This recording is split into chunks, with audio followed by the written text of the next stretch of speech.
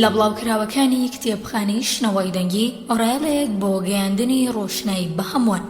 دیاری ئەم جارێ کتێبخانەی شنەوەی دەنگی بۆ گوێگرانی خۆشەویست ئەم بەرهەمەتان پێشکەش دەکات. ناسنامی کتێب، ناوی کتێب، گاندی و ستالین، لانووسینی لیوی فیشێر، وەرگێڕانی سلێمان دڵسۆز. چاپی یەکەم ساڵی 2008، چاپخانەی خانی لە دهۆک. ژماری لاپەڕەکانی ئەم کتێبە 218 لاپەڕەیە.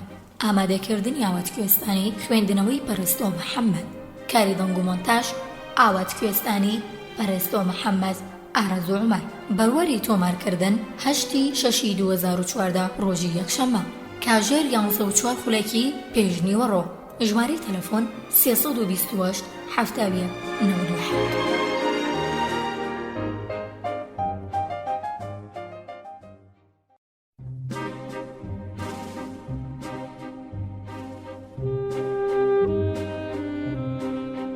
ناوەڕۆک پێشێکی وەرگێڕی فارسی لاپەڕەیەک، کورتەیەک لەبارەی لوی فیشێرەوە لاپەڕە 7، پێش پەیڤ لاپەڕە 9.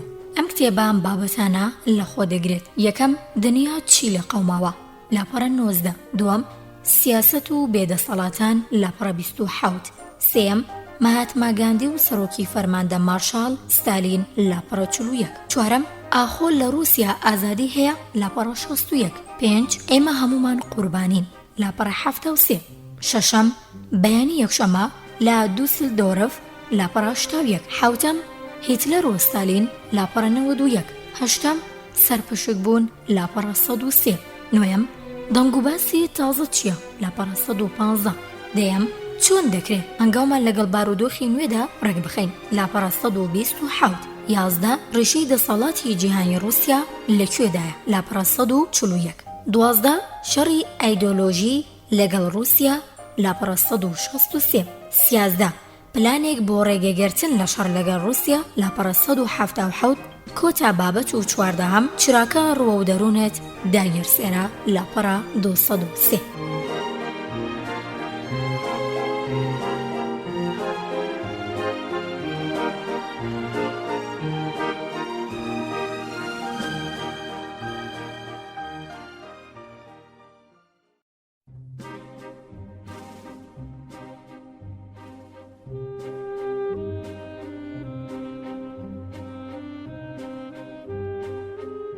پێشەکی وەرگێڕی فارسی وتەیەک لەگەڵ خوێنەران لاپەڕە 1. ئێمە خەڵکانی سەرگۆی زەوی پێویستمان بە ڕێگەچارەیەکی گاندیانە هەیە. ئێمە یێرانەی زیاتر پێویستمان بە ڕێگەچارەیەکی گاندیانە هەیە. ساڵانی بەرودویان نێو ناوە سەردەمی گاندی. دیارابینین کە جیان هێشتا هێجگار تینووی ڕێژنەبارانێکە کە بتوانێ وەڵامێکی گاندیانە بەسەر بێبش و چارەڕەشانی تیونی خۆشەویستی و تەبای و عاشق و ئازادی و دادپەروەری و ناتوند و تیژیدا ببارێنێ. ئێمە ئێرانی ئەزمموی جیاواز بەڵام تاڵمان زۆرن. هێشتاکەش خەریکی ئەزمموی تاڵین. هیچ کام لەو ئەزممونانە نەیانتوانی وەڵامێک بن بۆ سەر لێ شێواوی ڕۆحی، فیکری، کردەی و کۆمەڵایەتیمان. شکست دوای شکست ئەمەیە سەر بەردەمان. ئەزممون کاتێک تاڵ و کارە سەدبار بێ، مرۆڤ دەکاتێ یەخسیری زەنجیرێک لە تند و تیژی. مرۆڤ ئێرانی تاکی و تاکەی دەبێ ئەم زنجیرە کۆنەی تند و تیژی دووپات بکاتەوە. ئاخۆ ڕێگەیەک بۆ دەربازبوون لەو بازنە داخراوە. بەدی ناکرێ مێژووی هاوچەرخ دەڵێ کەسانێکی وەگاندی شتێکیان گوت کە دەکرا بۆ دووپات بوونەوەی تند و تیژی ببێتە خاڵی کۆتایی. گاندی هەرچەند بەرواڵەت نوشوستیەنە، بەڵام توانی تیۆرەکەی لەناو ڕۆح و گیانی هەزاران بیرمەندی هاوچەرخی خۆی و پاش خۆیدا بچێنێ کە دەڵێ قەرەبووکردنەوە و چاکردنی هەڵازمونکراوەکانی خۆیەتی. ژیاننامەکی خۆی کە لە ساڵی 1926 نووسیوێتی ناوەنێ ئازمونەکانی من لەگەڵ حەقیقەت. ئەو تەنیا تەقەلادەرێکی لێبراوە جددی بوو، پەلانی کەمی بارەی مرۆڤێکی مامناوەندیەوە. هێندە مامناوەندی کە بە وەزمونکردن و هەڵەکردن و پێگەشتن بشێت ببێتە سەرمەشقێک بۆ هەموو خەڵکی ئەم جیهانە خاکیە. ئێمەش ڕەنگە بتوانین لەگەلێک لە ئازمونەکانی داڵی گەورە و بچووک ببینین، بەڵام هێڵ و جاکەرەوەی ئەو لەگەڵ هەموو بانگەشەکەرانی ڕێگەبڕین و خەبات و ئایدۆلۆژی و قوتابخانە و سیاسەت و ڕۆشت و خواناسیدا لە خاڵێکی زۆر سادە و هێجگار و مەزەندایە کە هەر ئەو خاڵەیە لێ ناگەڕێ. هێنانەوە ئارای دووباری هێزری گاندی گەڕانوێکی دیکە بێ بۆ بیرکردنەوەی مطلق و دیتنی تەواوی حەقیقەت لای یەک کەس یان یەک بیر و بڕوە. خاڵە سادەکەژەوەیە گاندی بەڕاستی و لە دڵەوە و با پێداگیریەوە بەوتە و کردەوە نایەوێ ببێتە قارەمان و مراد و ڕێبەر. دەڵێ وەگام و مرۆڤێکی ساکار ناموتڵەقە. بڕوای وایە کە ئەو کەسایەتی نییە بڕوای بەوەیە کە تەنیا دەبێ فێر ببێ و ئەزمون بکە و باوەڕی بەڕێبواربوون و ناتەواوی خۆی هەیە. ئەوە کە ژیان نامی خۆی ناودەنێ ئەزمونەکانی من لەگەڵ حەقیقەت. هەرەویشەکە دەڵێ من هەر لە قماشی و مرۆڤە هەڵەکارانم کە لاوەسترین هاوڕەگەزەکانیشمی لێ دروستکراون. منیش وەگەر کەسێکی تر لەوانەیە بە هەڵەدا بچم و لە ڕێگە لا بدەم.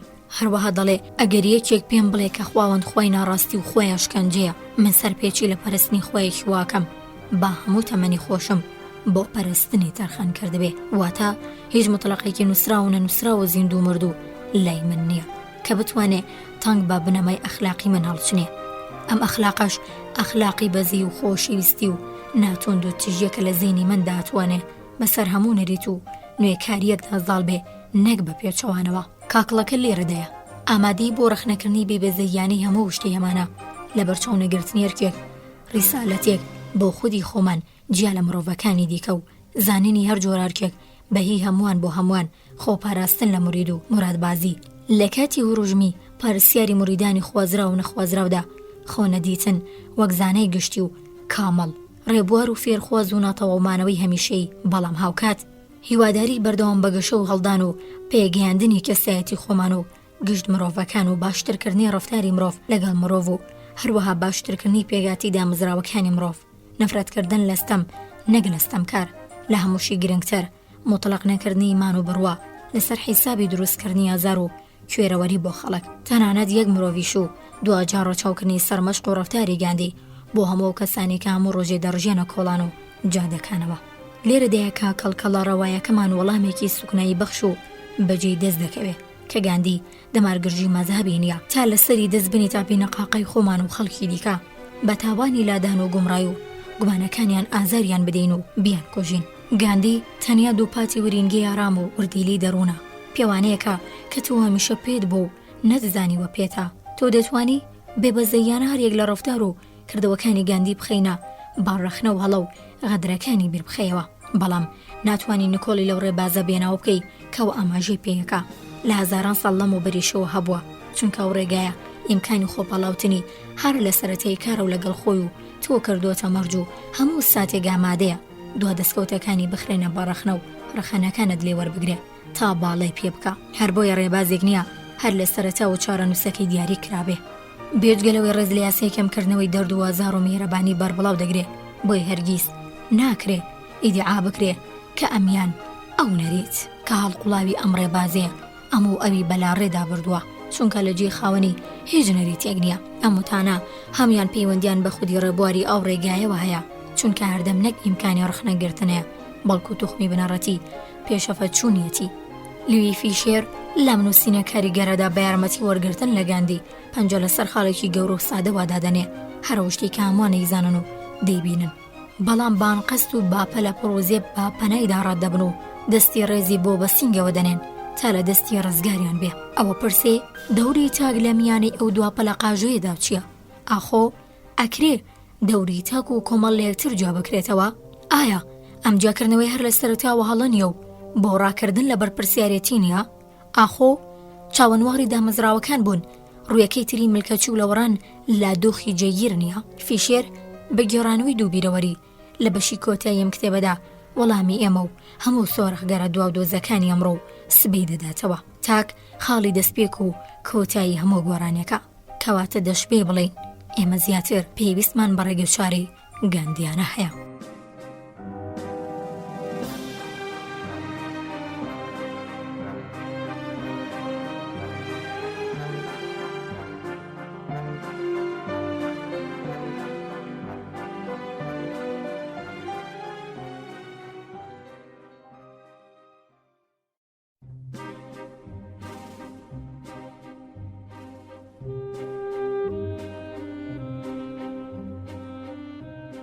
کورتەیەک لەبارەی لوی فیشێرەوە لاپەڕە حەوت. لوی فیشێر کوڕی ماسی فرۆشێکی دەستگیار بوو کە لە 29 فێبڕەوەری ساڵی 1996 لا فیلادلفیای ئەمریکا لەدایک بوو. دوای خوێندن لە قوتابخانەی پەروەردەی مامۆستایان لە ساڵی 1914 بۆ 1916 بوو بە مامۆستای قوتابخانە.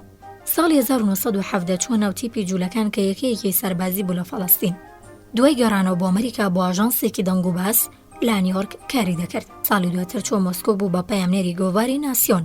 ئەو کاتی لە سۆڤیەت بۆ چەندێک کتێبی نووسی کە هەمویان لەو سەردەمەدا با باوەڕ پێکراوترین سەرچاوی سۆڤیەت ناسی دەژمێران.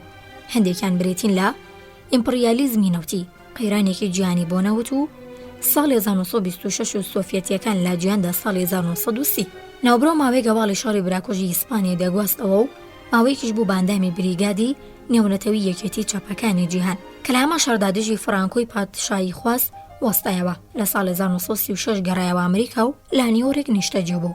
لەگەڵ ناسیۆن درێژەی بەکارەکەی خۆیدا و لە ساڵی 1940دا ژیان نامەی خۆی بە ناونیشانی مرۆڤەکان و سیاسەت نووسی.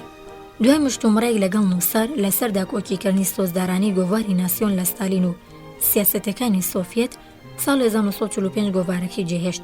بە هیوایی ئەو لە کۆمۆنیزم هەرچەند هیچ کات نەبووە، ئەندامی حیزبی کۆمۆنیست لە ئەکتیبێکی بە کۆمەڵدا بەناوی The Good That Filed 1949 ڕەنگی دایەوە.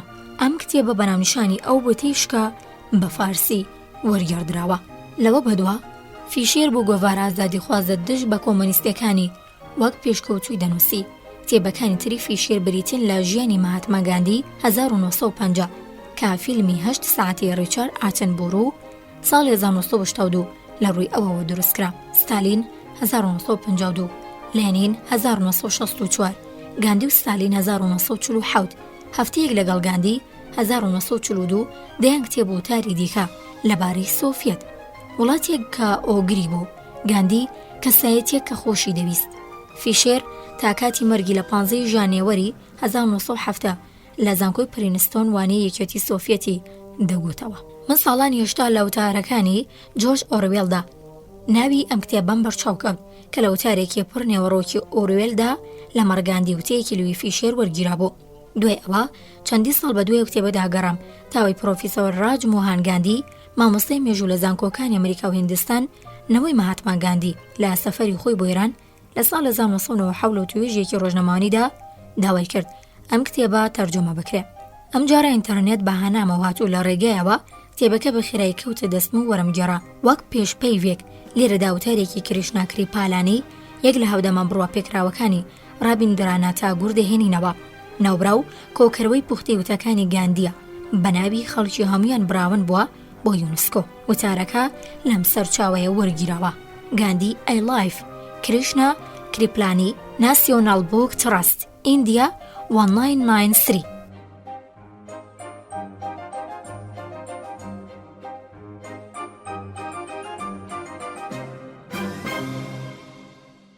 پێشپێیف لاپەڕەنۆ. گاندی جۆرێک ژیان کریشناکری پالانی بچووک بە درێژایی مێژووی دوور و درێژ و پەڕ و داوی نیمچەقارەی هین. هیچ سەدەیەک بەقەد ئەو سەدەی بەلەدەیەکبوونی گاندی دەستی پێکرد و ئێستا کە لە ساڵی 1968 لە ئاخر و ئۆخری دەین شایەدی گۆڕانکاریەکی ئۆتۆ بە گۆڕ لە ژیانی سیاسی کۆمەڵایەتی و ئابووری خەڵک نەبووە. ئەو کاتی گاندی هاتە دنیا 2 ئۆکتۆبەری 1869 حکوومەتی بەریتانیا لە هیندی باشوور بە تەواوی بنجی داکوتابوو. ڕاپەڕینی ساڵی 1857 بە ناوی جۆربەجۆری وەک ڕاپەڕینی سپۆی، شۆڕشی مەزن یان شەڕی یەکەمی سەربەخۆیی تەنیا بە قازانجی گۆڕان و سەخەمگیربوونی کۆمپانیا بوریەکانی ئینگلیز بۆ ئیمپراتۆریەکی گەورە شکایەوە. ئەم زاڵبوونە تەنیا سیاسی نەبوو، پێگی بەریتانیا وێڕەی زاڵبوونە فەرهەنگی و فیکریەکەی وەها بەهێز ببوو کە نەوە نوێ خوێندەوارەکەی هیند هەڵپەی تۆڕدانی کولتوری خۆیان و خۆخستنە باوەشی ئەرکی بە شارستانیکردنی ئیمپراتۆریا مەزنەکەیان بوو. هیچ دەسەڵاتێک ئەوەندە مطلق نییە کە ئەوەی ملی بۆ کەش دەکات بە ئیرادەی خۆی تەمەنای بکات. هیچ زنجیرێک هێندە محکەم لە پەلوپێی خەڵک نەئاڵێ کە کۆیلەکە بەویستی خۆی بیکاتە ملی.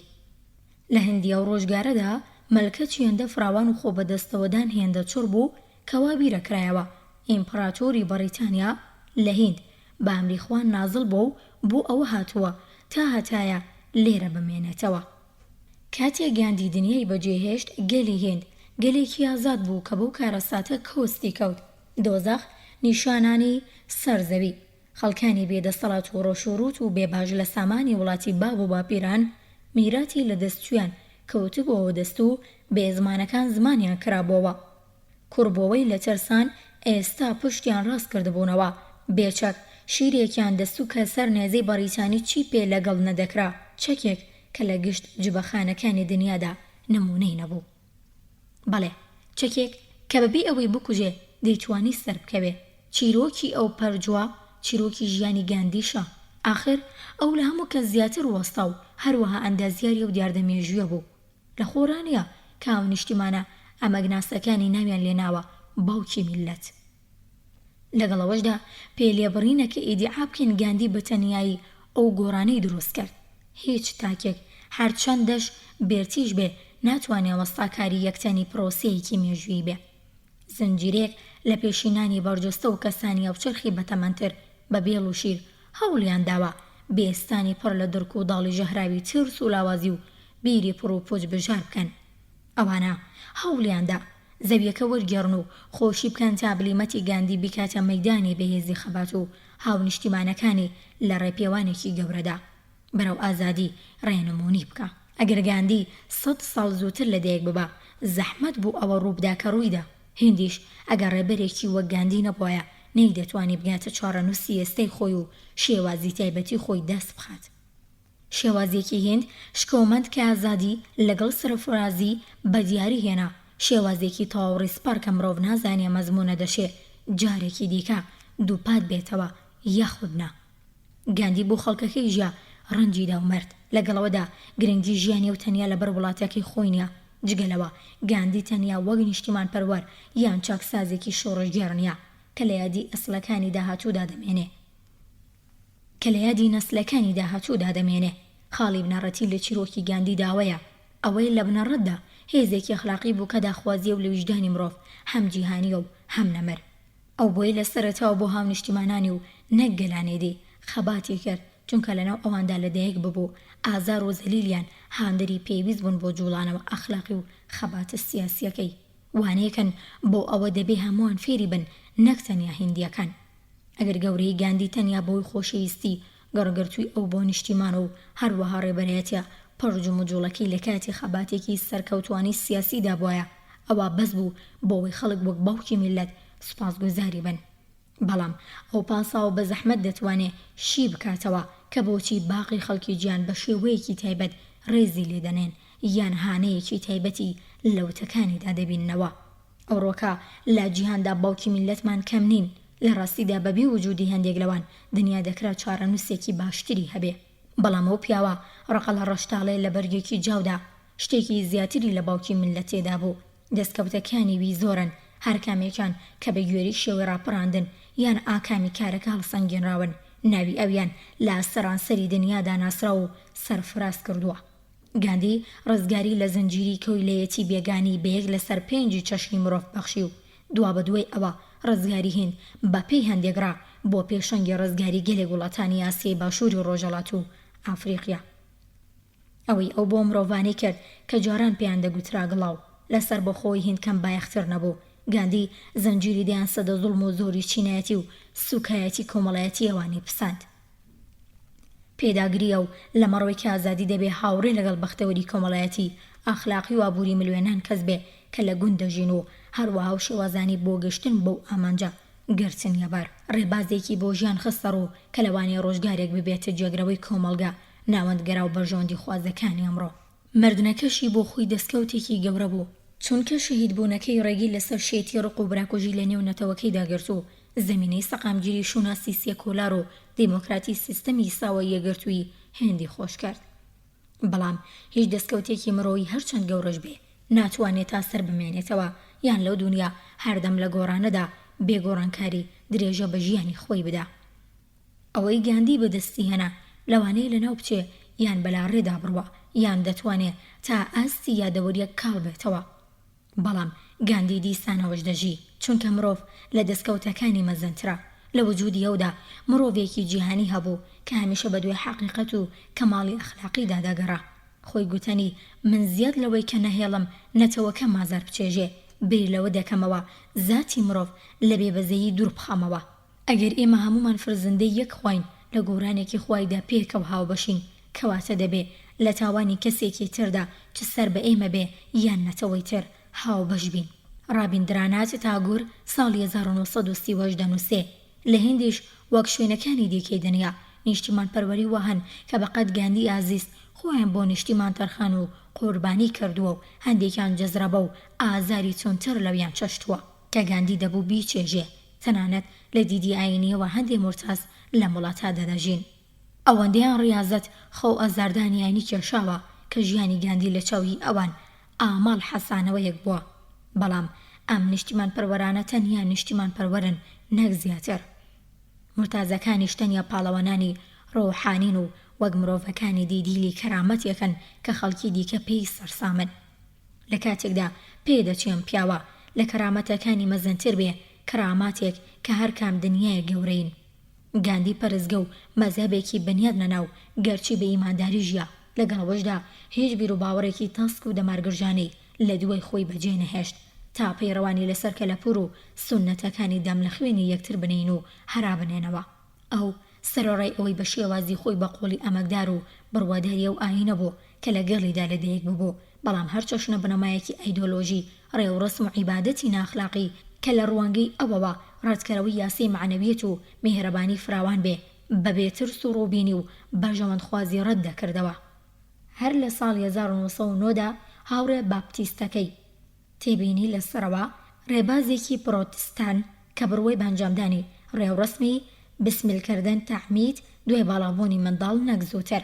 جۆزێف دۆک لەبارەیەوە نووسی: نازانم ئاخۆ هیچ سیستمێکی ئاینی دەتوانێت کاڵفڕینی ڕۆح و ئەندێشەی ئەو بە شێوەیەکی مطلق ڕابگرێ؟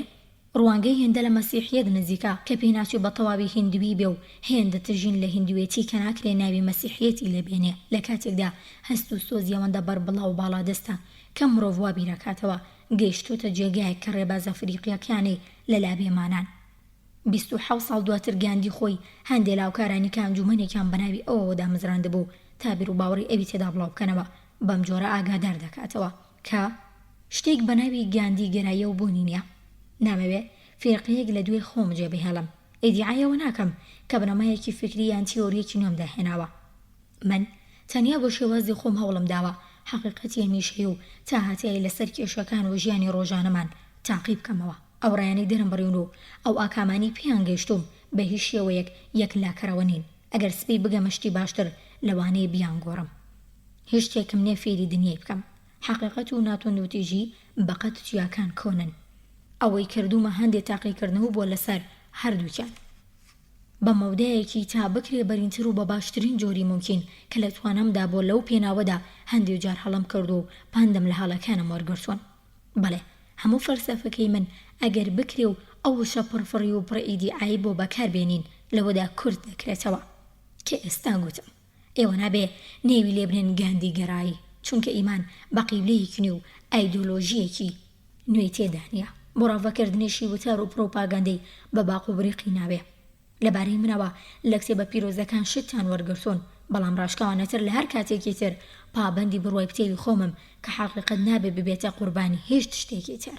ئەوانی بڕوایان بەو حەقیقەتە سادانە هەیە کە من باسم کردوون تەنیا بەهێنانەدی ئەو حەقیقەتانە و ژیان لە هەناویاندا دەتوانن پرۆپاگەندی بۆ بکەن نەک بەوتۆ بانگەش و پرۆپاگەندا لە بەرژەوەندی ئەمیان ئەو باوەڕ. گاندی هیچ تایبەتمەندیەکی دیاریکراوی بۆ خوددادانەنا جگە لە حەقیقەت و هیچ ڕەوڕسمێکی بۆ گەشتن بەخوا پێشنیار نەکرد مەگەر گەڕان و پەیدۆزی شەرەفەتمەندانە و بێ ئامان بە ئامرازێک کە هیچ بوونەوەرێکی زیند و تووشی زیان نەکات. کێ دەوێرێ ئیدعا بکە کە گاندی تەنیا بۆ خاتری خۆی هەوڵی دەدا جگەلەوەی دانی پێدا بنێ کە ئەو بۆ هەمووان تەقەلێک داوە؟ ئەو ڕاستیەش کە گاندی وها لە دەهێک نەبوو کە دواتر پێیگەشت خاڵێک نێ لە خاڵەکانی دیکە کەم بایەختر بێ. ئەگەرچی لە تەمەنی ژووردا گۆڕانی بەسەر خۆی دەهێنا بەڵام لە ساڵانی سەرەتای ژیانیدا هیچ بەهارەیەکی سەرواسایی لە خۆی نیشان نەدا کە مناڵاو تەمەنەکانی تیاندا نەبێ و بە پێچەوانی کەسانێکی بەرجەستە لە ئاوچەرخانی نوێ هیچ ئەندێشەیەکی پێ ئیلهام نەدەکرا. وەک چۆن ڕابیندرانات ئاگووری لاو خاوەن بەهارەیەکی وابوو ئەو نەبەدەم خەونە پڕ لە نهێنیەکانی ڕاماکریشناوە دەتلایەوە نەبەدە مارگەرژی تۆخینی و پەندەکانی ڤیڤێ کاناندا خوێنی وە کوڵ دەهات. تێبینی ڕاماکریشنا 1836 بۆ 1886 پیاوچاکی بەنگاڵی دامەزرێنەری فیرقەی ڕاماکریشنا باوەڕمەند بێگەرتووی ئاینەکان واڤێڤێ کاناندا 1873 بۆ 1930 بەناوبانگترین شاگردی ڕاماکریشنا فەیلسوف و نووسەری بەنگاڵی بڵاوکەرەوەی ڕێباز و دانیستوان دێشەکانی ڕاماکریشنا لە دنیادا مناڵێکی ئاسایی بوو وەک هەموو مناڵێکی دیخاڵی شیعی بازەوەیە کە لە زۆری منداڵان کەم زێنتر و لە زۆربەیان فەقیر و کەتر و بەهۆی شێرمەنی لە ڕادەبەدەری دەچەوسێنرایەوە شەرمێک کە وەک گرەی دەرونی تاماوێکی زۆر ئازاری دەدا جگە لە ترسنۆکی و بڕوا بەخۆ نەبوون ناشیرینی ڕوخسار مام ناوەندی بوون لە خوێندن و بەگشتی مۆمتاز نەبوون وەک منداڵێک یان مێر منداڵێک شتێکی تر لە ڕواڵەتی جەستەیی یان توانای فیکری ئەودا نەبوو کە نیشانەی هێزی شاراوی بورکانێ جارێ خامۆشی دەرونی وی بێ لەو ڕوبەرە ئارامەوە گرمە هیچ خڕۆشانێکی خەوتو نەودەبیسترا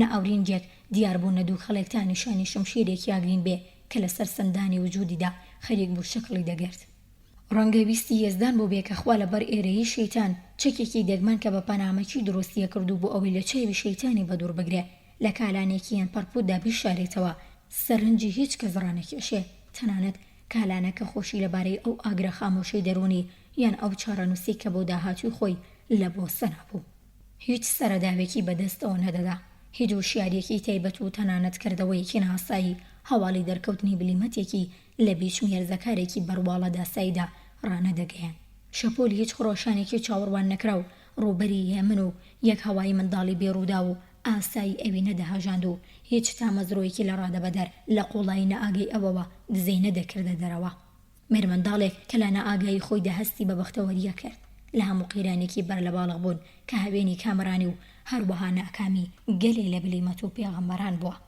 دوور بوو تاوەی بیر و کەسایەتی ئەو گوڵی کردو توانی بەرگەیتەوە ژمی تەقینەوەی ناخی خۆی بگرێ ئەو کاتە بوو کام قۆناغی بازایەتی و بێدەربەستی بەبێ خۆدزینە و بەبێ فیز و ڕۆحزلی و بێشەڕ فڕۆشی دەست پێکرد ڕاستە هەستکردن بە جۆرێک وەفاداری بەرامبەر بە دایک و باوک ئارەگناسی و خۆ دوورگرتن لە ناڕاستی لەم قوتابیە ڕۆتەڵەیەدا دیار بوو بەڵام لە کەش و هەوەی کۆمەڵایەتی پەروەردەی ئەودا ئەو تایبەتمەندیانە زۆر ئاسایی نەبوون ئەبی لەودا بەڕاستی سەر و ئاسایی بوو لە قوڵای ڕۆحیەودا شاردرابەوە کە لەو تەمانەدا بە زەحمان نیشانەیەکی دەردەکەوت کەوا بوو بزانینی ئەم ڕاستیە کاگەر ئەو لاواساییە بە یارمەتی کرداری ڕێکوپێکی ئیرادا گەیشتە جێگایەک کە ئێمە زانین هەر مرۆڤێکی ساکاری دیکەش ڕەنگە تانوت لە خۆی بدا کە باش و بۆچی من نابێ بتوانم لەو کارەدا سەرکەوم ئەگەر بۆ ڕێژگەیەکی ترسنۆک کە بەبێ چرا ناوێرێ بچێتە ناو پێخەفەوە وا بیرەکەمەوە تارماییەکان لەلایەکەوە و دەست لە لایەکی تر و مارژ لە لایەکی دیکەەوە بۆم دێن بتوانێت ببێت یەکێک لە بێوێرترین مرۆڤەکان بۆ هەموو مرۆڤێکی دیکەش هیوایەک هەیە ئەگەر باسی بلیمەتی گاندی بکەین ئەو بلیمەتیە لە سووربوون و پێداگری ماندوونە ناسانە و چاونەترسانی ئەو لەشان خستنە بەرازار و مەینەتی لێ پێناوی ملکەچی بەرامبەر بەویستێکی گەڕگرتووی ئەخلاقیەوەیە ژیانی وی دوای بڕینی قۆناغی گەنجێتی ڕێگە بڕینێکی دوور و درێژ و خەباتێکی نەفسا و گەڕانێکی بێ ئۆقرە و بێخۆ گونجاندن بۆ لە پێناو دۆزینەوەی حەقیقەتدا حەقیقەتێکی نەک ئەبستراکت و خەیاڵ و میتافیزیکی بەڵکو وەسپێکرا و لە چوارچەوەی پەیوەندی ڕۆژانی مرۆڤدا گاندی هەنگاو بە هەنگاو هەڵکشا بە هەنگاوێک کە لە هی مرۆڤ یاسای گەورەتر نەبوو تاوەی ئەومان لە جێگەیەک دابینیوە کە لە مرۆڤێک زیاتر بوو ئەلبێرت ئاینشتاین کە خۆی بەتەنیایی لە هێزری مرۆڤی ئەم سەدەیەدا بورجێکی بڵندا لەبارەی گاندیەوە بۆ هەینووسیوە بە زەحمەت بڕوا بکەن کە مرۆڤێکی وا بەجەستەیەکی بریتیە لە گۆشت و پێست و خوێن هەر بەسەرم خاکەدا هەنگاوی نابێ ئەگەر لە دواییەکاندا گاندی وەگی مرۆڤێکی دینەدا هاتە بەرچاو وا باشترە وە بیرخۆمانی بینینەوە کە سەرەتاوی وەک مرۆڤەکانی دیکە بووە جوانی بێهاوتەی ژیان و هەزرەکانی لەم خاڵەدا خۆی حەشارداوە بەخۆشیەوە ئەم خۆی ڕووداوە سەرکیەکانی بۆ تۆمار کردوین تا ئەوەی کە بە حزوری هەمیشەی خۆی لەناو خەڵکدا تا ڕادێکی زۆر هەر جۆرە سنوورێکی تاکە کەسی و شخصی خۆی وەلانە گاندی بە دیقەتێکی مقاڵەیەشانە و ڕازگۆیەکی چۆمنەتەرسانە گشەکردنی وجدان و وشیاری ئەخلاقی و سیاسی خۆی ڕوون کردوتەوە ئەگەر وانە بواە لە وڵاتی خۆش باوەڕی هیندا کەم نەبوون ئەو مێژوون و سەدەروێشانەی کە هەندێک نیشانەی پڕنەهێنی لەبارەی موژدەی خواوەند بۆ لە دایکبوونی گاندی دابتاشن و تەنانەت هەر لەو کاتێدا کە کۆرپەلەیەک بووە لە پزدانی دایکیدا تریفەیەکی خوایشی لە دەوری سەری بکێشنەوە دەمخۆش تاگۆر لەو بارەوە چ جوانی گوت گەورم تۆ خۆت بە سادەیی دەدوێی نەکەوانی لە تۆ دەدوێن گاندی پیاوچاک بوو یان سیاسەتوان؟ ئایا پیاوچاکێک بوو لەناو سیاسەتوانان یان سیاسەتوانێک لەناو پیاوچاکاندا؟ ئاخۆ یەک کەس دەتوانێت هەڵگری ئەو دوو سیفەتە بێ؟ ئایا ئەو توانی ڕۆحی دلۆڤانی بە بەردۆستی گەندەڵی سیاسە ئەو جۆری کە پەسەندەرانی دەیڵێن؟ ئاخۆ ئەو نەتەوەی گاندی بە باوکی خۆیان لە قەڵەم دەدەن تا ئێستا بووەتە شایەدێکی ئەموتەیە؟ ئەمانە پرسیارگەلێکن کە خەڵکانی داهاتوو دیسانەوەش دەیانکەن. لەو نێوەندەدا هەموو شتانی کە دەکری بڵێنەوەیە کە ئەو هەرچیەک بێ لەگەڵ هیچ مرۆڤێکی هاوچەرخی خۆیدا لێکرد نەبوو. تاگور 10 ساڵ بەر لە مردنی گوتی ڕەنگە سەر نەکەوێ، ڕەنگە شکست بێنێ، هەروەک بوودا تێکشکام، هەروەک مەسیح شکستی خوارد، هەروەگەوان نەیانتوانی بەر بە بەدەفەڕی مرۆڤ بگرن، هەروەک ئەوان نەیانتوانی بەر بە بەدفەڕی مرۆڤ بگرن. بەڵام ئەو بۆ هەتایە وە کەسێک کە ژیانی خۆی کردوتەوانەیەک بۆ هەموو چاخەکانی داهاتوو لە بیری خەڵکدا دەمێنێتەوە. بەشی یەکەم لە کتێبی گاندی و ستالین دۆڕیانێک لە بەردەم مرۆڤایەتی لاپەڕە 19. دنیا چی لێ قەوماوە؟ لە 50 ساڵی ڕابردوودا دنیا گەشە سەندنێکی ئیلهامبەخشی بەخۆیەوە بینیوە، بەڵام ئەو گەشەکردنە هاوڕێ لەگەڵ دڵنیایی لە ئاشتی و باشی بژێویدا نەبووە. گۆڤار و ڕۆژنامەکان لە ساڵانی دوای شەڕی یەکەمدا لە ساڵی 1990 و 1920 پڕ بوون لە پێشبینی بەجێ و ماقۆڵ لە مار هەڵایسانی شەڕی دووەمی جیهانی لە گەرمەی شەڕی دووەمی جیهانیدا و دوای بڕانەوەش و تا ئێستاش لە ساڵی 1947 باسوخواسی زۆر لەبارەی سێهەمین پێکدادان بەسەر زارانەوەیە. ئەمڕۆکە بێمەتمانەی و بە ئاشتی و ئارامی گەورەترین نیگەرانی مرۆڤە. دکتۆر چارلز ئف کێترنیک جێگری توێژینەوەی کۆمپانیای جەنەرال مۆتۆرز و سەرۆکی ئەنجومەنی ئەمریکای پێشکەوتنی زانست لە جێگەیەک داڵێ ئێمە زانستی دابینکردنی خۆراکی پێویست بۆ هەردوو ملیار دانیشتوانەکەی زەویمان هەیە. بەڵام سێ لەسەر چواری حەشیمەتی دنیا واتە ملیار و نیوێک پیا و ژن و منداڵ خۆراکی پێویستیان نییە. هەژاری دەستکاری مرۆڤ بەڵام قابلی چارەسەر. دوام نیگەرانی گشت مرۆڤە. بەشی هەرە زۆری مرۆڤایەتی لە ترسان و لە برسان ئازارە چێژێ. مرۆڤایەتی لە لێفەیەک لە نائارامی وەرپێچراوە. حکومەت و دیپلۆماتەکان لە بەچاکی هەز بۆ نائارامیاکەن خەڵکانی یاسایش بێ ئەوەی بەخۆیان بزانن با پێداگری لەسەر فرامۆشکردنی یان با پەلاقاژیان بۆ گەیشتن بە تەنهایی بوونیە و نائارامیا ئاشکرا دەکەن. نائارامی سیاسی و ئابووری کاریگەری لەسەر مێشک و جەستە و غوغەدە و ئەخلاق و کار و کاسبی وەڵبژاردن و یاساکان هەیە. خەڵکانێک بۆ پاراستنی هەستی یاسایشی ئابووری پارەی پێویستیان هەیە، بەڵام دەزانن کە ئاشتی و تەنهایی جێی متمانە نین. ئەوان باش دەزانن ئاشتی نەسەقامگیرە و ئاگیان نەئاگا تێدەگەن. کە سەرباری ئەو ڕاستیە کە زانست و پێشەسازیە توانێ هەموو پێداویستیەکانی مرۆڤ دابین بکە. بەڵام لە کاتێکدا لە سەرانسەری دنیادا خەڵکی برسی ڕوت و ڕەجاڵ و بێ ئەنوا هەن، چاوەڕوانی هەبوونی یاسایش چەند هەڵەیە. بوونەوەرێکی بێهیوا کە بەبێ وەڵاممانەوەی ئاشکرای کێشە گەورەکان و دەستەوەستانی بەرامبەر دۆزینەوەی وەڵام بۆ پرسیارە گرنگەکان تووشی سەر لێ شێواوی بووە. ئاسایش لە جێژ وەرگرتندا بینێ یان وەدوی هەر کەسیان شتێک دەکەوێ کە لە ڕواڵەتدا سەقامگرت و بێبەری لە هەڵە و پڕج و مجوڵە و بەڵێنی زۆریشی دەدا. نەئارامی ڕووکردنە متەڵەقە گەرایی سیاسی و ئاینی لێ دەکەوتەوە. زۆربەی ئەوانی ناشادن ئازادی خۆیان دەبەخشن تا لە بریەوە ئیمکانی شادی دەست بخەن. ناومێدی یارمەتی پاوانخوازی دەدات. خەڵکانی هەژار و ترسا و داما و ناومێد پاروی نەرم و حازری ستەمکارانن. ئاشتی سەغامگیر و فرەیی بژێ و ڕەفاهیەت کەوتایی بەستەمکاری دێنێ. جیهان لە قەیراندایە و دڵتەزیانترین ڕووی قەیرانەکە ئامادەی زۆربەی مرۆڤان بۆ قوربانیکردنی ئازادی و ئەخلاقی بە هیوای گەشتن بە ئاسایش مەسۆلێنی کە هەژمێری بەڕێکەوتنی شەمەندەفەرەکانی ڕێکوپێک کرد. قەیدی چییە ئەگەر ئازادی سەرکوت کرد؟ نێرانی بەڕۆن، گەرچە کوشتن بەندێخانەکانی یاخنین و بۆ بەشارستانیکردنی ئەتیۆپی گازی ژەهراوی بەکارهێنا. ئەمانە هەموو قەیدی چییە؟ هیتلەر بە قەولی ڕۆژنامەکەی لەسەری ساڵی 1939دا دایکان سوبسیدی حکومی منداڵان بیمەکرێکاران پیشێتەوە و نیشتیمان پەروەران ئیجازی بە موچەوە و هۆڵی خواردنگەی کارگایان سیمفۆنی داونەتێ جواگەرنەتێک بکاتە کۆیلە و مرخ لەوە خۆش بکە لە دنیادا خوێن سەران بەرێ بەلای ئەڵمانەکان و خەڵکی دیکەوە چ قەیدیە؟ پۆڵای زیاتر، خەشتی زیاتر، چەکی زیاتر، دیسپلینی زیاتر و تەخشان و پەخشانی زیاتر، مایفیز و خۆرانانی هەموو ستەمکارێکە. سیستەمی ستەمکاری ئیستیبدادی تەنگ بە هاوڵاتیەکانی هەڵدەچێ و دەیان کاتە هاونشینی هەڕەشە و تۆقاندن. بەڵام هاوکار ئاماژە بە سەرنجامیش دەکا کە بەڵێنی بەهەشت و سەروەرینەتەوەیە لەو ناوەدا پێشەفەچوونی زۆر کەم بەرەو دوا ڕۆژی وەدەدرا و بەدەستێنن. لە ڕوانگەی ستەمکارەوە ئازادی و بەهاکان لە هەمبەرد و سەیدێکی پانوپۆڕ و کارگەیەکی تراکتۆر سازی یا کۆرەیەکی قیتی تواندنەوە یاسندا هیچ نرخ و بایەخێکیان نییە. دیوارێک هەڵدەچەندرێ، دیوارێکی تر کەمێ دواتر سێهەمین و ئینجا چوارم پاشکەمێکی دی دروستکارەکەی لە زیندانێکدایە کە ژیان لەوێدا بەکاری قورس و درۆڕایی دەبێ. فرعونە نوێیەکان بە یارمەتی کۆیلان ئارامیان دروست کردوون کە کۆیلەکانیان سەرەڕای ئەوەی پێشتر تامی کۆیلێتیان چێشتووە.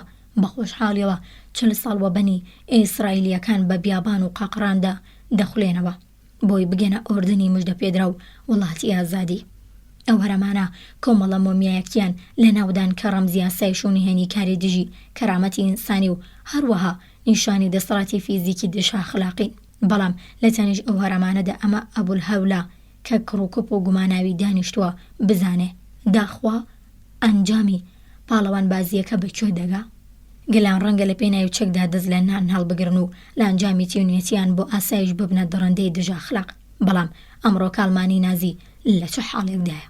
گەلان ڕەنگە بە نرخی تێکدانی ئاسایشی نەتەوەی بچووکتر و ڕاماڵینیان بۆ گۆڕەپانی دەسەڵاتی خۆیان کەم ئاسایشێک بۆ دەست بێنن.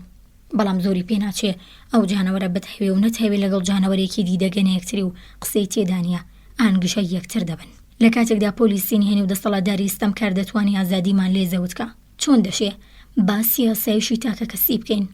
ئاسایش لە سێبەری ڕژێمێکدا کە هیچ کەڵکەڵەیەکی ئەخلاقی نیە و لەبەرەوە لە پێچینەوە هەڵناگرێ چتۆ ئاسایشێکە لەگەڵ هەمووانەدا. ئەگەر ئەو بانگەشێک کە دیکتاتۆر خان و کارگەیان دروست دەکا و ئاسایش دەپارێزێ لە زۆر شوێن و لای زۆر کەس شەریعەتی پێدەدرێ.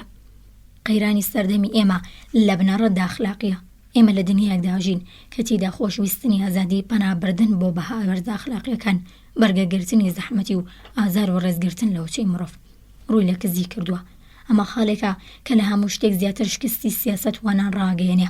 دادگای و ئیعدامکردنی ساکۆ فانزەتی ئەمریکا و دنیای هەژان، دادگایکردنیام تامۆنیش هەروەتر. بەڵام ئێستاوای لێ هاتووە کە کوشت و بەری 10,000 کەس ڕەگی ناکەوێتە ناو دەنگ و باسەوە.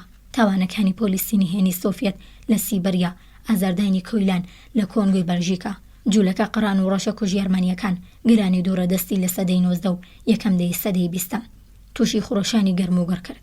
بەڵام ئەوڕۆکە بوونی ملیۆنان کەس لە ئۆردوگا بە کۆمەڵەکاندا ناوی ڕواڵەتی ئۆردوگاکانی مەرگی هیتلەر و ئۆردوگاکانی کاری زۆرەم لە ئیستالین بە دەگمان تەنانەت دەبنەوەی ساتێک بیرکردنەوەی خامۆش. لە گرانێکی ساڵی 1942 بۆ 43 بەنگاڵدا بەلای کەمەوە 1 ملیۆن کەس لەبەر سامردن. هیتلەر 5 ملیۆن جوولەکەی کۆشت. هەر لەم ساتەدا ملیۆنان کەس لە چین و هیند و ئەوروپا برسێتی دەچێژن. تیتۆ، فرانکۆ، سالازار، پرۆن و دیکتاتۆرەکانی دی مافی بندستانی خۆیان پێشێل دەکەن.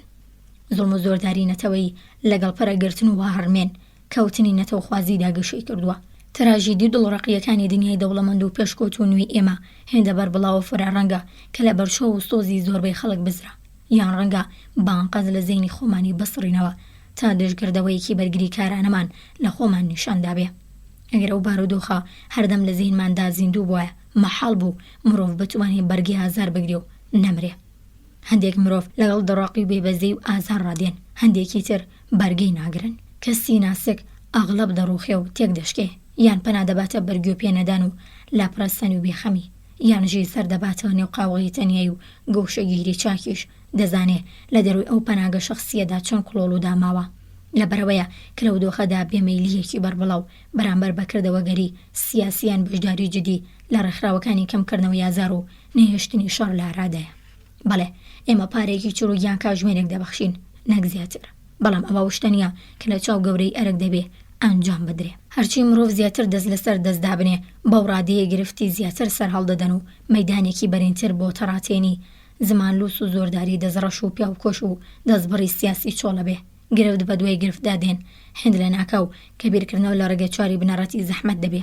سیمینار بە دوای سیمیناردا دێ بەپەلە ئامادەگرنی ڕەشنووسی پەیمانان ئەوەندە و زەیزەین و کاتی دیپلۆماتان دەبا چاویان ئیتر ئاماجەسەرێکیەکان نابینێ. مەودەی نێوان جەنگی جیهانی یەکەم و دووەم بە کۆبوونەوەی سەرکەوتوو و پەیمانی هەشتی وتاردان لەمەڕ قازانجەکانی هەواڵەتی نێونەتەوەیی باس و خواستی چەکداماڵین و بەڵێنی باشبوون تێپەڕی پەیمانی لۆکارنۆ سواری کلۆک بریاند لەبارەی قەدەغاکردنی شەڕ لە ساڵی 1928 و میونیخ لە ساڵی 1930دا ئەو بەزمەسەر و وەزیرانی وڵاتانی بەتوندی بەخۆیەوە سەرقال کرد. دوای هەر کۆنفرانسێکی نمایشی دیبلۆماتەکان لە خۆشیان خەنی بوون و هاواری گەشتبینیان لێستا بێ ئاگا لەوەی لەو نێوەدا جەنگی خۆی مەڵازدا بوو. سیاسەتە نێودەوڵەتی و ناوخۆییەکان زۆربەی جار بە شێوەی کۆنفرانس پەیمان بڕیارنامە بازرگانی بەخشێنی ئیمتیازی نەوتی حیزبەکان دەنگدانی یاسا نرخ باج دامەزراندن و هیتردا دەبینرێ. ئەو ڕوانینە ناڕاز نییە، بەڵام بەبێ لە بەرچاوگرتنی ڕۆحی مرۆڤ و لایەن ئەخلاقیەکان شتێکی نیوەچڵە.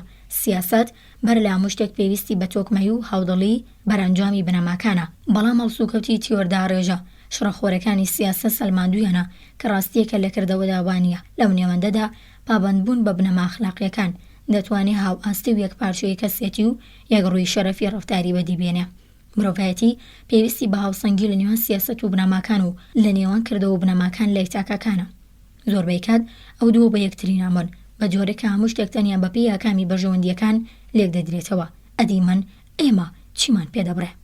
لە حکومەتی ستەمکاریدا سیاسەت و بنەماکان دوژمنی یەکترین. ئامانج پیرۆزی بە هەموو جۆرە ئامڕازێک دەبەخشێ، ڕەنگی پیرۆزی لە شەڕ و درۆ و تاوان هەڵدەستوێ، بەڵام دیموکراسی بە گوێرەی پێناسە و ڕۆحی خۆی دەبێ بەرامبەر بەڵبژاردننی ئەمراز و شێوازەکان تەخت گیرتر بێ.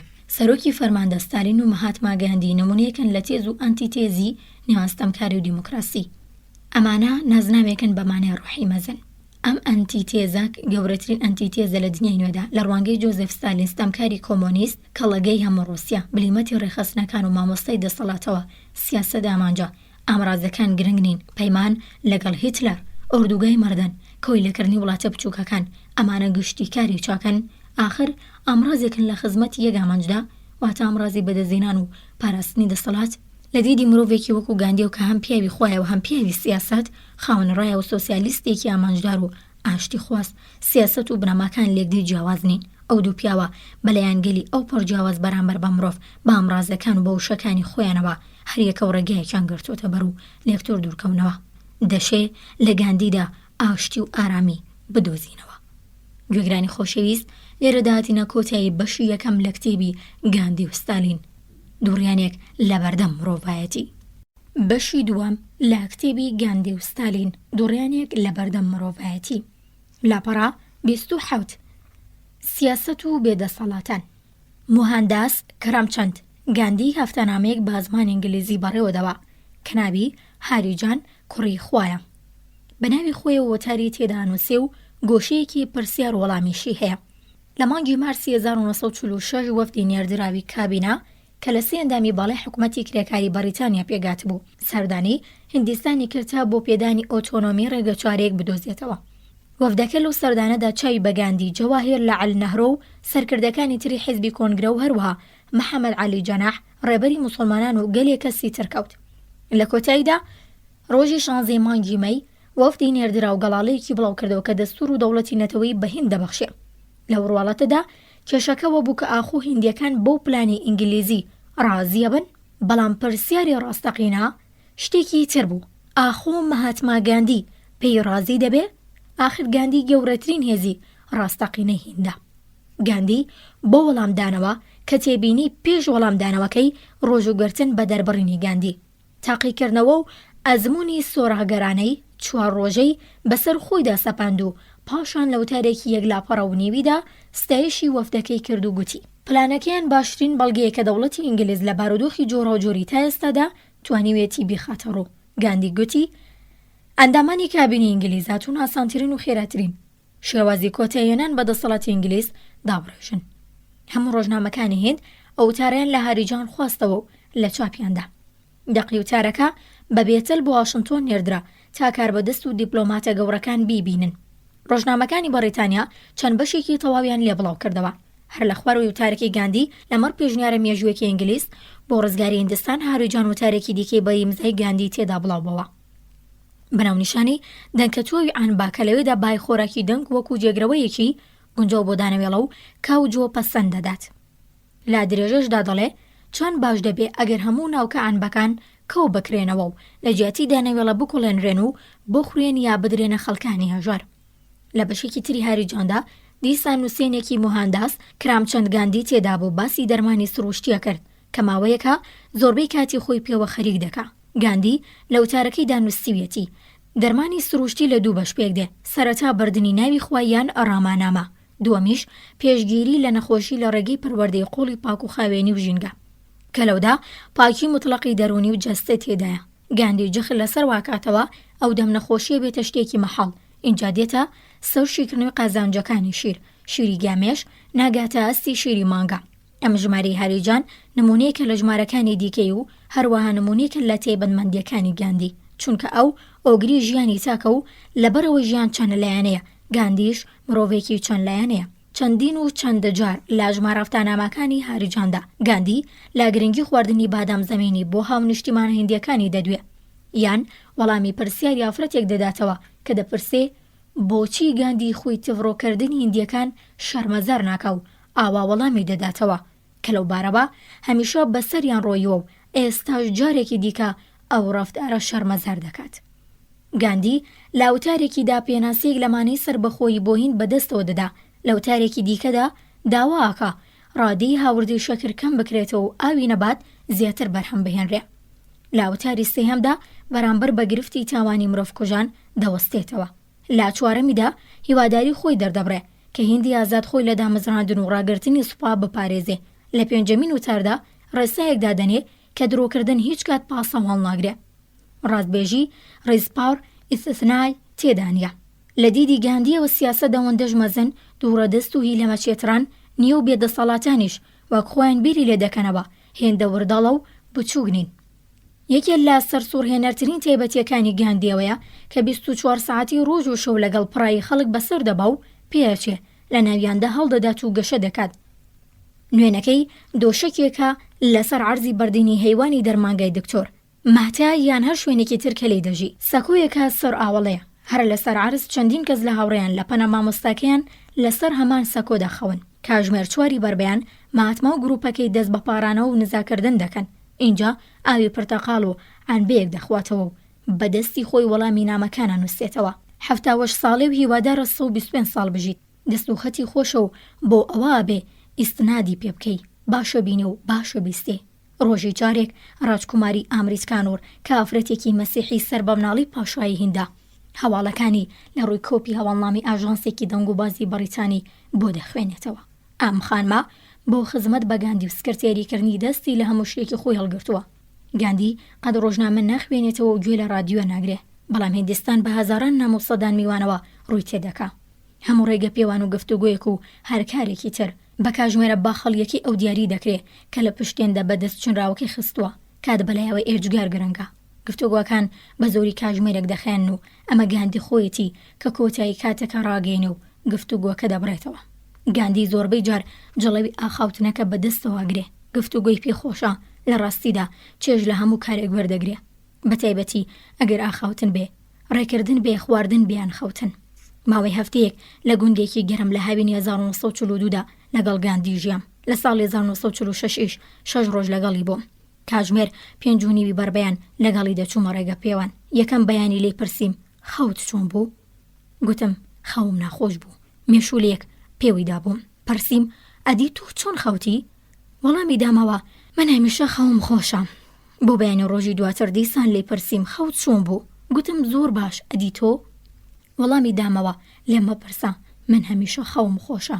بەیانی سێم ڕۆژ لێم پرسی خەوت چۆن بوو؟ جەختی کردەوە خۆ پێم گوتی لێم مەپرسە. بەگاڵتە پێم گوت پێم وابوو بیرت نامێنێ. گوتی ئەها پێ دوای خەریکە لە دەست دەچم دەی باشە بۆ خۆت خەوت چۆن بوو؟ گوتم مەپرسە. گاندی پێکەنی و گوتی بەگوڵێک خۆ بەهار نایە. چەند ڕۆژێک بوو هەوا هەور و هێڵ بوو، بەیانیان پڕیشکەی بارانە باری. گوتم خۆ حوکم نییە بە بارانی شەر بچیە پیاسەکردن؟ لە وەڵامدا گوتی ها بەڵێ وەرێکەوە لێم بووە پیرەمێرد وەک 4 ساڵ لەمەوبەر بەخێرەی ڕێناکە، بەڵام بە هەموو هێز و توانایەوە هەنگاوی بەرزەنێ و پاش 45 دقیقا ڕێکردن ماندوو نابێ دەگەڕێتەوە دووەم بەرچایشی دەخوا. دەنووسێ چاوی بە خەڵکی دەکەوێ کە دیێنە سەردانی پەیامێکی زۆر دوور و درێژ لە دکتۆر مەهاتما وەرەگرێ و پاشان دەنوێتەوە.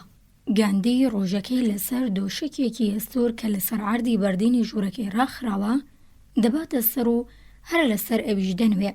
خواردنی لە دەوری فەخفوری بریقەدار و خاوێنیان قاپی کانزایی سواوەی جوان بۆ دێنن. خواردنی بریتیە لە سۆزە و جێی خاو و لێنراو، میوە، خۆرما و شیری کوڵێنراو. فڕنی و کێکی تاوەی هیندی، نان و هێلکە و گۆشت یان ماسی ناخوا، چاو و قاوە یان مەشروبیش ناخواتەوە. گاندی زۆربەی کات لە کۆڵێتێکی ئاسایی لە نێو ماڵاژوارەکاندا ژی. دانیشتووی ئەو کۆڵیتانە گڵاوەکانن. هیندوو ئیماندار زۆربەی کات خۆیان لە گڵاوەکان دووردەگرن، چونکە بڕوایان وایە کە دەستیان وێ بکەن ئەوانیش پیس دەبن. گاندی خوازیارە و هیندوانی باوەڕیان بە مەسەلەی چینایەتی هەیە دەست لەو ڕەفتارە بێبەزەییانی خۆیان بەرامبەر گڵاوەکان هەڵبگرن. لە ئەنجامدا هیندۆ چینایەتیەکان دەستیان پێکردو و گڵاوەکان و خزمەتکار و چێشتکار دادەمەزرێنن. جگەلەوە لە سەرانسەری هیند پێیان گوتم کە دیواری نێوان هیندۆ چینایەتیەکان و گڵاوەکان بە تایبەتی لە شارەکان خەریکە تێک دەڕوخێ. گاندی ڕۆحانیەکانی پەرستگەی پیرۆزی هیندووی وا لێکردوون کە دەرگای پەرستگەکانیان بەڕووی گڵاوەکاندا بکەنەوە. لە کاتێکدا ئەو دەرگایانە هەزاران ساڵ بوو بەڕوویاندا داخرابوون. جارێکیان پێیگوتم من گڵاوم، ئەو بەڕەچەڵک هیندوویەکە لە چینی کاسبکاران، بەڵام خۆی وەک چینی گڵاوان لە قەڵەم دەدا بۆەوەی ئەمە خوای هیندوەکانی تریش چاو لەو بکەن. لا دیرێژەدا دەڵێ من هیندوم، من مسڵمانم، مەسیحیم، جوولەکەم و بوداییم. هیندیەکان کە دێنە لای چەند نمونەیەکی دەگمەن نەبێ بەرامبەری دەنوشتێنەوە و زۆربەی جار بەلاقیدا دەنووسێن. ئەویش بەمەست لە پشتیان دەدا و پێیان دەڵێ و وازبێنن، پاشان وەک خۆی دەگێڕێتەوە لەسەر زەوی هەڵدەتروشکێن و باس و خواز دەست پێ دەکا. هەرکەس بۆی هەیە لە ماڵەکەتدا بنیشە و گۆڕا بگرێ، بەڵام زۆربەی کات گفتوگۆ لە نێوان گاندی و کەسەدا دەکرێ کە هاتووە چاوی بۆ بکەوێ. بەرپرسانیستانی حیزبی کۆنگرە دێنە لای بۆی ڕێنمایی و ڕای وەربگرن. ڕاهێنەرەکان دێن بیر و ڕاکانیان لای ئەو تاقی بکەنەوە، هەرکەس کارێکی نوێی بەدەستەوە بێ و ئەوانەی گەڵاڵە و پلان و کردەیەکی نوێشیان بۆ هین بەدەستەوە نییە دەخوازن دەستی زیارەت بکەن. کەسانی جۆرا و جۆر دێن بۆ چارەسەرکردنی کێشە تایبەتیەکانیان یارمەتیان بدات. لەو ماوەی لەگەڵیدا بووم ژنومێردێکی گڵاو کە لە ژیانیا و بەشیان ناڕازی بوون. کاتێکی زۆریان لێگرت تا بە سەراتی گرفتەکانی خۆیانی بۆ بگێڕنەوە چەندین سعات بەو دوانەوە خەریک بوو. جوتیاران و کرێکاران بۆ ڕێگەچواری چاکسازی ئابووری و کۆمەڵایەتی داوای یارمەتی لێ دەکەن.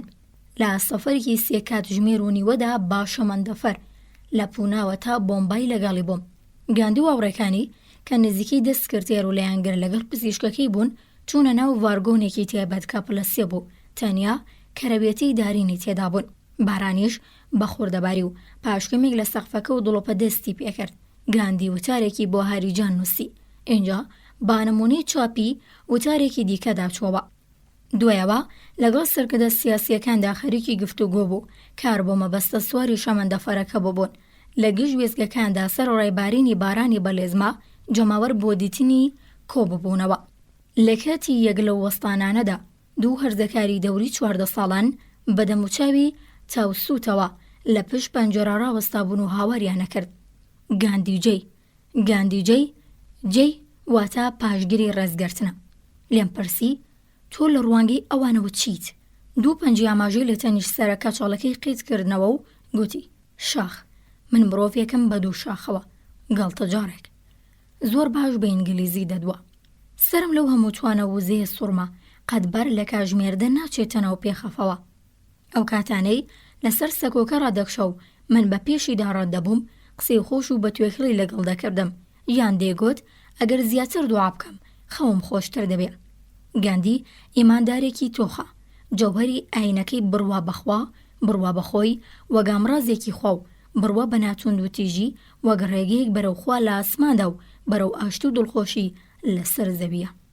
بڕوا بە ناتوند و تیژی هەموو بیر و هزر و وسە و کردەوە سیاسیەکانی دەگرێتە بەر. گاندی چەندین جار سووک ئاماژەیەکی بەهرد و شەڕی جیهانیە کرد. لێم پرسی بۆچی ناتوند و تیژی لەگەڵ ڕۆژاوایەکان نەهێنیتە گۆڕێ؟ بە پێکەنینەوە گوتی من مرۆڤێکی ئاساییم، تەواو ئاسایی، بەڵام مەسیحیش ئاسایی بووە. من هێشتا نەمتوانیوە لەو بارەوە قەناعەت بە هیندیەکان بێنم. چۆن دەتوانم ڕۆژاوایەکان بۆ ناتوند و تیژی بانگی هەشت بکەم؟ من گولەیەکی تەقێنرا و بەفیڕۆ دراوم. دانی پێدا دەنێ کە خۆخدەی لاوانی وڵاتەکەی تۆند و تیژ و بێچی کەڵدانە شۆڕش گێڕانەیە. گاندی ژیانی خۆی بۆ سەربەخۆی وڵاتەکەی تەرخان کردووە لەگەڵەوەشدا ڕازی نابێت لە ڕێگەی توندوتیژەوە بۆ ئامانجە بگات ئەمە ئەو خاڵەیە کە گاندی لە سۆسیالیستەکان جا دەکاتەوە. لەبارەی جێ پڕاکاش ناڕایەن سەرکردەی 44 ساڵی جوڵانەوەی ڕوو لە گەشەی سۆسیالیستی هێندەواڵێ من بەر لەوەی ئەو لەدایک بێ سۆسیالیست بوو. جێی پڕاکاش کەسایەتێکی سەرسۆڕهێنەرە لە زانکۆکانی ویسکان سین و ئۆهایۆ. جێ پڕاکاش کەسایەتێکی سەرسۆڕهێنەرە لە زانکۆکانی ویسکان سین و ئۆهایۆ خوێندوێتی لە شیگاگۆ فرۆشیاری دەستگیری کەلوپەلی ئارایش بۆ و بەشی خۆشی لە هێند زیندانی کێشاوە. جێ پڕاکاش وەکو هەموو سۆسیالیستەکانی سەرانسەری دنیا دژە کۆمۆنیست و دژە سۆڤیەتە. گاندی خۆشێوێت و ئەوی شەیدەی گاندیە، بەڵام سۆسیالیستەکانی هیند با سەرکردایەتی جای پڕاکاش لە کاتی خەباتی سەرپێچی مەدەنی گاندی لە ساڵی 1942دا دەستیاندایە هەندێ کردەوەی توندوتیژ. سۆسیالیستەکان کاری تێکدەرانەیان کرد، ڕێکخراوێکی نهێنیان دامەزران، خۆیان لە پۆلیس شاردەوە و بە زەبری زۆر بەریان بە چالاکی کاربەدەستانی حکومەت گرت. ئەم کردوانە گشتیان لە ڕوانگەی بڕاماکانی ناتوندوتیژی گاندیەوە لە جێ خۆیان نین. کەواتە سەرۆڕای ئەوەی گاندی سەرچاوەکان گەی تا مەزڕوویەوانە بۆ ڕزگاری نەتەوەی و لە دوامانجی سۆسیالیستەکاندا هاوبەشیانە، بەڵام دژی ئەو جۆرە سۆسیالیستیانەشە. گاندی دژی ژاپۆن و دژی نازی بوو، لەگەڵ ئەوەشدا دژی شەڕش بوو، چونکە بڕوای وابوو کە هێزی سەرکەوتووەکان لە ڕێگەی هێزی سەربازیەوە ناتوانن ئاشتی بێن ناراوە. گاندی بیری لە شتێکی سەرۆتر لە نزیکترین ئامانج دەکردەوە و دەکاتەوە. ماهاتما بینێ کە مرۆڤایەتی و تەنانەت هیندەکەی خۆشی حەزی لێیە لە پێناوی دەسەڵاتدا دەسەڵاتدار بێ و لە ڕێگەی وەسەریەکنانی سەرمایەوە تاک بگاتە کۆیلەی حکومەت. باشتی ئابووری گاندی دنیایەکە لە گوندی خۆبژە و کە بە پیشەی ناوماڵ و کشت و کاڵەوە خەریکن. لەگەڵ تاقمی کەم شوارێ بچووک گاندی خۆی لە ڕێزی هێژار و نەدار و دەستکۆرتان دادانێ. وەک زۆربەی هیندیەکان ئەویش هینتەوەرە. دەردە هیندیەتی واتە وەک ئەوەی دڵت نەخۆش بێ و دڵی نەخۆشیش خۆ فەرامۆژ ناکرێ. هیندی بەر لە هەموو شتێک بیر لە کێشەکانی خۆیانەکەنەوە، نەکێشەکانی دنیای دەرەوە. هیچ باسێک لەگەڵ گاندی لەبارەی بارودۆخ و واقیع و ڕاستیەکانی ڕۆژانە وشک و بێڕوح نامێنێتەوە. ئەمە ئەوە کە و باسە بەوتەکانی خۆی دەباتە ئاستێکی بەرزتر و دوای کەمێک دەبینێ بابەتەکە لە لایەنێکی فیلسوفانەی بەرینتر وابینرێ کە کێشە هەر گەورەکانی بەردەم مرۆڤی سەرگوی زەوی تێدا هاتوونەتە ئاراوە. وەفدێک لە ئەمریکا و بۆ یارمەتیدانی لە قەوماوانی قات و قڕی هاتبوونە دیداری گاندی. یەک لە ئەندامانی وەفدەکە لە گاندیە پرسێ ئایا ئەمە ڕاستە؟ خۆراک بدەینە ژاپۆنیەکان؟ لە حالێکدا وڵاتی ژاپۆن کۆنە دوژمنە و هیندیش ئێستا لە بەردەم قات و قڕیدایە. گاندی لە وەڵامدا گوتی ئەگەر ئەو هەواڵە ڕاست بێ کە ژاپۆن لە هیند برسیترە، ئەمریکا بێ سەرەتا بەهانەی ژاپۆنەوە بچێ، چونکە ئەمریکا هەوڵی لە ناوبردنی ڕەوحی ژاپۆنی داوە. جگەلەوە بەکارهێنانی بۆمبی ئەتۆمی بەتوندی محکوم کرد. گاندی نەتەوەخوازە، بەڵام مرۆڤایەتێکی کەسێکی جیهانی نیشتیمانی لێ دروست کردووە. لامانکەدا یەکەم کەڵکەڵەشی هیندستانە. لە ڕوانگەی گاندیەوە دانوستان لەگەڵ ستافۆرد کریپز و چاندنی بادام زەمینی هەردوو بۆ یەک ئامانجن، واتە سوودەی 400 ملیۆن هیندی گاندی خۆی لەناودا تواندوونەوە. بۆیە زۆرترین خۆشەویستی بەرامبەر دەردەبرە و دەستڕۆیشتووترین کەسی هیندا. هیندووەکان یەک خوا دەپەرستن، بەڵام ئیلاهە و بتی بچووکتری زۆریش دەپەرستن و ئێستا لە هەندێک پەرستگی هیندووەکاندا بتی گاندیشان. باشگرێکی سەرد و سڕی خەڵکی بۆمبای پێم دەڵێ دەواازەکانی ئاسمان چاوەڕوانی پێشوازی لە گاندین. گاندی داوایان لێ دەکات دان بە خۆدا بگرن، ئەو هەوڵ دەدا زەوی ئاسمانی تر بکە. ڕۆژاڵا دیێندە برسی و ڕوت و خەمبارە کە بە ورگی بیر دەکاتەوە. بەڕوت و قوتیەکەی بینە و بەدەماویەکەی هەست بە شت دەکا. 100 ملیۆن کەس لە ترسی فڵان ڕێکخراوە فیسارە دامەزراوی دەسەڵات وەک مێژۆک دەلەرزن. بەڵام ئەوانە کە دەستبەرداری خۆش و بەرژەوەندی تایبەتیەکانی خۆیان بن و خۆیان دەکەنە قۆش قوربانی ئاسوودەی خەڵک، تەنیا خۆشیان دەبێن. گاندی ڕەمزی دەستبەرداری و فیداکردنی هەموو تەمەنی خۆیەتی. ئەو هیندیەکان دەژی و بۆیان دەژیت. کەسانێگەن لەگەڵ ئەو جیاوازن، زۆر کەس ڕاسەرنجڕاکێشەکانی لەبارەیدان بە خۆداگرتنی دەرۆنی و جنسی ئاشتی خوازیتەوە و دەرمانی سروشتیەوە ڕەت دەکەنەوە. بەڵام هەر هەمیان ڕێز لە ڕازگۆی ژیری و تا مەزرۆی ئەو بۆ حەقیقەت دەنێن. ئەو کاتانی گاندی قسەی خۆی وەردەگرێتەوە و ڕاخنە لە خۆی دەگرێت، ڕۆژاواییەکان دەڵێن ئەو بۆ بە کەسێکی وازوازی و بەڵام ڕۆژەڵاتیەکان دەڵێن گاندی لەگەڵ خۆی ڕازگۆ بووە. گاندی نکۆڵی لە دەستڕۆشتوی بەربەڵاوی خۆی دەکا، دەڵێ من خزمەتکاری خۆم، لەگەڵەوەشدا گەلێک لە خەڵکانی بێبڕوا خۆیان بە پەیڕەوی ئەو دەزانن. ئاخر ئەو خزمەتکاری مرۆڤە گاندی بە پێیغەریزە ئەوی وۆدرۆ ویلسن سەردەمێک دەیگوت بە باشی تێیدەگا دیموکراسی لە بەربەڵاوترین مانای خۆیدا گەلێ زیاتر لە جۆرێکی تێبەر لە حکومەت مانا ئابەخشێ. دیموکراسی لە ڕاستیدا سیستەمێکی ڕێخستنی کۆمەڵایەتیە کە بە شێوە زۆری لایەنەکانی پەیوەندی نێوان مرۆڤ و مرۆڤ داخاتە ژێرکاری گەری خۆیەوە. بە بڕوای زۆر لە خەڵکی سیاست بە مانای حکومەتە. لە ڕوانگەی گاندی و سیاست واتە مرۆڤ، سیاستوانیە ئاسایی و هەروەتە سەرۆکی ستەمکار خۆیان بە گالدۆست پیشان دەدەن. بەڵام گاندی حەزی لە گروپ و جەماوەری بێشکل و بێشوناز بەناوی خەڵکەوە نیە. ئەو نیگرانی خەڵک بە مانای تاکەکانە. لە پاشەوە بەرەو گشت هەنگاو دەنێ. ساڵی 1946 لە بەنگاڵ شەڕ و پێکدادانی خوێناوی لە نێوان هیندووەکان و موسڵمانان ڕوویدا کە هەزاران کەس تێیدا بوونە قوربانی. ماتما گاندی یەکسەر چووە خراپترین شوێنی شەڕەکە، ناوچەی موسڵمان نشین لە بەنگاڵی ڕۆژەڵات. پیرەمێردی لاواز لەگەڵ یەک دوو کەسی تر باپیان گوند بە گوندڕۆیی. تکای لە گوندی مسلمانەکان کرد شێوی ڕای بگرن، چاوی بە کەس و تاقمەکان کەوت و لەبارەی دۆستایەتی نێوان نەتەوەکان لەگەڵیان دووە. هەمووانی کە بۆ بیستنی قسەکانی داتنە لای لەگەڵیاندا و دوعای بۆ کردن. چەندین مانگ لەناو ئەو خەڵکە ڕەشوڕوتەدا ژیا کە هەڵیان کوشت بوو، کەسی ئازیزیان لێ کوژرا بوو. لە کۆڵیتەکانیاندا مایەوە لەو خۆراکی خوارکاوان دەیان خوارد و بۆ جۆرە هاتوچۆیەکرد کاوان هاتوچۆیانە کرد، دەستی لەگەڵیان لە قاپێکنا تاتیان بگا و ساڕێژیان بکە. سیاسەتوانی یاسایی لەو بارودۆخەدا لەبارەی تەواوی و وێک هەڵکردنەوە بۆ خەڵک دووە و دوای ئەوە گەڕایە و ماڵەکەی خۆی و خەریکی کاروباری دیکە بوو. کاتی هاوسەری گاندی مرد، خەڵکیین بنیادێکیان بەناوی ئەوە بۆ پەرەپێدانی دەرمانی سروشتی دامزران.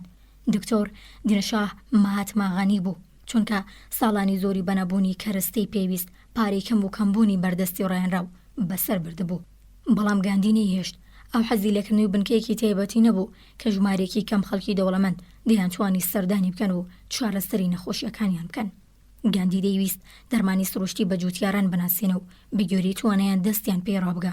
لەو پێناوەدا هەندی ئەزمموی بە شێوازی ناوماڵ و هەرزان دەست پێکردن کە خۆی چاودێری دەکرد. ئەزمموی وەک دەرمانکردن لە ڕێگەی گوڵ، هەتا و خۆراک، ئاو، شێلان و هەندێکی تر. گاندی شۆڕژگەرەکی ئەجگار ڕادیکاڵە کە لە ماوەی ژیاندا لێبراوە ڕەگ و ڕیشەی خراپاڵ کێشێ. ئەو بە بەرزە فڕیە و دەروەز دەبێ و کە سەدا ملیۆن کەس بەخستنە ڕووی سەرمەشقی کردی و بە وشەکانی گەشە پێ بدا و بگۆڕێ. بە نیشاندانی خۆی وە کەسێک کە ژیانی ڕۆژانی لەگەڵ گڵاوەکاندا بەسەرەبە. هەوڵ دەدا بنەمای دڵڕقانی گەڵاوبوون تێک بڕوخێنێ. ئەو دەمێک کە گەڕگانی تووڕەی هیندوو مسلمان هەڵدەچێ، خێوەت و بارەگا سادە و بێنازەکەی خۆی لە لێواری لافای گڕەکەدا هەڵدەدا. 24 کاتژمێر لە پەنا جوتیارانەژی. ئاخر هیند وڵاتێکی کوشت و کاڵیە. کرێکارێک کە خۆی لە ناو دڵی پڕ لە گازی زەوی ڕادەکا تا بەردە خەڵوز دەربێنێ. بەرامبەر بەو کارە دژوارە دەبێت لە کۆشکدا بژی، کەچی بە پێچەوانەوە لە کۆڵێتێکدا دەژی. لە کاتێکدا پیاوانێتە لارنشین ناهێڵن حەق دەستەکەی زیان بکرێ، ئەوانە هەر بۆڵەیان دێ و ئامادەنین ئەو موچە و حەقدەستانە زیاد بکەن. دەتوانن مانگێک کارەکە تاقی بکەن و وەک کانگاچیەک بژین، ئەو دوژمنکارانی کە دوژمنی جاران و خۆ بەدەستەوە دەری ئێستا برسی دەکەن. مەبەست وڵاتە سەرکەوتووەکان ڕۆژاوە و ئەمریکا و ئینگلیز و هەندێکی تر و نەتەوە تێکشکاوەکانی شەڕی دووهەمی جیهانیە. دەتوانن ژیانی ڕۆژی بە 1200 کالۆری بۆ ماوەیەکی کورت تاقی بکەنەوە، مەودەی گەوری نێوان مرۆڤی و دەسەڵاتدار و مرۆڤی بێدەسەڵات لە دنیادا. یەک لە هۆکارە سەرکیەکانی هەبوونی شەڕ و ئاژاوەیە. پیا و دەسەڵاتدارەکان چوونەتە ناو سەد بەساتی ژیانی هاوڵاتی مامناوەندیەوە. هاوڵاتی مامناوەندی دەبێت لە دەسەڵاتی مرۆڤە دەسەڵاتدارەکان بەشدار بێ و لەو ڕێگەیەوە کەمی بکاتەوە. ئەو ڕێسایە دەوڵەتەکان، حیزبە سیاسیەکان، کۆمپانیا گەورەکان، سندیکاکانی کرێکاری و لە ڕاستیدا هەموو دامەزراوە مرۆیەکان ئەگرێتەوە. دەسەڵاتی بێسنوور بۆوانی کە بەکاری هێنن، بۆ ئەوانشی کە بەدەستی و دەناڵێنن ناتەندروستە. ستەمکار دەسەڵاتی هەیە چونکە زەبر و زەنگ لە دەستیدا پاوان کراوە، بەڵام گاندی بە هیچ زەبر و زەنگێک خاوەنی هێزە. ئەو نەدەتوانێت کەس خەڵات بکە و نەکەس سزا بدا. لەسەر هیچ کورسێک دانەنیشتووە، پیاوێکە بە بەڕێیەکی سادەوە لە کۆڵەتێکدا. دەزڕۆشتووی گاندی لە خۆشەویستی و بۆ مرۆڤەوە سەر چاواگرێ. گاندی تا گەرایەکە کە نە زەبر و زەنگی هەیە و نەپارە، تاگەرایی ئەو مافی ناداتێک هەرچی لە توانایدا بێ لە ڕێگە و لە ژێرباڵی یاسادا و دەستی بێنێ و بیکاتەی خۆی. تاگەرایی ئەو لەسەر بنەمای دارایی نییە، لەسەر بنەمای کەسێتی و کردەوەیە، بۆ مانایی کاتێک گەز دەکا ئامانجەکەی دادپەروەرانەیە دەتوانێت بە تاقی تەنیا لە بەرامبەر دنیادا ڕابوەستێ. بەهابوونی گاندیەوە تاکێتی واتە ئەو پەڕی ئازادی لە بارودۆخی دەرەکیدا و ئەو پەڕی پێگەشتنی بەها دەرونیەکان. گاندی پیاوێکی ئازادە لە قۆڵایی وجودەوە. گوێگرانی خۆشەویست لێرە داتینە کۆتایی بەشی دووەم لە کتێبی گاندی و ستالین، دووڕیانێک لە بەردەم مرۆڤایەتی. بەشی سێهەم لە کتێبی گاندی و ستالین، دووڕیانێک لە بەردەم مرۆڤایەتی، لاپەڕا 41 ماهاتما گاندی و سەرۆکی فەرماندا مارشال ستالین. گاندی قارەمانی بەرزی ئازادی هیندستان لە ڕێگەی ناتوند و تیژیەوەیە، بەڵام کاتێک کە ناتوند و تیژی گاندی وەردەگەردرێتە سەر زمانی ژیان و کردداری ڕۆژانە، شتێکی زیاتر لە ملنەدانی منفی لێ دەردەرچێ. بەڵام کاتێک کە ناتوند و تیژی گاندی وەردەگەردرێتە سەر زمانی ژیان و کردداری ڕۆژانە، شتێکی زیاتر لە ملنەدانی منفی لێ دەردەچێ، شتێک کە بە هەڵە و بناوی خەباتی منفی پێیانەوە نووساندووە. لێرەدایە کاتیۆرەکەی ئەو زیاتر بەلای فەلسەفەیەکی سەرسوڕێنەر و ڕادیکاڵدا دەشکێتەوە. گاندی سەردەمێک لە کوێرەدەیەکی هەژار و ڕوود بەناوی ئۆرلی دەژیا، شەوێک دز لە کۆڵێتی ڕەنجبەرێک وە ژوورکەوتن. زۆریان لێداوچیە بوو بەتاڵانیان برد، بۆ سبەیش و قوربانیەکەیان هێنایە لای گاندی. ئێستا بوو چی بکە؟ گاندی گوتی 3 ڕێگەمان بۆ کێشەیە لەبەرن. یەکەمیان ڕێگاسان و لە دەستان خۆشەکەیە، واتە پۆلیس تێبگەێنین. گوتیشەی زۆربەی کادەمکارە دەبێت وی ئاوەڵاکردنی دەستی پۆلیس بۆ کاری گەندەڵانەی زیاتر. شتێک کە کەم وایە هەیە دەردی لێ قەوماوەکە دەرمان بکە. ڕێگەی دوام کە گوندیەکانی تێیدا ناهومێد و دەستشکاوە بن ئەوەیە دەست لەسەر دەستدادەین و هیچ کارێک نەکەین. گاندی گوتی ئەو شەرمازاریە، ڕێشەی لا ترسنۆکی دەیە و تاوانیشتا و کاتی ترسنۆکی هەیە برەویە بێ. شێوەی بربەرەکانی کردنی گاندی لەگەڵ دزاندا ساتیا گراها یان هەمان ناتۆند و تیژە. تێبینی لەسەر ساتیا گراها بە دەربڕینی گاندی خۆڕاگری لە ڕێگی حەقیقەتە و ناتۆند و تیژیان ئاهیمسا تەنیا شێوازێک بەوە دیهێنانی ئەو. گاندی با گوندیەکانی گوت ئەم ڕێگایە داوە لێواکە تەنانەت لەگەڵ دز و پیا و خراپان وەک برە و خوشکی خۆتان ڕەفتار بکەن، تاوان بەو چاوە تەماشا بکەن کە نەخۆشیەکە کە قوربانیەکە تووشی بۆ دەبێت دەرمان بکرێ. گاندی پێشنیاری کرد کە پیا و خراپ دەبێت فێرە پیشەیەک بکرێ و کەڕستەی گۆڕینی ژیانی بۆ دابین بکرێ. اینجا گوتی دەبێت بزانن کە دزیان پیا و خراپ بوونەوەرێک نییە لێوە جیاواز بێ. لە ڕاستیدا ئەگەر چراکە لە ناخی خۆتان بگرن، جیاوازیتان لەگەڵ دەست تەنیا هەنگاوێکە. چرای هۆشیاری لە ناختان بگرن. گاندی اینجا ئەو گوتارە زۆڵاڵی هێنایە سەر زوان. کەسێکی دەوڵەمەندی پارەدار کە سامانەکەی لە ڕێگەی چۆساندنەوە یان ئەمڕازی ناشەرعی تر بەدەستێنەوە، هیچ لەو دزە بێتاوانتر نییە کە گیرفانی خەڵکە بڕێ یان وەسەر دیواری ماڵی خەڵک دەکەوێ. تەنیا جیاوازی لەگەڵ هێلکە دزەکە لەوەدایەکە و خۆی لە پشت پێگە و ناو ناوبانگدا حەشار دەدا و لا سزای یاساش دەربازە بێ.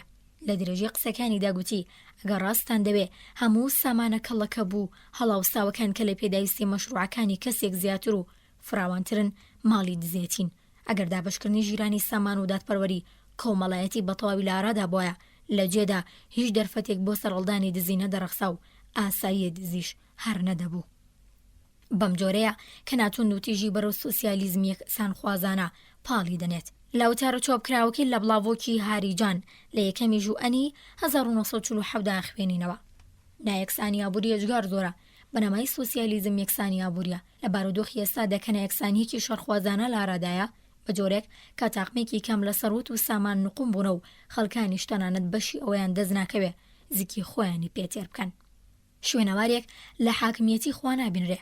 من تیۆری سۆسیالیزمم تەنانەت ئەو کاتی لە ئەفریقای باشوور بووم پاساند کرد زیاتر لە 30 ساڵ لەمەوبەر. بەڵام گاندی لە زۆربەی سۆسیالیستەکانی ئەمڕۆ جیاوازە. لەو ڕەوا جیاوازەکە و حەز بە حکومەت ناکە. بە خەڵکی لادی ئورلی گوت پۆلیس ئاگادار مەکەنەوە، مرۆڤی چەکسازی خواز ناتوانێت سێخوڕ بێ. پاشان جەختی لەسەرەوە کاتەوە تێگەیشتنی کەسێک کە دەکەوێتە ژێرزەخت و زۆرەملەی باشەوە ناتوانێت گەشە بکە و بەرەو باشبوون بچێ. ڕاستە دەبێ پاشەک شەش دەکا و ئەو دەمەی زەخت و زۆرەملەیەکی لەسەر لا دەچێ. هەموو عیب و کەمانایسیەکانی تەنانەت بەهێزی ڕوخێنەرترەوە لێوە دەردەکەونەوە.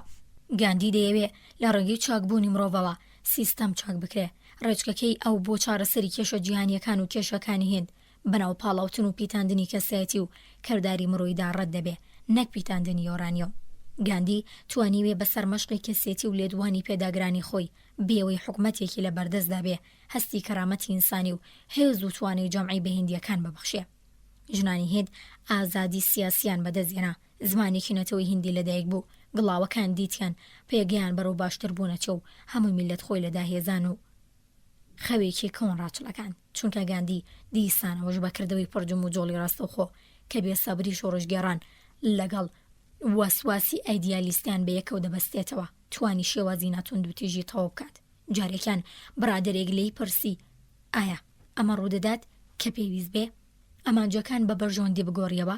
گاندی وەڵامی دایەوە نا هەرگیز، من باوەڕم بەو نییە کە ئامانج پاساوی ئامڕاز بێ. ئەم بۆ چوونەیە گاندی لەستەم کار و گەلێک سیاسەت مەدارجا دەکاتەوە. گاندیڵێ لە هەموو تەمەنمدا بۆ ئازادی هین تێکۆشاوم، بەڵام ئەگەر ناوچوار بەم ناڕێگەی توند و تیژۆ بەدەستی بێنم نامەوێ. لەلایەکی دیکەوە فاشیست و کۆمۆنیستەکان بۆ گەیشتن و بامانجەکانیان پەنابەنە بەرهەموو ئەمڕازێک. ئەمڕازیش زیاتر خودی مرۆڤە لەو ڕۆوەیە کە کەسی دیموکرات تاک پەسەند دەدات و لابەرستنی شوێن دەیدەنێ. بەڵام ستەمکار تاک دەکات بە قوربانی، ستەمکار تاک لە پێناوی بەرژۆندیەکانی تاکدا دەکاتە قوربانی ئامانجێک کە خۆی بانگەشی بۆ دەکا. گاندی بەرامبەر با پیشە سازیکردن و زەبەلەحبوونی سیستەمەکان دەشکردەوەی مەرفی نیشان دەدات. گاندی ئاشکە ژیانی ساکاری لادەیە، بەڵام بۆ گونجان و داشکاندن لەو باوەڕی خۆی دەنووسێ ئەگەر ژمارێکی زۆری مرۆڤ پێکەوە کاریان کرد بە خاوەنداریەتی حکومەتم پەسەند دەکرد. ئەوان دەبنە خاوەنی بەرهەمی کاری خۆیان، بەڵام حکومت نابێ بۆ ئامانجە پەنا بباتە بەرتوند و تیژی. من پارەدارەکانم بە زۆری ڕوود نەدەکردن، بەڵام لە پرۆسیکردنە خاوەنداریەتی حکومەتیدا دەستی هاوکاری بۆ درێژەکردن. لە کۆمەڵگادا هیچ کەس دەرکراو نییە، 40 ملیۆنەر 40,000 هەردووکیان برین یەک نەخۆشین. گاندی کە مەتمانی بە سروشتی ئیلاهی مرۆڤە لە باتی تند و تیژی بە شێوازی خۆبەخشانە بەرامبەر بە سێرمایەداری و دزی دەوەستێتەوە تا جێگای بکرێ کەمتر کەڵک لە حکومەت وەرەگرێ و ئەو دەمیش دەستی وەردانی حکومەت زیاتر بۆ پشگیری و یارمەتیدانی هەوڵ و ڕەوتێکە کە بە هیمەتی خەڵک وەرێ خراوە. دەیگوت پێم وایە ئەگەر خەڵک خۆی دەست پێشخەری بکە ئەو دەم سیاست چاودیر و پارێزەریانە بێ. لەو ڕوانگەیەوەیە لە زۆر ڕوانگەی دیکەوە گاندی جەمسەری تەواو پێچوانەی سەرۆکی فەرماندە ستالینە. تەنیا ژمارێکی کەم لە هاوڕێ نزیکەکانی ستالین دەزانن کەو پەیمانی بەڕایەتی لەگەڵ چ شتێکدا بەستۆ و خۆی بە چ ئامانجێک فرۆشتووە یان لە جێدا و کاری کردووە یاخودنا. خەڵک نازانن ماڵەکەی لە موسکۆیە یا لە دەرەوە شارە یان لەکوێ ڕۆژانی پشودان دەباتە سەر. کاتی دەچێتە سەفەر شەمەندەفەرە تایبەتیەکی بەنهێنی بەڕێکەوێ نابێ هیچ کەس پێی بزانێ، ناڵن هیچ کەس لە هێڵی شەمەندەفەر نزیک بکەوێتەوە. ستالین لە نۆڤەمبەر 1932دا لە ڕێڕسمی بە خاک سپاردنی هاوسەری پێشووی لە دوای تەرمەکەیەوە بە شەقامەکانی مۆسکۆدا ڕۆی. بەڵام سیرەوەیە پۆلیسی نێنی هەموو شەقامانی پاکسازی کردبوون و بە درێژەیە ڕێگەکە پیاوی خۆی لە باڵەخانەکان دانابوون تا نەهێڵن خەڵک لە پەنجۆرەکان نزیک بکەوێتەوە. ژیانی گاندی کتێبێکە تەواو ئاوەڵاو کراوەیە. ستالین لە پشت پەردەیەکی ئەستورداژی هیچ ستەمکارێک لە ڕێعەتەکانی نزیک ناکەوێتەوە. مەهاتما هیوادارە کە دزەکە چارەسەر بکە. کەرمەلین لە ئاوریلی 1935دا سزای مەرگی مناڵانی تاوانباری 12 ساڵە و گەورەتری پەسەند کرد. گاندی حەزی کرد کە جوتیارەکان راپۆرتی دزێک بدەنە کار بەدەستان. ڕژێمی بۆڵشەڤیک چاوی لەوەیە کوڕان و کچان بەسەر دایک و باوکیان و ببنە جاسوس. گاندی ڕق و شەرخوازی لەدەستنایە. بۆڵشەڤیک باڵی زۆرینەی حیزبی سۆسیالیستی رووسایە. ستەمکاری لەسەر بنەمای ڕق و شکنجەی هەمیشەیی دامەزراوە. لە ڕۆژانی سەرەتا و کەمتر پڕنەهامەتی ستەمکاری بۆڵشەڤیکی لێنین داوای لە مارتۆڤ ڕێبەری ماشەفیکەکان و چەندین دەژبەری سیاسی دیکە کرد بۆەوەی نەگیرێن رووسیا بەجێ بێڵن. بەڵام ئەمڕۆ دەواازەکانی رووسیا گاڵە دراون. لە ساڵی 1922 تا ئەمڕۆ پەنابەرێکی دژی سۆڤێت نەیتوانیوە رووسیا بەجێ بێڵێ. ستالین لا گورجستاندا لە نێودڵێکی سەخت و دڵڕفێنەکانی قافقازدا لەدایک بوو تا ئەم دواییەش گورجیەکان دەرگیر دوژمنکاری خوێناوی بوون کە بە مەرگ و کوشتن نەبووایە کۆتاییان پێنەدەهات. ستالین زۆربار لەوەی لەسەر سیاسەتی ئابووری یان شۆڕشی جیهانی بەدژی ترۆتسکی بوەستێتەوە کێشەی لەگەڵ پەیدا کردبوو. ئەم دوو کەسە لە شەڕی ناوخۆی ساڵانی 1970 تا 1921دا ڕکابەری یەکتر بوون. ناوی ترۆتسکی هەمیشە ئاوەڵدوانەی ناوی لێنین و بەمانەیەدا مزرێنەری شۆڕش بوو. دووشی لێنین و ترۆتسکی هەمیشە پێکەوە دەهاتن. ترۆتسکی وتاربێژێکی بەتوانە و وەستای زۆر باشی نووسین بوو. خوێندنی باڵا و خوێندنەوەی بەربڵاوی هەبوو. شارەزای فەلسەفە و مێژوو بوو. بە زمانی فەڕەنسی و ئەڵمانی و ئینگلیزیەکی پارە و دەدوا. دنیایاناسی و دنیاش دەیناسی. لەلایەکی دیکەوە ستالین دەورێکی گرنگی لە بەرپاکردنی شۆڕشی 1970 هەبوو. بەڵام ئەو ڕۆڵە زۆر کەم بایەختر و زۆر ناسراوتر لە هی ترۆتسکی بوو. ستالین نەوتار بێژ و نەنووسەر، هیچ زمانێکی بێگانە نازانێ. من چاو پێکەوتنێکی 6 ساعت و چارەکەم لەگەڵ ستالین بووە. مرۆڤێکی خۆراگر و بە ئیرادە و بتەوە، هێزێکی گەورە لە پێش ئەو قورس و قایمی و بەسەر خۆدا زاڵبوونەوەی هەیە. لەگەڵەوەشدا وەک ترۆتسکی سەرنجڕاکێش و ڕاکێشەر نییە. ستالین بەتوانای ڕاکێشەریان کارتێکردن نییە کە سەرەکەوێ، بەڵکو بە پشتقایمی و پشتگیری حزبی با پلان جێڕۆ فێڵ و تەڵەکە و بەتوانە ڕێخستنەکەیەوە ڕێگەی گەشتنە لووتکە دەبڕێ. ئەو بەسەر تەرمی هاوکارەکانیدا بەتایبەتی لیۆن ترۆتسکیدا کەڕقی دنیای لێدەبەوە گەیشتە لووتکەی دەسەڵات. ستالین هەر لە کاتی ژیانی لێنیندا دەستی بە بنکۆڵکردنی پێگی ترۆتسکی کردبوو بە جۆرێک کە کاتێ لێنین لە ساڵی 1924دا مرد. جگرە سروشتێکی واتە ترۆتسکی لا دەسەڵاتی باڵا لادرابوو. لە ڕاستیدا ستالین و هاوڕەکانی دوایمین وەسیەتی سیاسی لێنینیان ژێر پێنە. ئەو لەو دەربڕینی خۆیدا پێشنیازی باوەڕێیان کرد بوو ڕێگەیەک بۆ لادانی ستالین بدۆزنەوە. تیمی سێکەسی ستالین و زینۆڤۆیف و کامیانۆڤ دوای لێنین گەیشتنە دەسەڵات. ستالین بە یارمەتی زینۆڤۆیف و کامینۆڤ درێژەی بە لێدانی ناوبانگ و سەنگی ترۆتسکیدا. لەو ڕێگەیەدا دەستی لە هێشکارێکی بێزەوەر نەپاراست. دواتر گەلێک کتێب لە ڕووسیای سۆڤیەتدا لەبارەی لەشکری سوور بڵاوکرانەوە کە تێیاندا یەک جاریش ناوی ترۆتسکی ڕەکخەر و یەکەم هەڵسوڕێنەری لەشکرەکە نەبردرا. دوجار ترۆتسکی لە ڕێبەرایەتی حیزبلا دەدرێ، دەچێتە پاڵ دژەبەرە ئاشکراکان. لە ساڵی 1929دا دەگیرێ و دوور دەخرێتەوە تورکستان. بەم حاڵەشەوە ترۆتسکی هەزاران کیلۆمەتر دوور لە مۆسکۆوە لە ئاوڵۆقەی پیاوانی پۆلیسینی هەنیگە باف ئۆدا. دیسانیش چقلی چاوی ستالینە. ئەو هێشتا لە لای سوپاولاوان و هەروەها لای خەڵکیش کەسایەتیەکی بەوەجە کەوریان پێبەخشێ هێشتا قۆناغی ئەعدامی سەرکردەکانی سۆڤیەت دەستی پێ نەکردووە. بۆیە دوور دەخرێتەوە تورکیا. ئەوەش ستالین ئارام ناکاتەوە، زەخت لە تورکیا دەکات دەری بکە. ترۆتسکی دەچێتە فەڕەنسا، زەخت لە حکومەتی فەڕەنساکە و دوای ماوەیەک ترۆتسکی ناچارە بێ کۆچ بکاتە نۆروێژ. لەوێش کۆمۆنیستانی خۆجی و دەستپێوەدانی سۆڤیەت ژیانی لێتاڵەکەن. دوجار ترۆتسکی ڕوودەکاتە مەگزیک، لەوێ بەدەستی پیاوانی ستالین دەکوژرێ. ستالین کە بە یارمەتی زینۆڤۆیف و کامیانۆڤ ترۆتسکی ڕەتاندەبوو لەگەڵ بوخارین، ڕووکۆف و تامسکی کلکیان لێکدا ئاڵێنن تا سەری زینۆڤۆیف و کامینۆڤ بە فەتەڕات بدەن. سەردەمێک ستالین و کامیانۆڤ وێنەیەکیان لەگەڵ لێنین گرتبوو کە لەملەو ئەولەی لێنین ڕاوەستا بوون. ستالین کامیانۆڤی لە وێنەکە قەرتاند و ملیۆنان دانی لە وێنەی خۆی و لێنین بە سەرانسەری وڵات دار و پەخش کرد. زینۆڤۆیف و کامیانۆڤ نزیکترین هاوکاری ستالین و هەروەها نزیکترین هاوکاری لێنین بوون. بەڵام ستالین سیاسەتی لە ناوبردنی کەسایەتی سیاسیەکانی تا جێگەیەک درێژە پێدا کە دوجار کارگەیشتاوی بە فەرمانیە و زینۆڤۆیف و کامیانۆڤ ئیعدام کران. دواییش بوهارینی ڕووکۆڤ کە لە دژی زینۆڤۆیف و کامینۆڤ یارمەتی ستالینیاندا بوو دوای دادگاییکردنی بەناوبانگی مۆسکۆ ئیعدام کران. هاوکارەکەی تریشان واتە تامسکی سەرۆکی جوڵانەوە یەکێتیە کرێکارەکانی سۆڤیەت پێشەوەی بتوانن دەستگیری بکەن خۆی کوشت. دوایەوە ستالین لە شوێنی هەرە ژووروی شانشین پاڵی لەدایەوە و ئەوی لە بەردەستی شادابوون وەک بوو کەش و شاڕێی زیان بەست. دوای ئەوە شەڕێکی نەخشە بۆ کێشرا و دەستی پێکرد تا خەڵک ناچار بە قبوڵکردنی تێبەندیا بەرزەکانی ستالین بکەن. لە هەر دەرفەتێکدا لە ملیۆنان دەرفەتدا ناوی ستالین و وێنەی لێنین لە تەنی یەکتر دانران. ستالین جێگەی ترۆتسکی گرتەوە. لەو کاتە بەدواوە کە ستالین سیستەمی سۆڤیەتی دروست کردووە، فەرمانەکان، ڕێوشوێنەکان، ئەدەب و فەرهەنگ و دامەزراوەکانی ئەم سیستەمە گشتی جێپەنجی ئاشکرای ستالینیان پێوە دیارە. گاندی بەوتە و کردەوە و ژیانیەوە هەڵدەسەنگێنرێ. ستالین بەو تەقەلایەن و بۆ سۆڤیەتە دەستکردەوە هەڵدەسەنگێنرێ. ئەو ڕووسیایە وەک وێنەی زیهنی خۆی دادەڕێژێتەوە. یەکێتی سۆڤیەت بەسەرکردایەتی ستالین پرۆژەی زەبەلاحی بە ئەنجام گەیاندون. گەلێ شاری نوێ و کارگەی نوێ و زلی دروست کردوون.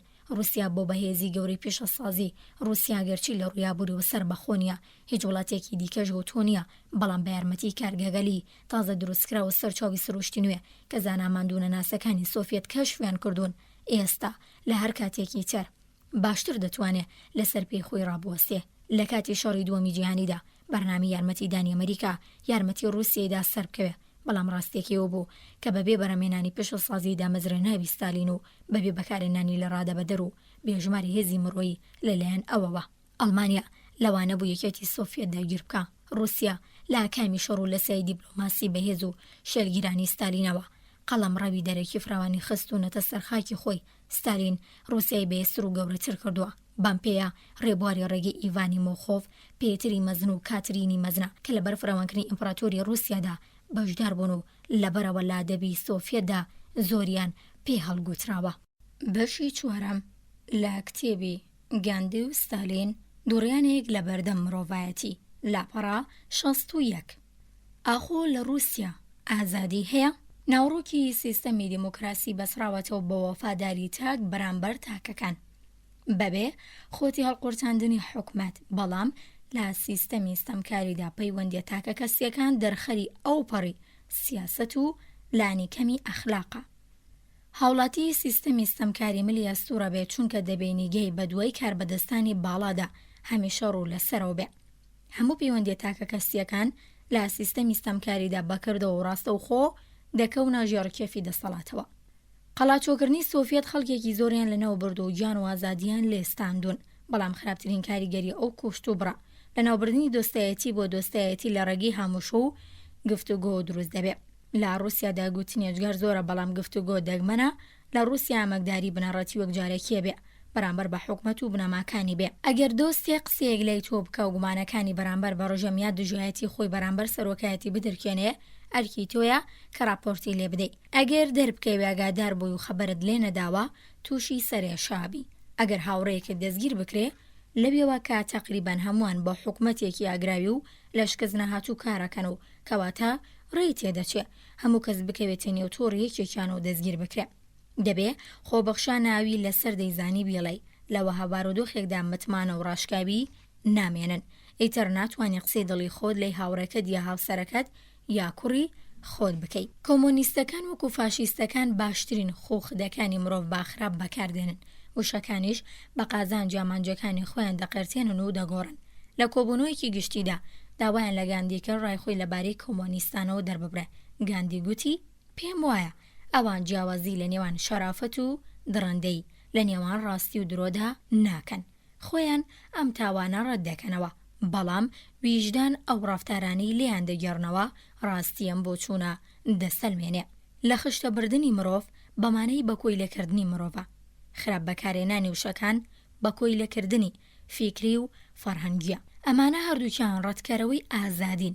کاتێ سیستەمێکی دیموکراسی ئازادی مرۆڤ، ئازادی بیرکردنەوە و ئازادی ڕادەربڕین بەرتەسک دەکاتەوە، وەک سیستەمی ستەمکاری لێدێ و لەوە بەدواوە بەشێک لە توانەکانی خۆی بۆ بەرگریکردن لە خۆی بەرامبەر بە ستەمکاری لەدەست دەدا.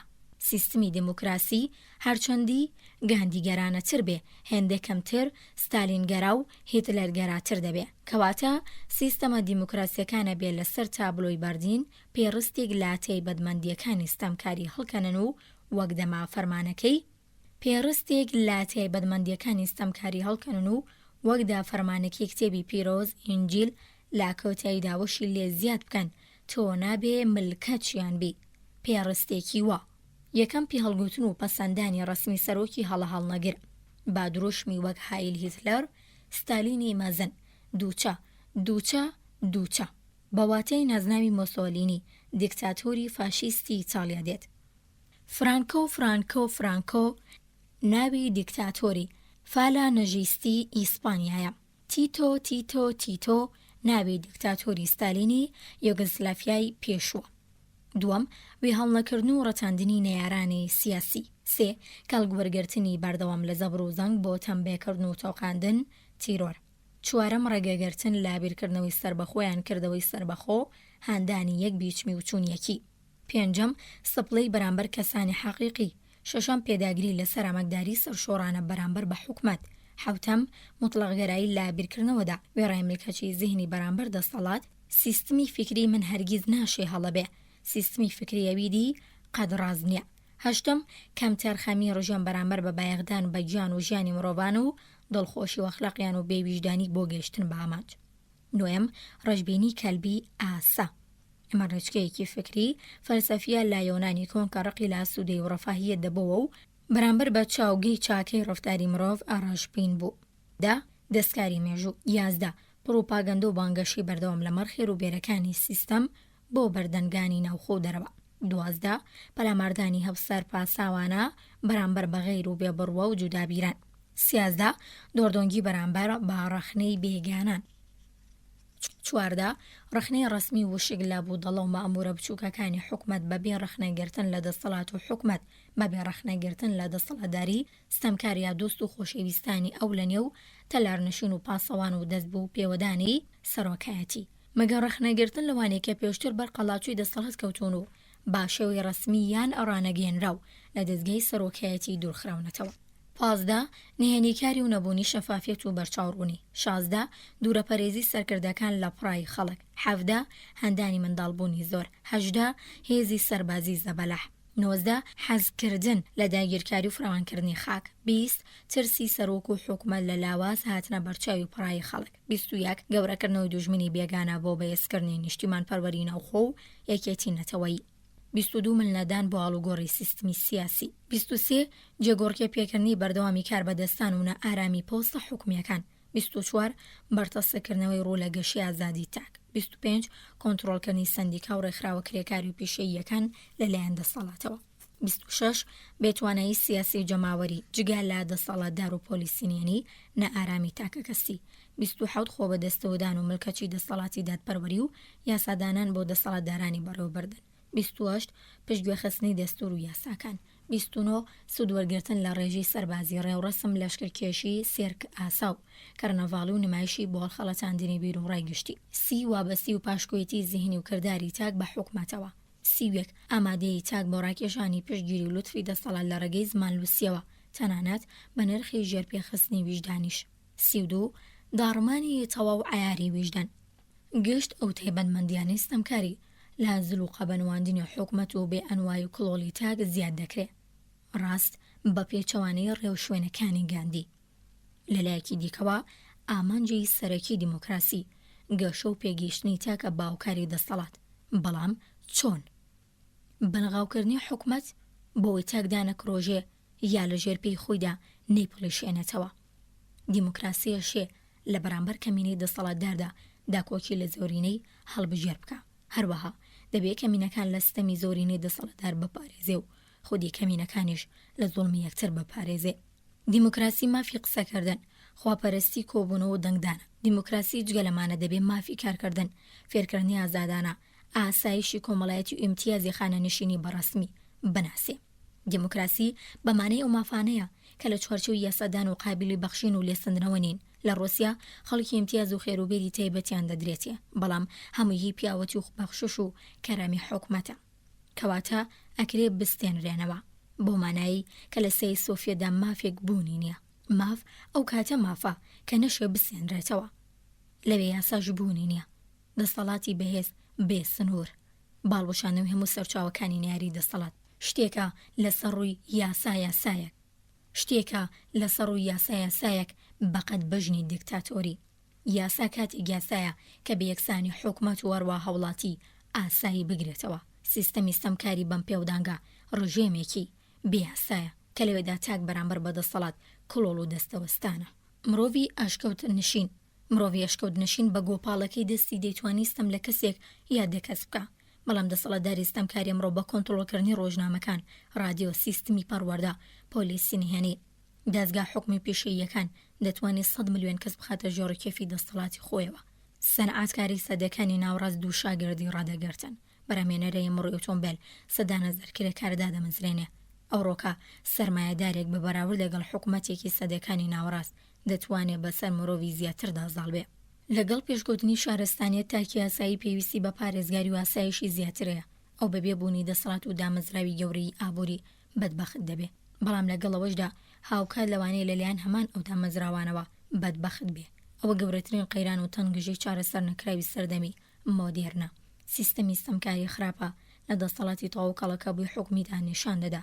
دیموکراسی واتە مافی ڕەخنەگرتن و لادانی حکومەت یان هەرکام لە ئەندامانی هیچ ستەمکارێکی ئەوروپیان ئاسیایی تا ئێستا بەدەنگی خەڵک لە کار لا نەدراوە. لە سیستەمی یەکحیزبیان پاوانخوازدا ئەو خۆی هەر لە خۆ ناتوانێت لە حکم لا بکەوێ لە حکوومەتی دیموکراسیدا خولی بەنوەڕی نوغبەکان و هاتنە سەرکاری حیزبێک لە جیاتی حیزبێکی تر تەنانەت دەگەر حیزبەکان لە بەرنامە و بنەماکانیاندا زۆرش لێکدی جیاواز نەبن. دیسانیش کردارێکی تەندروستە چونکە دەست بە سەرداگرتنی دەسەڵات بۆ ماوەیەکی زۆر بەکارهێنەرانی دەسەڵاتەکە گەندڵ دەکات. کەچی ستەمکار کە دەسەڵاتێکی تەواو سەرۆکێکی تا هەتایە ئەو تەنیا توانێت گوێگرتن لە بەڵێ قوربانەکانی دەوروبەری هەیە لە هەکامدا دۆڕووی و ماسەوچێتی گەشە دەکا کە سایەتی سەربەخۆ لە کزی دەدا و ئازادی ئەمرێ. سیستەمی ستەمکاری بۆی بەڕەعیەتەکانی و بە دنیاش بسەلمێنێ جەماوەریە بەردەوام هەڵبژاردن و ڕێدەخا. بەڵامدا یابی زیانسی لە سەدی دەنگی دژی حکومەت لە هەڵبژاردندا بەمانەی بوونی هێزێکی دژبەر ئۆپۆزیسیۆن و نیشانی شکانەوەیە بەلای حیزبێکی نێردا. بۆیە هەڵبژاردن دەبێت لە سەدی خۆی بێ. بۆیە لە ئەڵمانی هیتلەریدا هەموو دەنگەکان لە 100% بەڵێ بوون. لە یەکێتی سۆڤیەت بە پێی راپۆرتەکان زیاتر لە 99% بە قازانجی حکومەت بووە. 100 ملیۆن کەس لەسەر هیچ شتێک هاوڕانی جگە لەسەر ستالین. ئەوان ناڵێن تەلەفۆن شتێکی پێویستە، حمامکردن کارێکی تەندروستیە، نانشتی چاکە. آخر هەمویان لە وەزعەکە رازین و خۆبڕیار نییە. ئۆپۆزیسیۆنێک هەبێ ئەگەر لە دەنگ نەدان بە ستالین نەتەرسابان بە دڵنیایی و هیچ کەس دەنگی نەدەدایە. ترس ڕاستێکی بێ ئەملا و لای سیستەمی ستەمکاریە. لەو ناوەدا ترس و تۆقاندن تیرۆری سۆڤیەت ساڵ بە ساڵ تونتر بووە. دەستوری پاوانخوازیەمەیە، سیستەم پاوانخوازتر دەبێ. وەزیری ناوخۆی بەریتانیا جیمسی ئادێگوت ئێمە دیموکراسیکی زۆر کۆنین و زۆر شۆخی بازین، بەڵام حکومەتی ستەمکار قەت خۆی نەخاتە دەست شۆخی و پێکەنینەوە. هەمیشە مڕومۆچە. ئەم حکومەتە پێویستی بە دوژمنە چونکە دوژمن بیانوویەکە بۆ ئاژۆ و ترس و تۆقاندن. ئەگەر دوژمنێکیش لە ئارادانە بێ حکومەت دروستی دەکا و شاخۆباڵی لێدەنێ. خانمی فرانکلین دی ڕۆزڤێلت کە لە ناو سەرکردە سیاسیەکانی ئەمریکادا گاندیگەراترین کەسێتیە لەگەڵ وەزیری دەرەوەی سۆڤیەت ئاندرێ ویشنیسکی لا دانیشتنی ڕێکخراوی لە ساڵی 1946 لەبارەی مافی مرۆڤە و دەدووە. پرسی ئایا ئێمە وەک نەتەوە تاقکەوتووەکانەوە دەڵاوازین کە دەمانەوەی ڕێگە لە مرۆڤەکان بگرین ئەوەی بیری لێ دەکەنەوە دەری بۆڕن؟ من لە هەموو بارەکاندا دڵنیا نیم حکومەت یان نەتەوە کەم کارەکەیان دەڕۆز بێ. هیوادارم وابێ ئەو پەڕی هەوڵی خۆشم دەخەمەگەر حکومەت لەسەر کاری ڕاست بڕوات. ڕۆزڤێلت داوای لە ڕێکخراوی نەتەوەی گرتووەکان کرد چاوەی دەبێتەوە ئازادی مرۆڤە ناک حکومەت لە بەرچاوی بگرێ. ویشنسکی لا وەڵامی خات و ڕۆزڤێلت داگوتی ئێمە نامانەوێت تەحامل و لێبوردەیە قابڵ بکەین. ئەمە حاڵی جەوهەری لۆژیکی پاوانخوازیە. ستەمکار هەمیشە دەتوانێت پاسەو بۆ تەحمل نەکردنی بەرامبەرەکەی بهێنێتەوە. خەبات و لە خۆبردووی خەڵک کە بەوتەوەی بەدەزێنانی دەستکەوتەکانی ئێستەیان بیر دەخاتەوە و داوایان لێکە جودابیران تەحمل نەکەن. آخر ئەمانە دەستکەوتەکانی ئێستا خەنە مەترسیەوە، بەڵام ڕاستیەکەی وەیە کە ستەمکار نایەوێت لێبوردە بێ، هەر لە جێدا ناتوانێت ئەهلی لێبوردەی بێ ئەویدی هەمووی بڕووبیانوە. ئاخۆ هیچ نیشانێک لە هەڵاتنی خۆری دیموکراسی لە ئاسووی ڕووسیای سۆڤیەتدا دەبینرێ؟ ئایا هیچ گفتوگۆیەک ئازاد لە نێوخۆی حیزبی کۆمۆنیستدا لارادایە؟ تا دەوری ساڵی 1920 هێشتا هەندێک باس و خۆز لە ڕۆژنامەکانی سۆڤیەتدا بڵاو بوونەوە، بەڵام ئەمڕۆ بەجارێ ویشکاویان هاتووە. هیچ ئازادی ڕادەربڕین ڕەخنەگرتنیان لە حکوومەتی سۆڤیەت لە ستالینیا سیاسەتی دەرەوەی سۆڤیەت بوونی هەیە بۆ بڕای بب. جاکێ ناڵێ ستالین مرۆڤێکی کامڵ و یەتۆپیەکە هیچ هەڵ ناگرێ؟ کێ ناڵێ حکوومەتی سۆڤیەت هەمیشە لە کردەوەکانی دەست سەرکەوتووە بۆی هیچ گازەندەیەک ڕوونادات؟ نەخێر. ستالین و تاقمێکی کەم لە کار بەدەستانی سەر و چەندین جار سیاسەتەکانیان ئاوژوو کردوێتەوە و دانیان پێدانەوە کە کاروبارەکان بە خراپی چوونەتە پێش.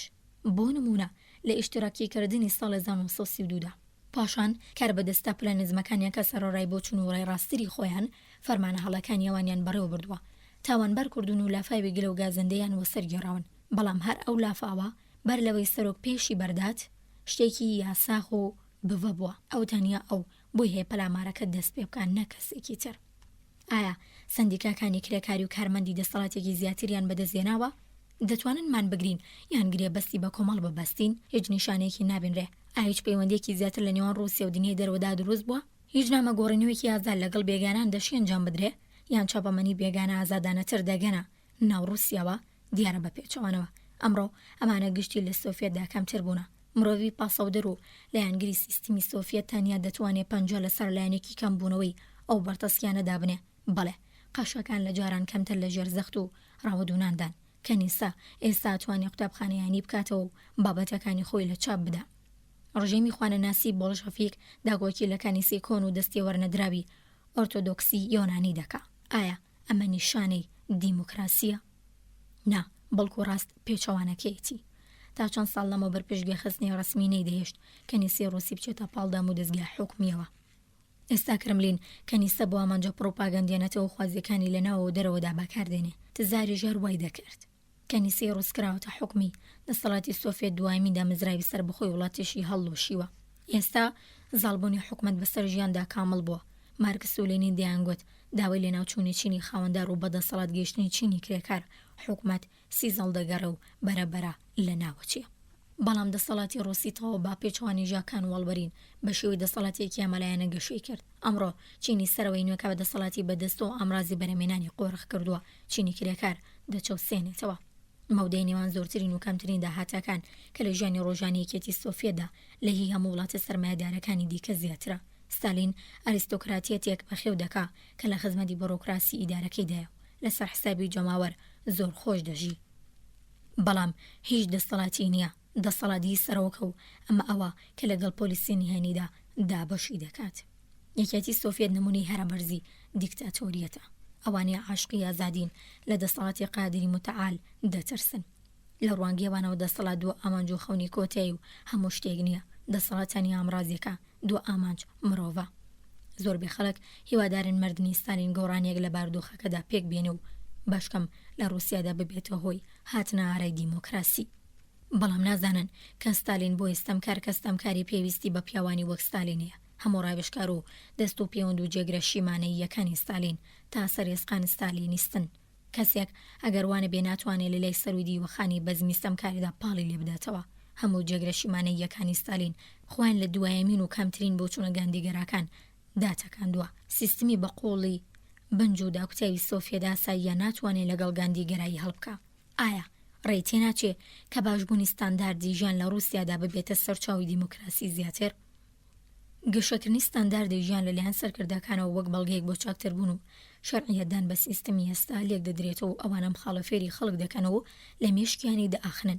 گەلێجار هەندێک لەکچوون لە نێوان شۆڕشی سۆڤێت و شۆڕشی فەڕەنسا هێنراوەتە بەرباس. شۆڕشی فەڕەنساش ترس و تۆقاندن و تیرۆریزمی لە سەردەمی خۆیدا بەدووەوە بوو و دوای ئەوە بوو کە دەستپێکی سەردەمی دوور و درێژی ئازادی ڕاگەیان. بەم پێودانگا ڕووسیا ژەروابێ. بەڵام ئەم بەراوردە دەشێ بە هەڵەماندا ببات. بەراوردە مێژوویەکان زۆر جارخۆ لە سەرنجدان باڵوگۆڕی پێگات و بەپێی ڕابردنی زمان دەبوێرن. بەڵام هەزری دیالێکتێکی و جەدەلی لەمەڕ گۆڕانی بە شوێنەی لەبیری بەراوردکردن ئەمەلیترە. شۆڕشەکانی فەڕەنسا و ئەمریکا سەرهەڵدانی بۆرژوازی و چینی تازەی پیشەسازی و بازرگانیان کە خوازیاری ڕزگاری لە دەستکەوت و بەندی ئاخا فیۆداڵیەکانیان بوون ڕاگەیان. ئەمان دەرەبەگەکان چینی خاوەنزەوی بوون و دەسەڵاتیان بەسەر خەڵک و حکومەتدا دەشکا. ئەمانە بۆرژوەکان خۆیان حکومەت بوون.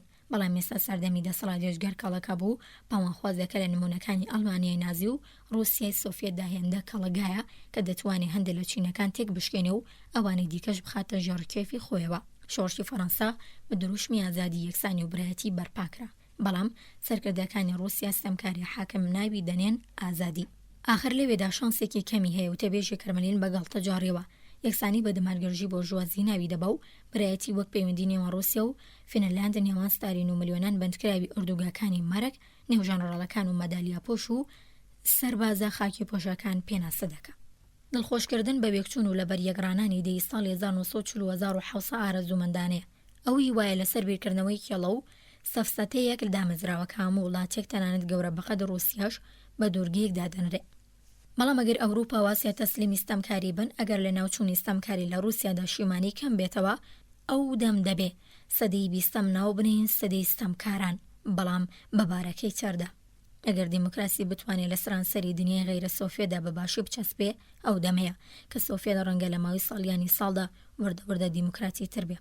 ئەم چاوەڕوانی واواتە کە مەرگی کەسێک یان ڕاپەڕینی حکوومەتی سۆڤێت هەڵدەگێڕێتەوە ڕنگدانی و بڕوایەکە کە دەڵێ ئەوانەی تر لێرەدا سۆڤێت دەبێ دوجار سیستمی دیموکراسی خودی ئەمە قبول بکەن. تەنیا پێویستە دانیشیندان بە خۆدا بگرین و دوعا بکەین. بەڵام دەبێ قبول بکەین کە سیستمی دیموکراسی ئەمە ڕۆژاواییەکان شتێکی تەواو نییە. ئەگەر ناوەڕۆگەکەی دەوڵەمەند کرابووایە دەکرا زەمانەتی مانەوەی بکرێ.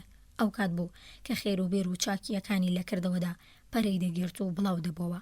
لە ڕاستیدا داهاتوو دیموکراسی لە ڕووسیادا بەسراوەتەوە بە داهاتووی دیموکراسی لە دەروی ڕووسیادا. لە ڕاستیدا داهاتووی دیموکراسی لە ڕووسیادا بەسراوەتەوە بە داهاتووی دیموکراسی لە دەرەوەی ڕووسیادا. گوێگرانی خۆشەویست، لێرە داهاتینەوە کۆتایی بەشی چوارەم لە کتێبی گاندی و ستالین دووڕیانێک لە بەردەم مرۆڤایەتی. بەشی پێنجەم لە کتێبی گاندی و ستالین لاپەڕە 73. ئێمە هەمومان قوربانین. هەرچەندە ئیمپریالیزم جۆرێکە لاستامکاری کە لەودا حاکمی بێگانە کۆڵۆنیەکی ناڕازی لە کووت و زنجیردا ڕاگرێ. لەگەڵەوەشدا ڕژێمی دیموکراسی دەتوانێت لە کۆڵۆنیەکانی خۆیدا حکوومەتێکی دیموکراسی هەبێ. ئەم دیموکراسیەتە سنووردارە، بەڵام تەنیا کەسێک کە قەت تامی پاوانخوازی نەچێشت بێ لەوانەیە ئیدعا بکا کە ئینگلیزەکان ئازادی بێ ئەژماریان بە هیندستان نەبەخشیوە. نەتەوەیی، حیزبی، سەرکردە و ڕۆژنامەکانی هیند تەنانەت لە کاتی جەنگدا بەردەوام ڕخنەیان لە حکوومەتی ئینگلیزی گرتووە. هێرشیان کردووەتە سەر و ئەو دەسەڵاتیان بە توندی تووشی کێشە کردووە. هەرێندە بەس بوو بەشێکی کەم لەو چالاکیانە لە ڕژێمێکی پاوانخوازدا ئەنجام درابن تا سەریان تێدا چووبایە. حکوومەتی بەریتانیا هەزاران هیندی زیندانی کردوون کە هیچ کردەوەیەکی توند و تیژی و هیچ تاوانێکیان ئەنجام نەداوە. جگە لە هاوارکردن بە دژی سیاسەتەکانی بەریتانیا، بەندکردن بەهۆی دەربڕینی بیرروباوەڕی سیاسی گوناهێکە بۆ لێخۆش بوون نابێ. سەرەڕایەوە جگە لە چەند نمونەی ڕیسپار، هەموو گیراوەکان ئیزندران لە بەندێنخانە بێنە دەرێ و گەمەکردن بە کەلکی شێر دەست پێ بکەنەوە. شەڕکردن لەگەڵ دەسەڵاتێکی دیموکراسی و نەکوژران دوای ئەوە شتێکە دەکرێ. بەڵام ئەم خاڵە لە حکوومەتی ستەمکاریدا وەڕاز ناگەڕێ و مەحاڵە. من ئەو ڕایە لابارەی لێدوانەکانی گاندی لەبارەی جوولەکەکانی ئەڵمانی هیتلەریەوە دەردەبڕم. کەمێک پێشەوەی لە ساڵی 1946دا لە نیویۆرکەوە بەرەو هیند هەڵفڕم، دکتۆر یەهودا ئێڵ مەگیانەس سەرۆکی زانکۆی بەیتولموقەدەس سەرنجیمنی بۆ لای نامەیەک ڕاکێشا کە لە ساڵی 1938 بۆ گاندی نووسی بوو. بەڵام هیچ وەڵامێکی بەدەست نەگەیشت بۆەوە. لەو نامەیەدا مەگیانەس کە خۆی بە ڕێبواری ڕێگەی گاندی ناساندەبوو، ئاماژی بە وتارێکی گۆڤاری هاریجان کردبوو کە تێیدا گاندی پێشنیاری بە جوولەکەکانی ئەڵمانیا کرد بەرامبەر بە تووڕەیی لامەزەبانی ستەمکارانی دژامرۆیی هیتلەری ساتیاگراهای یان ناڕەزایەتی ناتوندوتێژی ئەنجام بدەن. گاندی لە وتارەکەیدا نووسی بووی من با پێداگریەوە داوام لە هیتلەر دەکرد بمکوژە یا لە کونجی بەندینخانم بکە، چاوەڕوانی هاودینە جوولەکەکانم نەدەبووم کە لە خەباتی مەدەنیدا بێنە پاڵمنەوە. بەڵام لەوە دڵنیا بووم کە لە ئاکامدا جوولەکەکانی دیکەش ناچارە بن شێوازەکەی من بگرنەبەر. خۆڕاگرتنی خۆبیستانە لەبەر ئازار توانە و شادیەکی دەرونیان پێدەبەخشێ. مەگیانەس لەگەڵ ڕایەکەی گاندیدا نەبوو. ئەو نووسی بچووکترین نیشانی بەرخودان واتە کوژران، ڕاپێچکران بۆ ئۆردوگاکانی مەرەک یان تیاچوون بە شێوازی تر. زۆربەی کات لە شێوە زەنگی بێدەنگ و کەبدایە کە جوولەکەکان دەتوانن لە چۆنگی نازیەکان قۆتار بن. مەگیانەس بەبیری دەخستەوەکە هیچ کەس لە بنەماڵی جوولەکە تۆقیوەکان ئاقڵتر نییە و ئەوان لە هەموو کەس زیاتر لە بیریاسایشی خۆیاندان. بەڵام ئازار و شکنجەیەمانە تەنانەت لەسەر ئاستی ژیانی خەڵکی ئەڵمانیادا بچووکترین شەپۆل وەڕێناخە. شەقامەکان هەمان شەقامی جارانن، کار و کاسبی وەکو جاران بەردەوامە. سەردانکەر یاسایش هیچ شتێک نابینە و ئاگاداری ئەو تاوانە نابێ. ئێستا ئەمانە لەگەڵ مانگرتنێکی سادە لە خواردن لە زیندانێکی ئەمریکا یان بەریتانیا بەراورد بکەن و هەروەها لەگەڵ ئەو بەزم و هەراگشتی ڕووداوی لەو جۆرە دەینێتەوە. مەگیانەس پەنجەی لەسەر جیاوازی سەرەکی نێوان دیموکراسی و ستەمکاری دانابوو. هیوادار بوو دەرفەتێک بڕەخسێ و بتوانم ئەم خاڵە بەگوێی گاندی بگەێنم.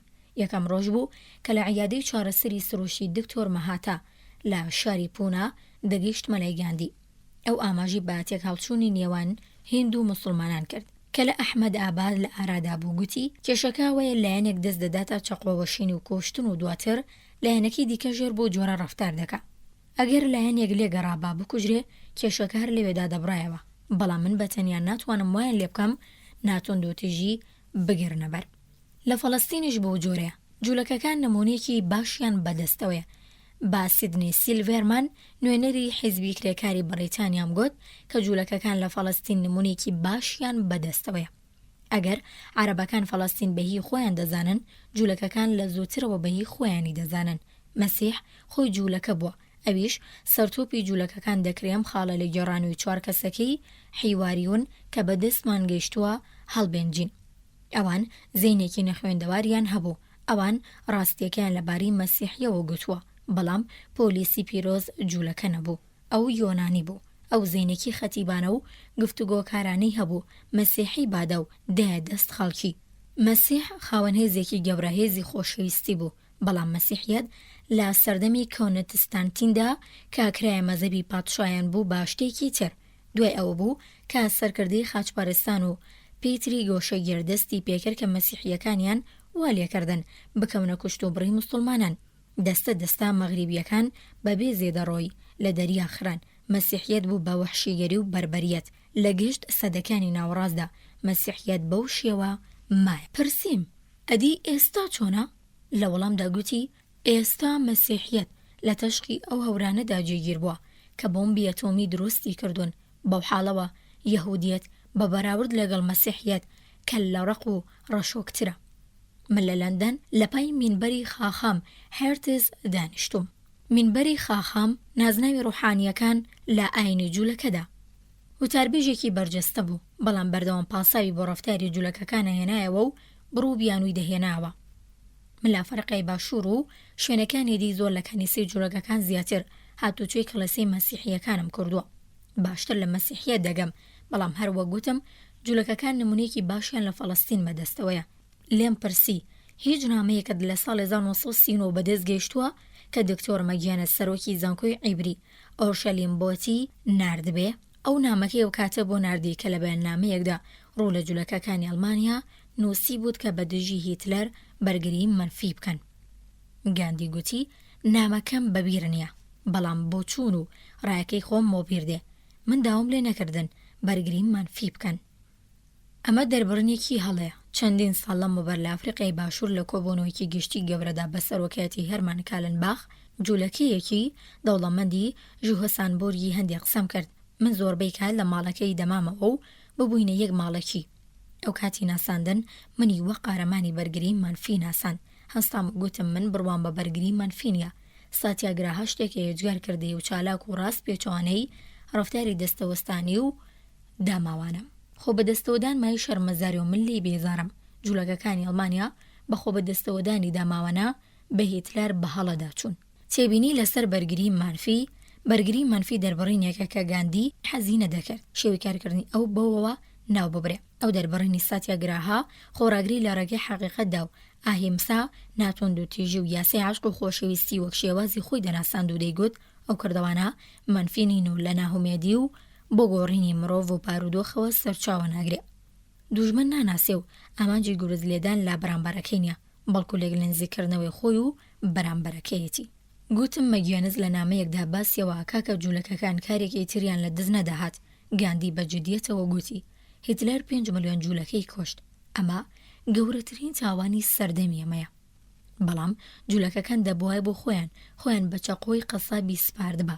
ئەوان دەبوایە لەسەر تاشەبەردەکان و خۆیان هەڵداشت بە دەریاوە. من بڕوان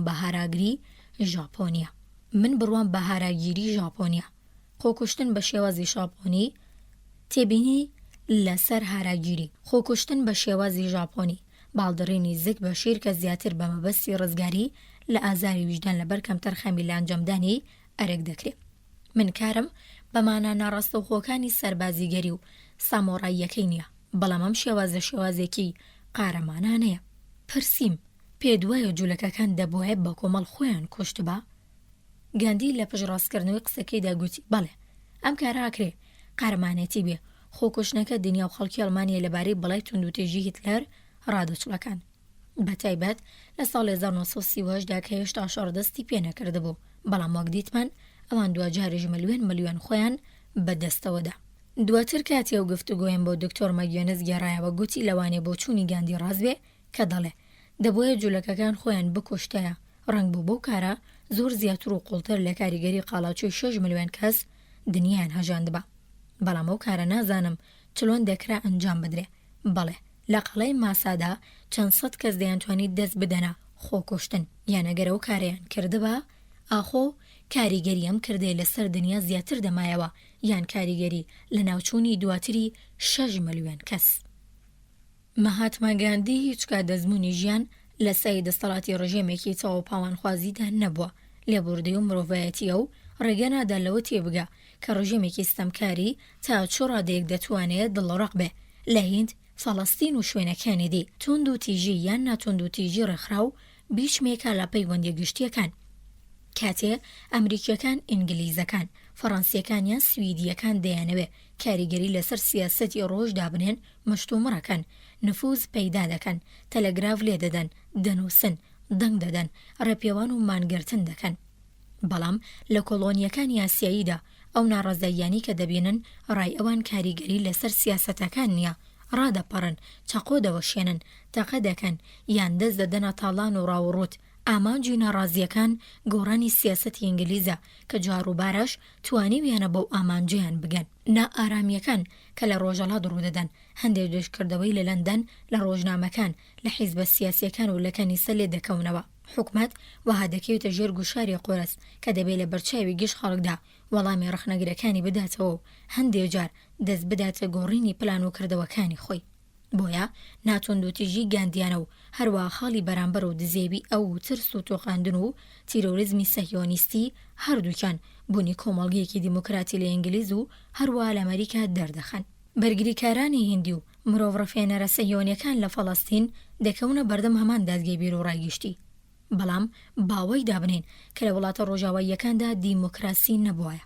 سەرۆروەزیرێکی بەریتانی نەیدەتوانی بڕیار بدا 1 ملیۆن کەس لە ماڵ و بازار کۆبکرێنەوە و لە کۆریاگردا قاڵب بکرێنەوە و بکرێنە سابون. هیتلەر دەیتوانی و کردیشی. ژێنەیە پەیامنێری ناوداری دەرەوە لا بڵاوکراوەیەکدا دەنووسێ. بەر لە جەنگی نازی 100,000 جوولەکە لە ئەمستەردامی هۆڵەندا دەژیان. ئەمڕۆ تەنیا 5,000 کەسن. دەستگیرکردنی جوولەکەکان لەوێ زۆر ئاسان بوو. گەشتا پۆ تەنیا پردی سەرەگەڕێکی جوولەکەکانی دەگرتن. زیندانیەکانی لە خانووە بچووکە 118مەکانیان دێنایە دەرەوە. ئەوانەی دەیانویست لە گەڕەکەکە ڕابکەن کە بەجارێ ببووە دوورگەی نیژادێکی ترسناک بەگول لە کوشتیانن. ئەوانی مانە و باستێری زەردی داوت نیشانەیان کردن و بە عەرەبانەکانیان بەرە ئوردوگاکانی مەرگ بەرە وڵاتی باب و باپیرانیان ناردن. لە 140,000 جوولەکەی هۆڵەندا 114,000 لە کاتی دەسەڵاتدارێتی ئەڵمانەکاندا قڕکران. قوربانیان ئەم جۆرە وەحشیگەریانە چۆن دەیانتوانی بە دژی ئەوە ڕابوەستن نەگەر قوربانی ڕاستەوخۆ و ئازاردراوەکان، بەڵکو هەموو مرۆڤایەتی دەبووایە بەرامبەر بە ستەمکاری دەستیان دابایە بەرگری چالاکانە.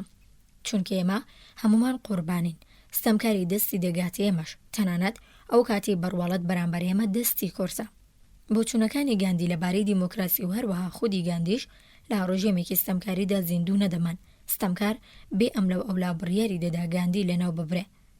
هیچ کەس ئیدی بە سۆراخی نەدەزانی. وای دابنین 9 ملیۆن کەس بۆ پشتگیری لە گاندی بەرامبەر بە ستەمکاری سەرپێچیان کردبایە. هەمویان سەریان تێدا دەچوو. وای دابنێن 3 ملیۆن کەس لە ستەمکاری هەڵدەگەڕانەوە، ئەوانیش لەناو دەبران. ئێستا وای دابنێن 20 ملیۆن هندی لە قابوڵکردنی دیکتاتۆری هەڵگەڕێنەوە بەبوونی 20 ملیۆن تێکۆشەری گاندیگەرە لە هەر وڵاتێک بێ. ستەمکاری قەت ناتوانێ گوڵمیخی خۆی لە بەرزترین شوێن داکوتێ. ئەو نەتەوانەی کە بە پێی بچوونەکانی گاندی ڕەفتار دەکەن و پێی وەفادار دەبن لە ئاشکەنجەی ستەمکاریان ڕزگار دەبن. گاندیگەرایی لەگەڵ هیتلەریزم یان ستالینیزم ئاوێتە نابێ. گوێگرانی خۆشەویست، لێرە داهاتینە کۆتایی بەشی 5 لە کتێبی گاندی و ستالین دۆڕیانێک لە بەردەم مرۆڤایەتی. بەشی 6 لە کتێبی گاندی و ستالین دۆڕیانێک لە بەردەم مرۆڤایەتی لاپەڕا 81. بەیانی یەکشەمە لە دووسلدۆرف. پرسیاری جدی ڕۆژگاری ئێمە ئەوەیە: خەڵکێک کە بە جارێک کەوتوونەتە ژێرکاریگەری جادوگوشاری پۆستاڵەکانی ڕژێمێکی ستەمکار، ئاخۆ کاتێک کە ڕزگارە بن بەرامبەر بە گەڕانەوەی ڕژێمێکی لەو بابەتە دەوەستنەوە یا دووبارە بەرامبەر جۆرێکی نوێی ملکەج دەکەن. ئایا ئەڵمانەکان، ئیتاڵیەکان و ژاپۆنیەکان بە یەکجاری لە نەخۆشی ستەمکار پەرستی چاکبوونەتەوە؟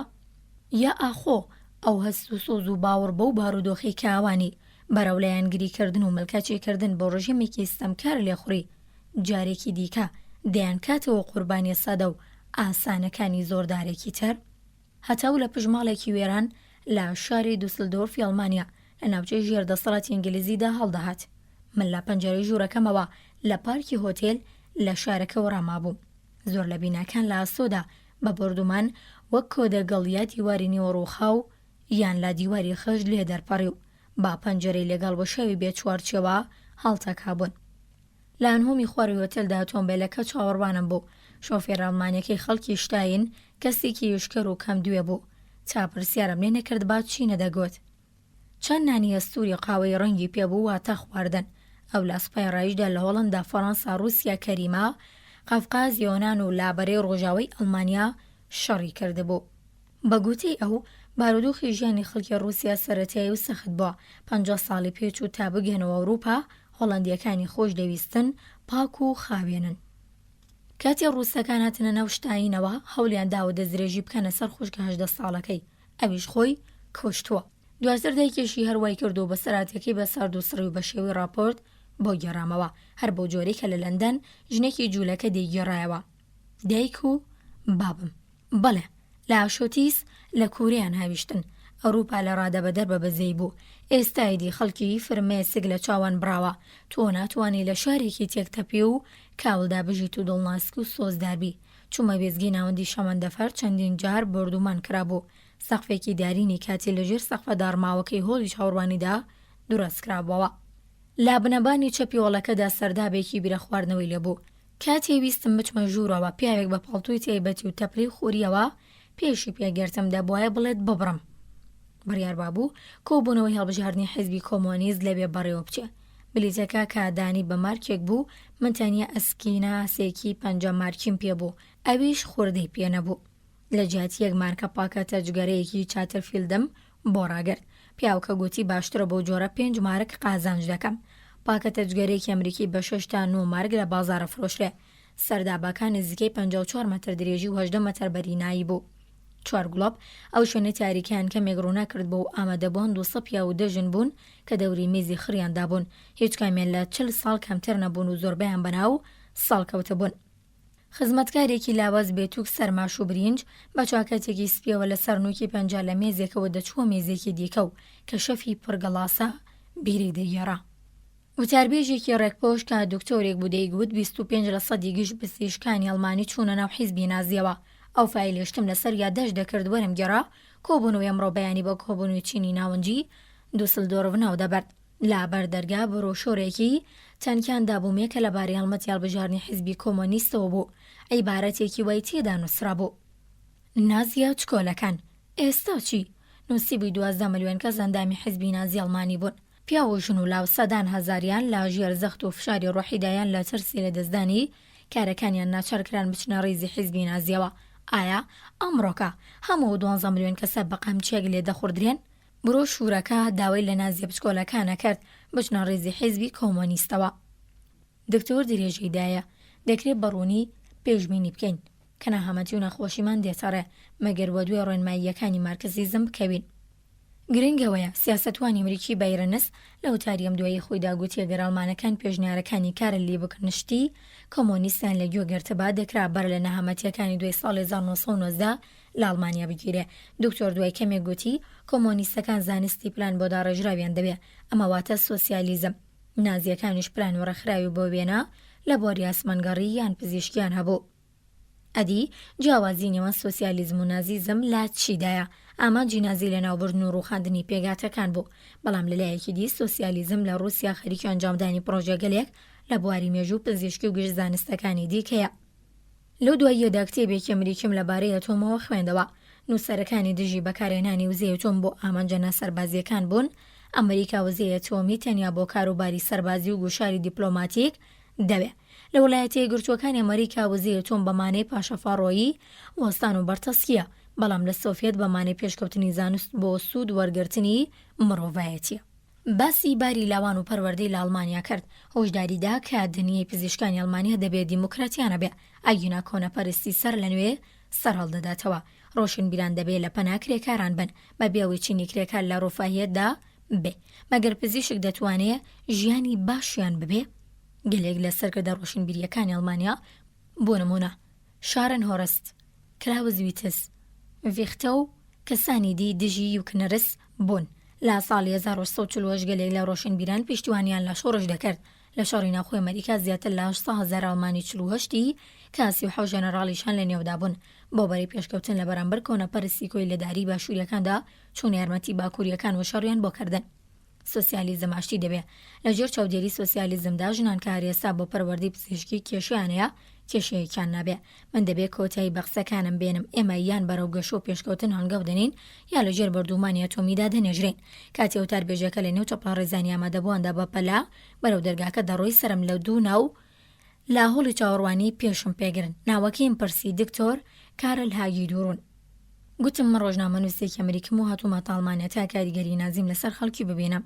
ئەنجا لێم زیاد کرد تۆ قسەی بایرەنز وەزیری دەرەوە ئەمریکات گێڕایەوە کە گوتوێتی ئەڵمانیا دەیتوانین بە پەیڕەوکردن لالی بکنشت ڕێگە لە ڕوخانی خۆی بگرێ. لە کاتێکدا گەر ببیستم کە بایرەنز تەنانەت ناوی کارلی بگەنشتی بەریۆکەوت بێ واقم وردەمێنێ. بەڵام ئەگەر بەڕاستی و قسەی کرد بێ بۆ دڵنیاییەوە بڕوای وانە بووە کە ئەڵمانیا بێ قسەی سەرکردەیەکی کۆمۆنیست لەگوێ بگرێ. باشتر وایە بزانین بایرەنز کۆنە پارێزە. دکتۆر باغەڵ کێشانە و گوتی ئەدی کێ دەشێ گوتبێتی. منۆ بابەتم لە ڕۆژنامەکاندا خوێندەوە بۆ بیرم خستەوە کە بایرەنز لەم دواییەدا لە ئەڵمانیا وتاری پێشکەش کردووە ئەویش لە شاری شتوتگارت. بەڵام لە تۆ بابەتەکە لە قسەکانیدا نادۆزیەوە. من پێم شک نایە لە وتەکانی داشتی وای گوتبێ لە جێگایەکی دیکەدا گوتێت ئەمریکا وەزەیە چۆن بۆ ئامانجی پیشەسازی بەکار نایەنێ. لە حاڵێکدا رووسیام کارە دەکا ئەم ئیدیعاە ڕاست پێچوانی کردەوە ئەمریکیەکانێک کە وزەیە تۆم لە پیشەسازیدا بەکار نهێنن. بەڵام لەبارەی رووسیا و تۆ چوزانی ئەم شتە وایە. ئەم بابەتە نیەنێک هێزگار شارەوەی سۆڤیەت و ئێوە بە هیچ شێوەیەک ئاگاداری چالێکی ئەتۆمیەکانی ڕووسیانی هیچ بێگانێکی دیکەش ئاگاداریە و بابەتە نیە. دکتۆر بێدەنگ بەرامبەرم ڕاوەستا گوتم ئەڵمانیا 12 ساڵی گوێ پڕ بۆ لە پرۆپاگەندە درۆینەکانی گۆبڵتەس پێم وای ئەڵمانیەکانە و حەکمە درۆیان لە عومر و ماڵی زیاد کردبێ. کەچی ئەمڕۆ ئێوەش هەر ئەو کاراکەن کە گۆبڵتس کردیگەی چی نەگوت بەڵام سەخڵەت بوو. گەڕامەوە و چوومە شوێنی کۆبوونەوەکە پاشان کەمێک بە شەقامەکاندا پیاسەم کرد و دیوارە لە ڕووخاوەکان بە پۆستەری سیاسیدا پشڕابوون. چەندین حیزبی ئەڵمانی بیرۆڕای خۆیان دەربڕی بوو. پۆستەرێکەتی دیموکرات مەسیحی CDU لیان نووسرا بۆ مەسیحەکان دەنگ بە CDU دەدەن. ڕاز لە پانە هەر پۆستەرێکی CDU حیزبی سۆسیال دیموکرات پۆستەرێکی نێرانی پێ نووساند بوو مەسیحیەتی ڕاستەقینە سۆسیالیستە دەنگ بدەنە SPD. سۆسیالیستەکان داوا لە ژنانی ئەڵمانیا دەکەن وەری لاوان بەرز بکەنەوە CDU هاوار دەکا شەڕ بە سێیتر. بەڵام لەو ناوەدا تەنیا کۆمۆنیستەکانن کە بەڵێنانیش دەدەن. زیاترتان خەڵوز دەبێ دەنگ بدەن بە کۆمۆنیستان. بەڵام ئەو دەزانی کە خەڵوز و دابەشکردنی بە تەواوی لە دەستی هێزە داگیرکەرەکانی ئەڵمانیایی پاش نازیدای و هیچ حیزبێکی ئەڵمانی چ سۆسیالیزیا کۆمۆنیست و شتی لەو بابەتە دەستەڵاتی ئەوەیان نییە خەڵوزی زیاتر بدەنە دەنگ دەرە ئەڵمانەکان. دەتانەوێ هەرزانی دابێ دەنگ بدەنە کۆمۆنیستان. بەڵام کە هێزە داگیرکەرەکان هاتن ئەڵمانیاوە حەقدەست و نرخی شتومەک لەلایەن ئەوانەوە لە ئاستی جێگیری سەردەمی شەڕدا دیاری و جێگیرکران. ئەڵمانەکان دەسەڵاتی ئەوەیان نەبوو نرخان خۆر و ژوور پێ بکەن. پزیشکە سەخت و سیازەت مەدارە ساختەکان نانی ساویلکەی خەڵک دەخۆن. خەڵکانی ساویلکە نەدەبینن و نەدەبیستن تەنیا دەتوانن بخۆن. فاڵگر و شێخ و فیرقی عرفانی و کەسانی سەختەچی گوێبڕ و هەروە کۆمۆنیست و فاشیستیش لە سەردەمی ئاژا و ئاڵۆزینە سەقامگیری و نامەتی و ڕۆژڕەشیدا وەک کوارگ لە زەوی هەڵدەتۆخن. کوشندەترین چەکی ستەمکار تۆقاندن و تیرۆرە. تۆقاندن ترس دروست دەکا و تەمەنای هەسایش زیاتر دەکا و تاک بۆ لە ژێر پێنانی ویژدان و کەرامەتی خۆی لە پێناویدا ئامادەتر دەکا. خودایانی ڕژێمی ستەمکاری دیانی و قوربانی لە مرۆڤان بستێن و گەورەترین قوربانی شووناس و کەسێتیانە. تۆقاندن مرۆڤ دەکاتە دووڕوو ماستەوچی کە درۆ دەکا دان پێدادەنی و خۆی زەلیل دەکا بۆەوەی بژی. تۆقاندن و تیرۆر چڵکە و خۆر و هەڵپەرست و زمان شەڕ و ماستەوچی و موریدان پەروەردە دەکات. ڕژیمی ستەمکاری خۆی وەک مێردمەزەیەکی پۆڵاین وەک پارچە و ترسناکی تەمەن 1000 ساڵ پیشان دەدا کە هیچکەس توانایەوەی نەدەستی تێ بەدایان لاوازی بکە باشادی مرۆڤ چی بکە. هەوڵدان بۆ لە ناوبردنی سەربازیە بوونی و هەموو چاوەسی خوڕە و هەروە ترس و لە زیاد بوو بەرچاو کارێکی گەمژانەی لێرەوەیە کە خۆخودە و گڵتوری بێدەماری دەستەوەستانی و دەست بە کڵاوی خۆتەوە بگرە. ڕەواج پەیدا دەکا هەر ئەو قارەمانی لە بەری شەڕدا لە پێناوی وڵاتەکەیدا سنگی بەگول لەوە دەنا. لەو شار دەبێت وڵاتێکی ترسنۆک ئەو کەسەی شتروسکێکی سەرکەوتن لاسۆ دابادی ناکە تەنیا لەوە دڵنیایەت کە بە گۆشتدا چوونی قەڵای پاوانخوازی.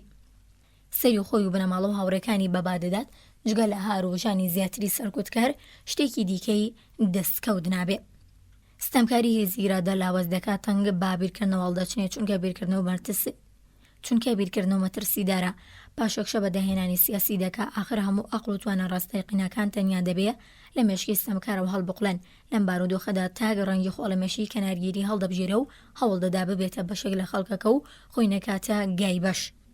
ئاوات و بەرزەفری بلیتی مەردەنە جەنەڕاڵێک گەر خۆشی ویست بێ مەترسی لەسرە بێ کەسێک کە جیاواز بێ بەرەو ڕووی مەترسیە بێتەوانێ. لە دەسەڵاتی ستەمکاریدا نرخی سەرەکی با و لا گۆڕایەڵی خۆ بەدەستەوەدانی بەنابەدڵی خۆ لە بیرکردن و ملکەچی پەتیدایە. ئەمانە باشترین زەمانەتی ئاسایشی تاکە کەسین گەنج زۆر زوو ئەو وانانە فێرە بێ پرۆپاگاندەی بەردەوام و پڕهات و هاوار و پەروەردەی قوتابخانە بەناوی پێشکەوتنی گەل و سەرکەوتنی شۆڕش و بەختەوەری نەسلەکانی داهاتوو هەموو تایبەتمەندیانە و خزمەتی پێویست و جێی شانازی بە سیستەم دەقەبڵێنرێن. پێداگری و خۆماندووکردنی خۆی دایکی نیشتیمان پەسەند دەدرێ و ئەم تایبەتمەندیە لەگەڵ سیستەمە دیموکراتیە لەرزە و هەردەم لە حاڵی ڕوخانەکاندا پێک دەگیرێ.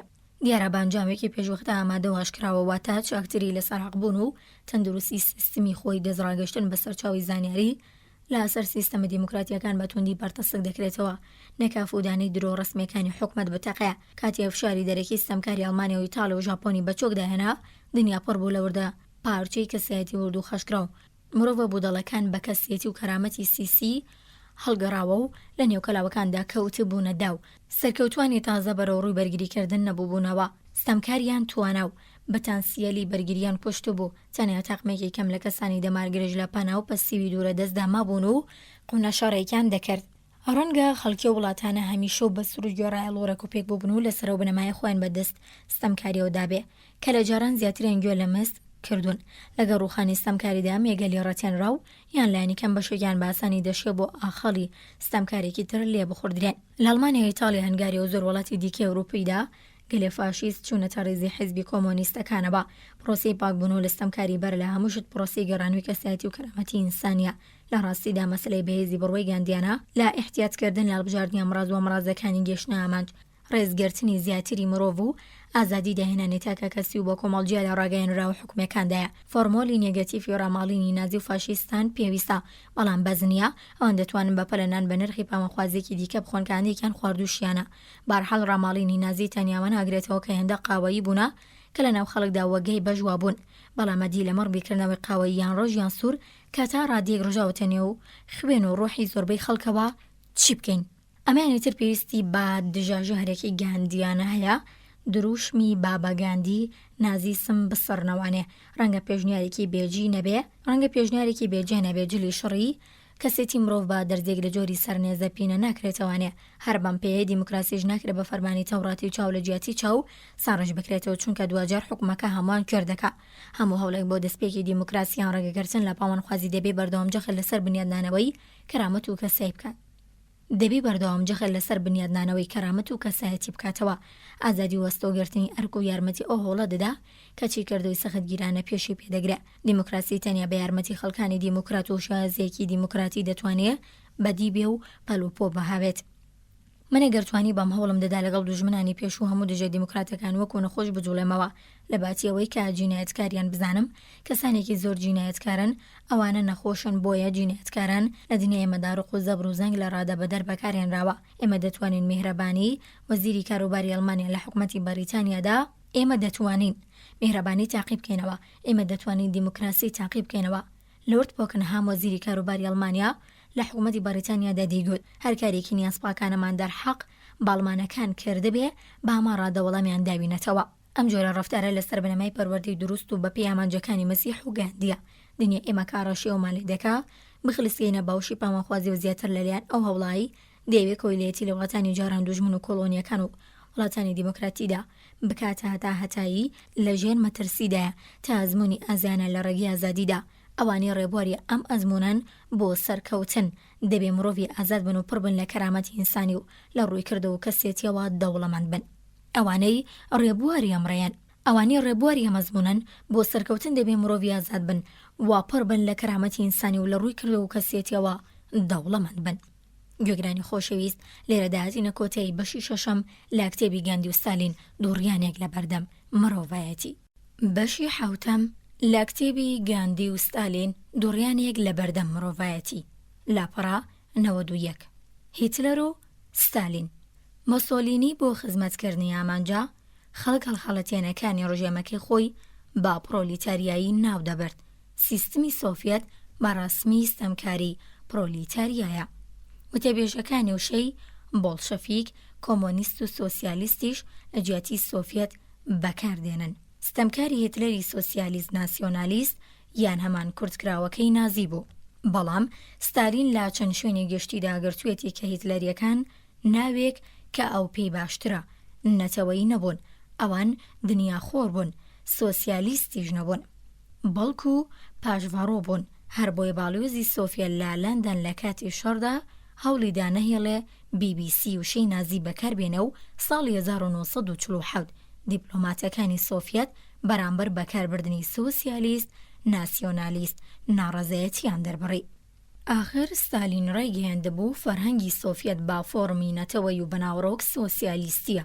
هەروەها ستالین ئیدعا دەکا خۆی ڕەنگدانەوەی سۆسیالیزم لە وڵاتێکدا یان سۆسیالیستی نەتەوەخوازی دامەزراندووە. لێکچوونەکە هەر بۆ ناو ناگەڕێتەوە. سیستەمە ستەمکاریەکان لە شێوازە تند و تیژ و بێبەزیەکانیاندا لێکترە چن لە دڵڕەقی بەرامبەر مرۆڤان و لاتەکردنی ژیاندا. هیتلەر بەر لەوەی بگاتە دەسەڵات بەڵێنیدا سەریان بپەڕێنێ و کاتێ دەسەڵاتی گرتە دەست زۆر سەری پەڕاندن. کرملین با درێژی و بەرینایی رووسیادا جۆگەلەی خوێنی هەڵبەستن. کۆمۆنیستانی بێگانە بە شەوق و حەماسەتێکی زۆر و با فسکە فسکێ لا کەسانێ دەدوێن کە کاتێک گەیشتنە دەسەڵات بیان کوژن با حکومەت بکەوێتە دەستمان. هەنگیانێ مشوریان دەخۆین. ئەم جۆراواتانە ئۆخژنێکیان بەدڵدا دێنێ کە سروشتی نیە. ترۆتسکی کاتێ بۆڵشەڤیکی ژمارە 2 بوو، کتێبێکی بۆ پاسەوهێنانەوەی تۆقاندن و تیرۆرنووسی. بەڵام ئەمە ستالین بوو کە پەڕ بەپەڕی ئەو کتێبەی بەکردەوە ئەنجامدا. توندوتیژی شێوەکاری کەمینەیەکە کە ناتوانێ قەناعەت بە زۆری نەبێنێ. تەوەر ڕەشەش و ڕۆنی گەرچەک دین و ئیمانێ و کەسانێکە بڕوایان بە ئایدیا و ئەخلاق و خۆشەویستی مرۆڤ نیە، بە هەر زۆرنای خۆشبژێوی مرۆڤایەتیش بژەنن. توندوتیژی سەرەتاوەگام ڕازی ئامانجێک کاری خۆی دەست پێ دەکا. لا قۆناغەکانی دواتردا ئامانج سەرەتایەکە لە ناو دەبا و پاشان دەبێتە شێوازێک کە بەهۆی ئەوەوە دەسەڵات بێبەزەیانە دەتوانێ خۆی بپارێزێ. لا ساڵانی سەرەتەی شۆڕشی بۆڵشەڤیکیدا پۆلیسی نهێنی چەکێک بوو لا دژی دوژمنانی ڕژێم. دوای ئەوەی سەرمایەدار و کولاک و دژە شۆڕشەکان لەناوبران، پۆلیسی نهێنی کەوتە وێزەی ئەو کەسانی کە شۆڕشیان کردبوو هێشتا پێی وەفادار بوون. تاوان ئەمانە ئەمەکداری بە بنامەکانی شۆڕش بوو کە حکومەت وەردەوەردە خەریک بوو ژێرپێی دەخستن. بۆڵشەفیزم لا سەرەتادا زۆر لە فاشیزم جیاواز بوو. بۆڵشەفیکە کۆن و بەراییەکان ڕۆشنبیران، کرێکاران یان شۆڕشگەڕانی کارامەی وەک لێنین، ترۆتسکی و ستالین بوون کە لە هەمووشە زیاتر هۆگری لەیانگری لە چینی کرێکار بوون. بەڵام زۆربەی نازیەکان کەسانی سەر بە گێچەڵی چینی ناوەندی و خەڵکانی سەنگەرگۆڕی و لاڕوانگەی سیاسیەوە بوون کە بە دژی چینی کرێکار پاڵیان بە پیشەساز و سەرمایەدارانەوەدا بوو. بۆڵشەڤیکەکان لە کانیاوی شۆڕشی فەڕەنسا و فەلسەفە لیبرالیەکانی ئەوروپای ڕۆژاوا بە باشی پاراو ببوون. دەسەڵاتخوازی تزار لێیان دەپرینگایەوە کە نیسا ژەڕوەتر ئاخر لا خزمەتی پادشایەتی مطلقدا بوون، کەواتە دیموکراسی و ئازادی بەلای لێنین و ترۆتسکیەوە ئایدیایی نامۆنە بوون. ئەوان بەڵێنی ئەوەیان دەدا کە حکومەت بەرەبەرە لە ناو دەچێ و اینجا خەڵک بۆ خۆیان ڕزگارە بن. هیچ فاشیستێک قەت خەونێکی واجوانی لە سەریدا نەبووە. بەپێی پێشبینی هیتلەر ستەمکاری فاشیستی دەبووە 1000 ساڵ تەمەنی بێ. جگە لەمە بۆڵشەڤیکەکان جیهانوەتەن بوون. جیهانوەتەنی و دوژمنایەتیکردنی نەتەوەخوازی و ئیمپرەیالیزم و ڕەگەزپەرستی. تانۆپەی کۆمۆنیزمی لێنینیان پێکدەهێنا. لەبێوە کە کۆمۆنیزم دەیویست کرێکارانی دنیای یەکگرن، چلۆن دەکرا باپێی خوێن و شوێنی لەدایک بوون و ڕەنگیان ڕەفتاری لەدایک و باوکی کەسەکان لایەنگری و لا کەسێک و دوژمنایەتی ئەوی تر بکرێ.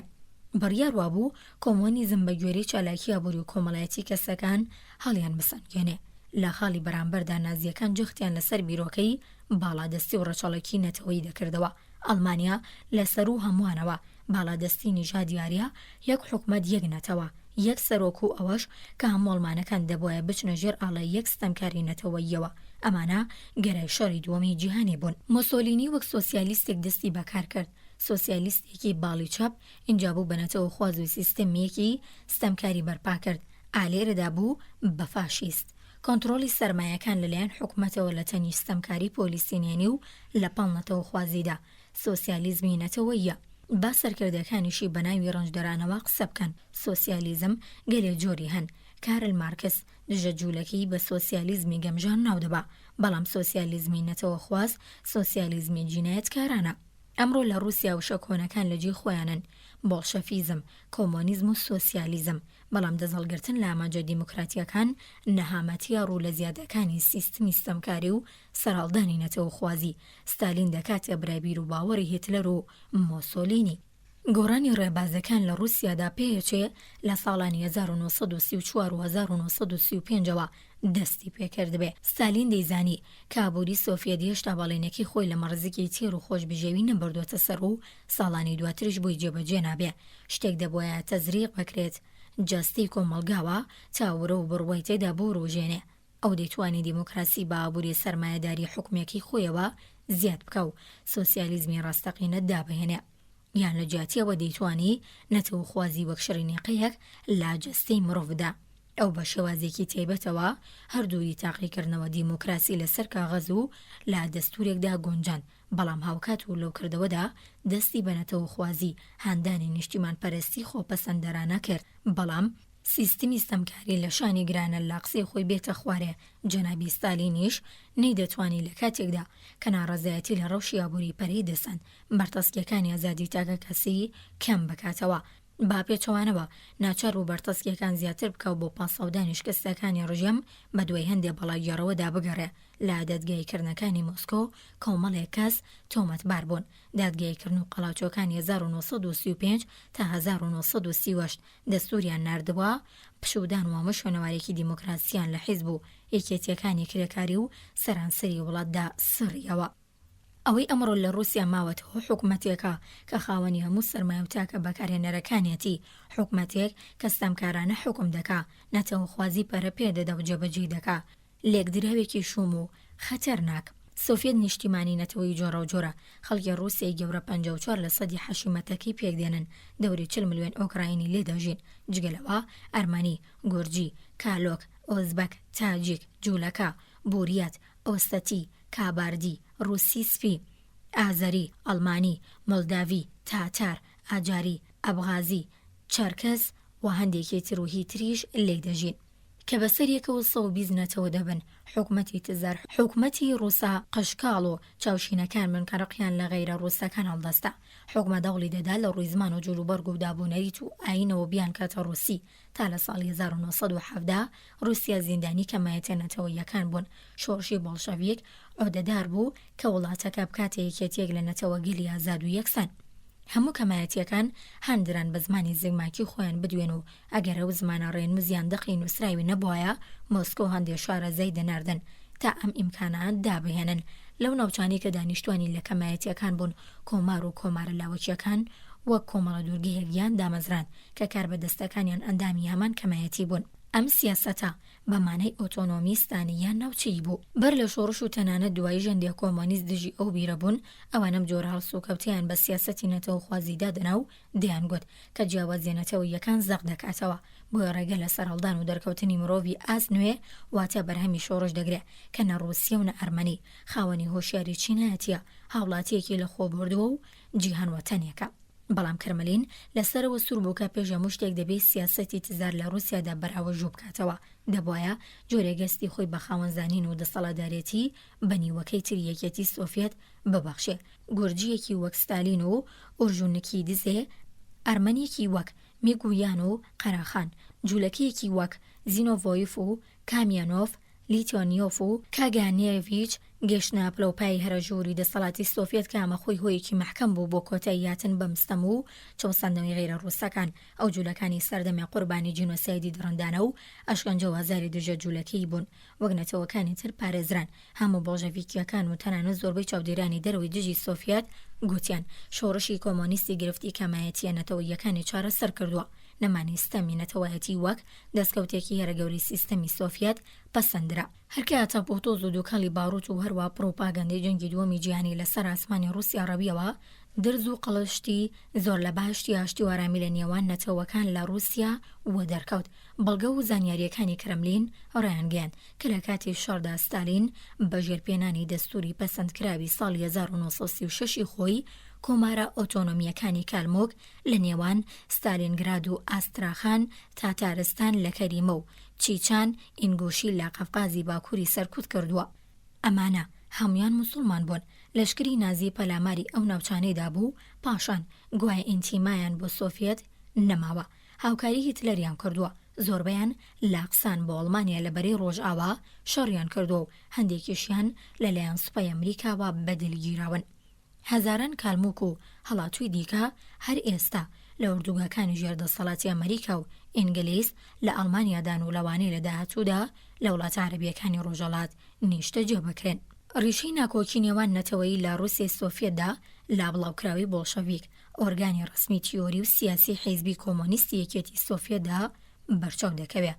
ژمارەی جوڵاوی ساڵی 1945 وتارێکی جێی ئەلیکساندرۆڤ سەرۆکی یەکێتی فێرکاری سیاسی حیزبی تێدایە کە مێژوونووسەکانمان وەک پێویست مێژووی ناوخۆی نەتەوە جۆرەجۆرەکانی یەکێتی سۆڤێت شیناکەنەوە.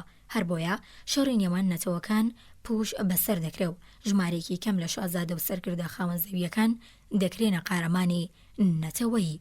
بۆ نمونە دەکرێت چاو لە کتێبێک بکەین کە لە قازان لەبارەی داستانی پاڵەوانێتی ئیدگای بڵاو کراوەتەوە.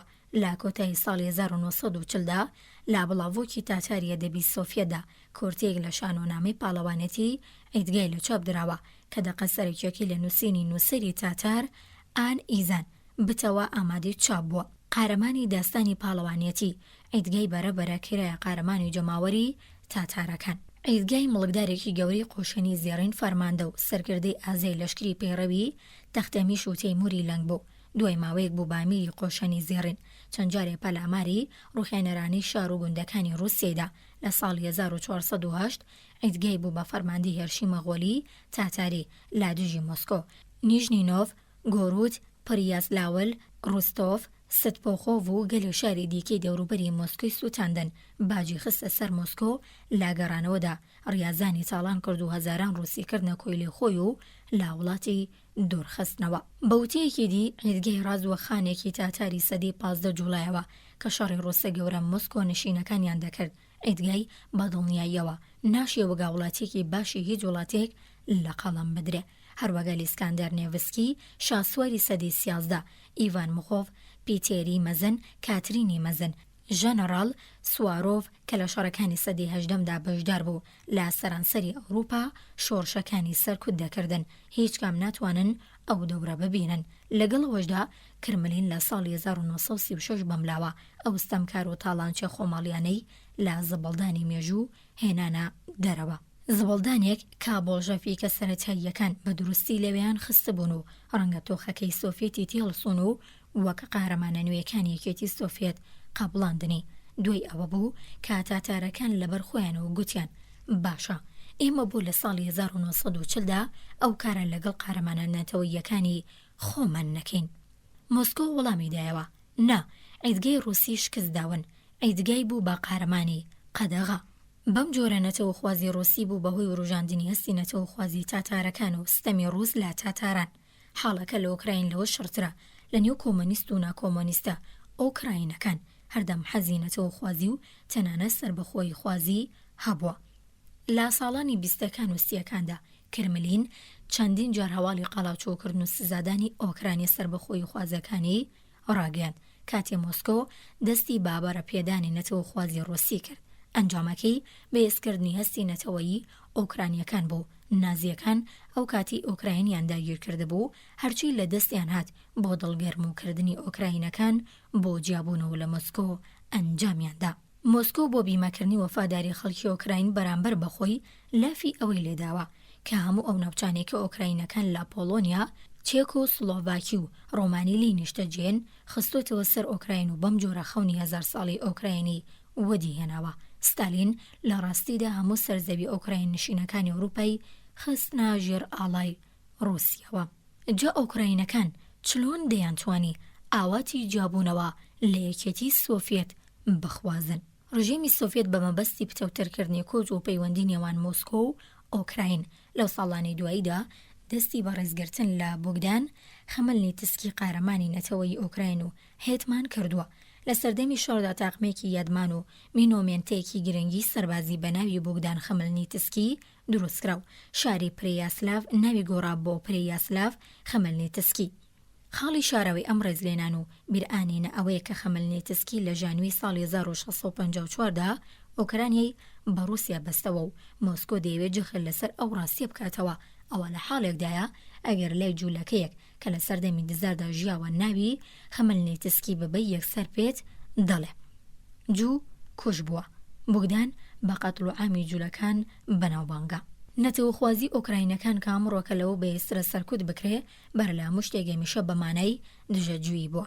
جگەلەوە بۆ یەکەم جاردووی شۆڕشی بۆڵژەفیکی ساڵی 1970 هەندێک نیشانەوە دیارکەوتون کە دژەجوو بوون بە شێوە ڕەسمی دەسەلمێنێ لابردنی خێرای جوولەکەکان لە ئادام و دەستگاکانی دەروی سۆڤیەت کەمکردنەوەی ژمارەیان لە هەندێک دام و دەستگای پەروەردەی بەتایبەت ئەوانەی ڕەنگە لە قوتابخانەی دیپلۆماتیەکی مۆسکۆ خۆیان ناونووس بکەن. نمونەگەلێکن لەو سیاسەتە. پێشتر سەدان جوولەکە لە وەزارەتی دەروی سۆڤیەتدا لە مۆسکۆ کاربەدەست بوون، بەڵام ئێستا تاقمێکی 50 ژمێر لێوێ ماون. هەرو شێوازە لە دام و دەستگاکانی دیکەش دەبینرێ. بەشێرە زۆری ئەندامی جوولەکەکانی حیزبی کۆمۆنیست بەپێی راپۆرتێکی باوەڕ پێکراو ئەو ڕێکخراوەیان جێهێشتووە کاتێک کەرملین بوو باپەرە پێدەری نەتەوەخوازی لە رووسیا گەورەدا و ستالین لە 24 مانگی مەی ساڵی 1945 لا میوانداریەک لە مۆسکۆ توانی دەرببڕێ کە ڕووسەکان نەتەوەی پێشەنگی یەکێتی سۆڤیەتن. ئەم گۆڕانکاریانی بەدووادا هاتن. ئەمەیە تیۆرە کۆنەکەی ڕۆزبەرزترن، تیۆری باڵادەستی نیژادی نەتەوەیەکی تایبەت کە ئاکامەکەی سروشتیە، سوکایەتیکردن و بەکەم زانینی نەتەوەکانی دیکەیە. بیرۆکەی تەنیا سڵاڤەکان، تەنیا ئەڵمانی، تەنیا ژاپۆنی، تەنیا ئۆکراینی و تەنیا تورک هەمویان لە یەک سەرچاوە ئەو دەخۆنەوە. ئەم بۆچوونە بەمانەی ستەم و فەرق و جیاوازی لە ناوخۆدا و تەمەحبەڕینە خاکی وڵاتانی ترە. سەرهەڵدانی بەرگەژی نەتەوەخوازانە لە رووسیا ئاڵوگۆڕێکی نوێ و هێشتا نەکەوتوتە بەرچاوی گەلێ لە بێگانن، بەڵام کەمایەتیەکانی ناوی یەکێتی سۆڤیەت و باتایبەت گروپە موسڵمان و ئۆکراینەکان بادژی نەتەوەخوازی رووسیای گەورە لە کاتی شەڕدا دشکردەوەیان لە خۆیان نیشاندا بەلای سەد و چەند کەمایەتێکی نەتەوەیی غیرە رووسی و غیرە سڵاوی. نەتەوەخوازی رووسی کە ستالینی گورجی لە ساڵی 1935دا شەلگیرانە بنیاتینا لە خزمەتی توند و بەیسکردنی دڵڕەنجاندنێکدا بوو کە ستەمکاری مۆسکۆی بەردەوام ڕژاندوویە و زیندوی کردوێتەوە. کەمایەتیەکان خاوەنی ئۆتۆنۆمی فەرەنگی بەربڵاو بوون، بەڵام لە کاروباری سیاسی و ئابووریدا ئۆتۆنۆمیە کاغەزیەکەیان بە ناوەندگەراییە وشک و ڕق و تەقەکەی کەرمەلین دەبووە خشەخش. لە سەرانسەری دنیادا هیچ حکومەت و دەوڵەتێکی ناوەندگەراتر لە یەکێتی سۆڤیەت بوونی نییە. کاربەدەستانی فیدراڵ بەرپرسی ڕاستەوخۆی ئابووری هەموو وڵاتەکان، کۆمارە بەناو ئۆتۆنۆمیەکان گۆرەیاڵی مۆسکۆن. ئەم شێوازە بەشی خۆشی هەن چونکە دەرفەتی پلاندانانی نیشتیمانی و هەماهەنگی هەوڵەکان بەدیدێنێ، بەڵام ئازادی ناوچەوی سەر بەخۆیان دەکوژێ. حکومەتێکی فیدراڵی تا ئەو پەردەسەڵاتدار گاڵتەجارێکە لە فیدرالیزمی بانگەشەی دەستکردی سۆڤیەت. لە داهاتوودا لەمیان ئەو ویلایەتە گرتوەکانی ئەوروپای یان هیندی فیدراڵ یان ئاسیای یەکگرتو دانوستانی نێوان دەوڵەتی ناوەندی و دەوڵەتی ویلایەت و ستانەکان و قاوەرە نەتەوەیەکان دەبێتە کارێکی پێویست. بەڵام سیستەمی ستەمکاری چ لە جۆرە هیتلەریەکەی یان ستالینیەکەی چ لە جۆرە فاشیستیان کۆمۆنیستیەکەی ڕێگە لە دانوستانێکی وەها دەگرێت دەسەڵات لە ناوەندا و بازیانی پاراوێزەکان قۆڕەغ دەکات. ئاوێتەکردنی ستەمکاری و نەتەوەخوازی تایبەتمەندی جیهانوەتەنی سیاسەتە ناوخۆ دەرەکیەکانی یەکێتی سۆڤیەتی لەناوبەرد. نوێنەرانی سۆڤیەت ئێستا لە ڕێکخراوی نەتەوەی گرتوەکان و لا کۆنفرانسەکانی دی جەخە لەسەر سەروەری نەتەوەی دەکەنەوە. هەر ئاوهاشە کە دژایەتی پرۆژێ بەڕیاری ئەمریکی کۆنتڕۆڵکردنی بۆمبی ئەتۆم و هەروەها دژایەتی ئەوکاری نێودەوڵەتی بۆ نۆژانکردنەوەی ئەوروپا دەکەن. هەر ئاوایە کە مۆسکۆ دژایەتی لەبردنی مافی ڤیتۆ لە پەیماننامەی ڕێکخراوی نەتەوە یەکگرتووەکان دەکات. ڤیتۆ سەروەری نەتەوەیە و بۆیە سۆڤیەتەکان دژی حکومەتی جیهانی، حکومەتێک کە گوشارە چاوەڕوانکراوەکانی بۆ سەر مۆسکۆ لە ڕوانگی ئەوانەوە با پاشڤاڕۆیی دادەنرێ. نەتەوەخوازی پەرە باستەمکاری دەدا و ستەمکاری نەتەوەخوازی دەگەێنێتە لووتکە. بەڵام نەتەوەخوازی پەتی کە زۆربەی کات بە بەراورد لەگەڵ تێکەڵاوکردنی نەتەوەخوازی و ستەمکاریدا کەمتر زیان و تەقینەوەی لێدەکەونەوە. لەناو هەموو دیموکراسیەکاندا هەیە. ئەمە خاڵی لاوازیانە. خاڵی لاوازی گشت دنیای دیموکراتیشە چونکە ڕوق و جیهەی دەخڵقێنێ. نەتەوەخوازی ئابووری و سیاسی هۆکاریەبوونی گیانخۆری ئیمپریالیستی و هەڵگرسانی جەنگەکانە. ئەمانە میلەی زیندانی ڕەنگی پێست و چۆساندنەوەی نەتەوەی دەخڵقێنن. دژە مەسیحایی، دژە مەسیحی، دژە دیموکراسی و دژە ئەخلاقین. نەتەوەخوازی بەڵاو کارەساتی دنیای نوێیە. مامۆستا ئەلبێرت ئاینشتاین دەڵێ ئەمە نەتەوەخوازی بوو کە فاتیحای ئەوروپای خوێن. ئەگەر نەتەوەخوازی درێژە بە گەشەکردنی خۆی بدا، شارستانیە جێگی خۆی دەداتە پاوانخوازی. نەتەوەخوازی لە حاڵی گەشەکردندایە. زەلیلی و نەهامەتی ئەنجامی دەسەڵاتی درێژخایەنی بێگانە. ژمارەیەکی زۆر لە هیندیەکانی کردوونە هیند پەرست و نەتەوەخوازیەکی ئاگرابیانە. خۆشەویستی تەواو سروشتی بۆ ئازادی زیاد کردووە. لاوە تیرۆریستە جوولەکەکان لە فەڵەستین لە تۆوی نازین سیناتۆرێکی کۆنەپارێزی ئەمریکا کە قارەمانی سیستەمێکی سیاسی سەرتاپا گەندەڵ و ڕەمزی هەموو شتانێکە لە ئایالەتەکانی باشوور ڕزی و دژی ئازادیە. بەڕاشکاوی دەڵێ کە ئەمیان ئەو هاوڵاتیان بە شەرەف و یاسا پارێزی ئەمریکیە کە بە هەوڵی خۆی شایستی کارکردن لە دایرە حکومەکانی بەدەستێناوە. لە ئەمریکا یەکی ڕاستەقینەوە بەناو ڕەسەن کەم بایەخترە چونکە دایک و بابی پتر لە 70 ساڵ لەمەوبەر لە وڵاتی نەمسا هەنگاریاوە هاتوونەتە دنیا، بۆیە ئەو ئەمریکایەکی ڕەسەن نییە. سیاسەتوانانی باشوور باشکرا بالۆری باڵادەستی سپیەکان لێ دەدەن و بادژی کاتۆلیک و قوڵەڕەش و جوولەکان ڕێکخرا و دادەمەزرێنن. میسر سوورە لەسەرەوەی کە بێگانەکان کاتی هاتوون و چوون بۆ وڵاتەکە ئاینی خۆیان لا پرسیارنامەکاندا بنووسن. موسڵمان و هیندوەکان لە نیمچە قارەی هین بەربوونەتە گیانی یەکتر. هیندوەکان خراپ لەگەڵ گڵاوەکان دەجوڵێنەوە. جوولەکە و عەرەب بەردەوام شەڕیانە. مەسیحی و جوولەکە وەک براپیەکەوە ڕەفتار ناکەن. چیکۆ سلۆڤاکیا کە سەردەمێک پێشکەوتوترین دیموکراسیەتی ئەوروپای ناوەندی بوو لە سەی حکومەتی کۆمۆنیستیدا کاری نابەجێ بەرامبەر بە هەنگار و ئەڵمانەکان ئەنجام دەدا. پێدەچێ بۆ مەبەستی کە لە ڕووی نیژادی و بەتەواوی پاک ببنەوە و ببنە سڵاف کە هیچ کەسێ نازانیە پاک بوونەوە یانی چی. بەم جۆرەیە کا دیموکراسی دەمرێ. نەتەوەخوازی خانە بەخانە، کرد بە کرد دیموکراسی ساغڵام دەکاتە پاوانخوازی دزێ و دژمنکاری ڕوو لە زیادبوونی نەتەوەخوازی دوای شەڕی پەلاماری دیموکراسی دەدا کە خۆی پێشتر لە ژێرزەختی بارودۆخێکدا لاواز بوو. هەڵبەت ئاکامەکانی ئەو پەلامارە کارەسات بارن. دیموکراسی لەسەر و بنەمایە وەستاوە کە هەموو مرۆڤەکان بە یەکسانی لەدەیەک دەبن. کاتێ مرۆڤ لەبەر بیچمی لوتی شوێنی لەدەیەک بوونی، ڕەنگی پێستی، جۆری ئاینی، دەم و دووی قسەکردنی، ئاوازی بێگانەی ناوەکەی یان بیر و باوەڕ و کردداری خزمەکانی لەگەڵ خەڵکی تر یەکساندانانرێ. ئەم بنەمایە لارزۆک دەبێ. تەنیا و کەسانە بویان هەیە بۆ هۆکارانە خەڵکی تر هەڵپێچن یان ئازاریان بدەن و ڕاوەدویان بنێن کە خۆیان دایک و باب و باپیری خۆیان هەڵبژار دەبێ. تەنیا یەک جۆرە سیستەمی نوخبەگارایی هەیە کە گەیشتنە پلەپایە لەوێدا بۆ ئەو کەسایەتیە پاک و ڕەوش بەرزانەیە کە خزمەتی هاوڕەگەزەکانی خۆیان دەکەن. لەو سیستەمەدا بۆ سیاسەتوانان و دیپلۆماتەکان جێگا ڕێزە. بەڕاستی چەند کەس لەمانە دەچنا ڕێزی سیستمێکی ئەوتۆ. گوێگرانی خۆشەویست، لێرە داهاتینە کۆتایی بەشی حوتەم لە کتێبی گاندی و ستالین دووڕیانێک لە بەردەم مرۆڤایەتی. بەشی هەشتەم لە کتێبی گاندی و ستالین دووڕیانێک لە بەردەم مرۆڤایەتی لاپەڕە 103 سەرپشک بوون. جێگری پێشووی سەرۆک کۆمارواڵاز گوتوێتی لە نێوان فاشیزم و کۆمۆنیزم من کۆمۆنیزم هەڵدەبژێرم، بەڵام هەردووکیان بەکوژی ئازادین. ئەگەر بڕیار بۆیە دنیا کەوتە باە سەر دووڕیانی هەڵبژاردننی فاشیزم یان کۆمۆنیزم دیموکراسی تێدا دەچوو. هیتلەر و گۆپتڵاس ئەم دووڕیانەیان تەسەکتر کردەوە بۆ دووڕیانی نازیزم یان پۆلشەفیزم. هەموو دژە نازیەک کۆمۆنیست بوو.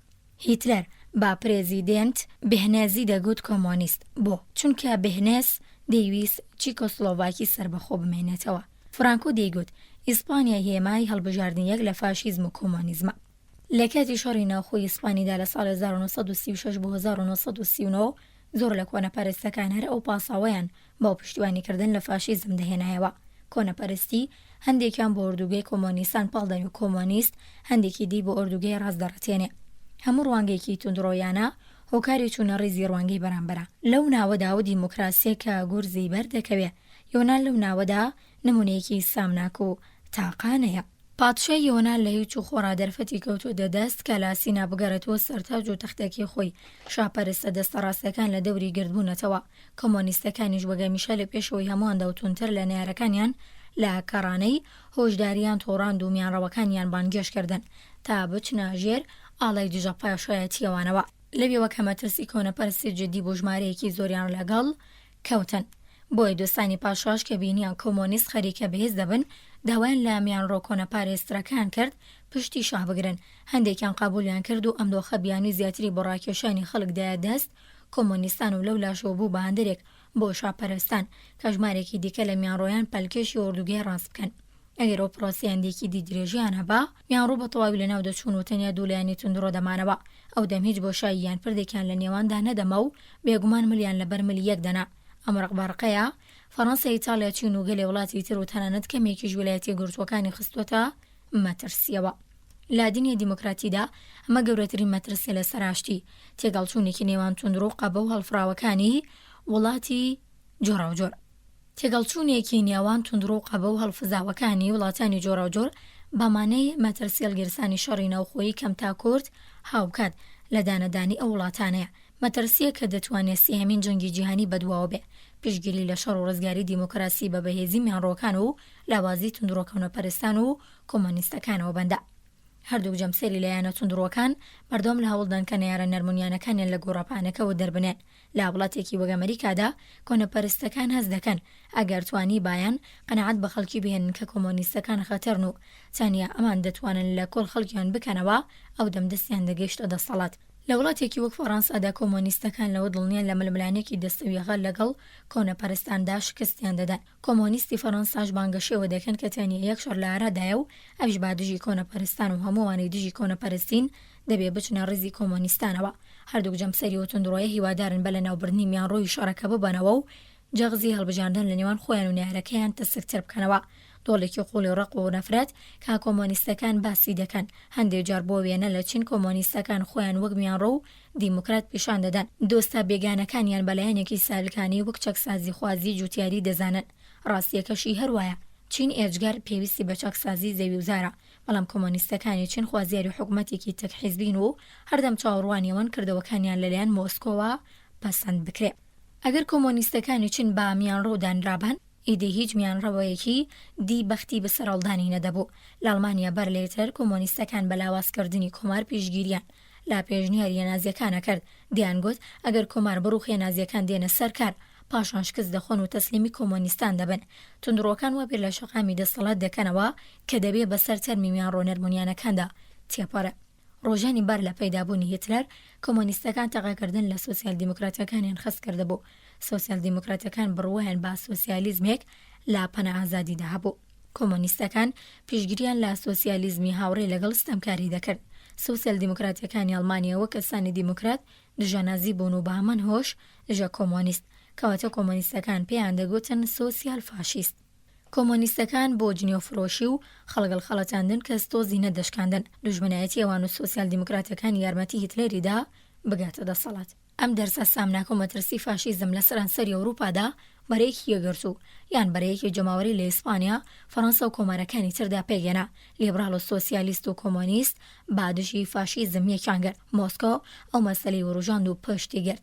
لە ناو گشت ئەو گروپانەدا کۆمۆنیستەکان لە هەموو زیاتر هەوڵ و قوربانیاندا، بەڵام هەموو جارێ سەرکردەکانیان بە دوای کۆنتڕۆڵکردنی گشت بەڕێگرت و یان جەماوەریەکەوە بوون و لەو پێناوەدا هەندێک جار وا سەردەکەوتن کە گروپان ناکۆمۆنیستەکانیان تا هەتایە لاکردەوەی خۆیان پەشیمان دەکردنەوە و بەرەکەشیان لە بەریەک هەڵدەوەشان. ناکۆمۆنیستەکان وردە تێگەیشتن، ئەمان تینووی دەسەڵاتن و بۆ گەیشتن بۆ ئامانجا هەموو شتێک ژێر پێدەنێن، درۆ دەکەن و کوێرانە گۆراڵی مۆسکۆن بە ئیمزاکردنی پەیمانی ستالین هیتلەر لە ئۆتوی ساڵی 1939دا بەرێگرتووە جەماوەریەکی نیوەی دووەمی سیەکان لە ناکەو جوانە مەرگ بوو. لە کاتێکدا ستالین لە نزیکە و پەیوەندی لەگەڵ نازیەکان هەبوو. دژە نازیەکان چۆن دەیانتوانی هاوکاری لایەنگرانی ستالین بکەن. کۆمۆنیستەکان تا بەر لە پەلاماری هیتلەر بۆ سەر سۆڤیەت چۆن دەیانتوانی باسی دژایەتیکردنی فاشیزم بکەن. لە کاتێکدا خۆیان لە بەریتانیا و فەڕەنسا و ئەمریکا لەبەرەی دژی هیتلەریدا کاری تێکدەرانیان دەکرد.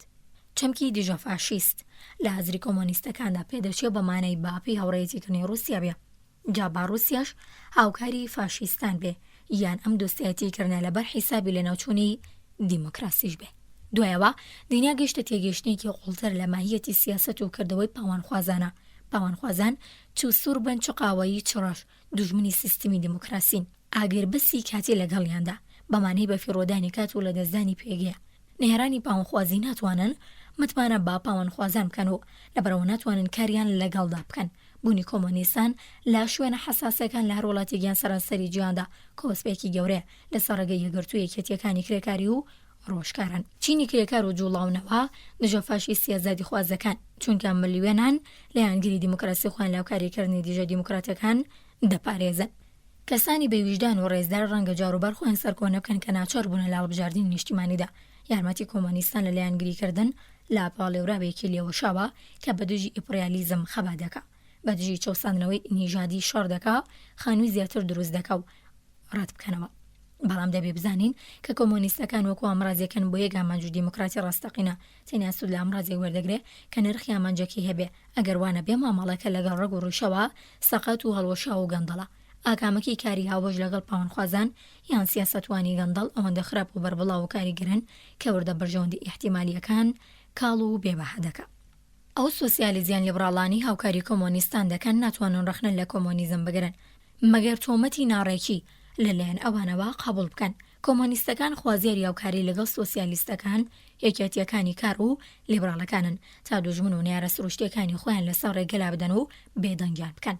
بەڵام تاو کاتی کە بۆ نمونە سۆسیالیستەکان ڕخنەیە لە کۆمۆنیستان نەگرن و پاوانخوازیەوان لە قاو نەدەن، ڕایگەشتی توانای لێکجاکردنەوەی سۆسیالیستە دیموکرات و کۆمۆنیستەکانی نییە. لەوەها بارودۆخێکدا سەرچاوی دەوڵەمەندتر پرۆپاگاندەی بەردەوام و پرج و مجوڵتر و دیسپلینی پاوانخوازانی کۆمۆنیستەکان لە هەڵبژاردندا لەوانی بە جەماوەری زۆر بەرنامەی رادیۆی و پرۆپاگاندەی بەهێزی خۆیان پشتی ناکۆمۆنیستەکان بگرن.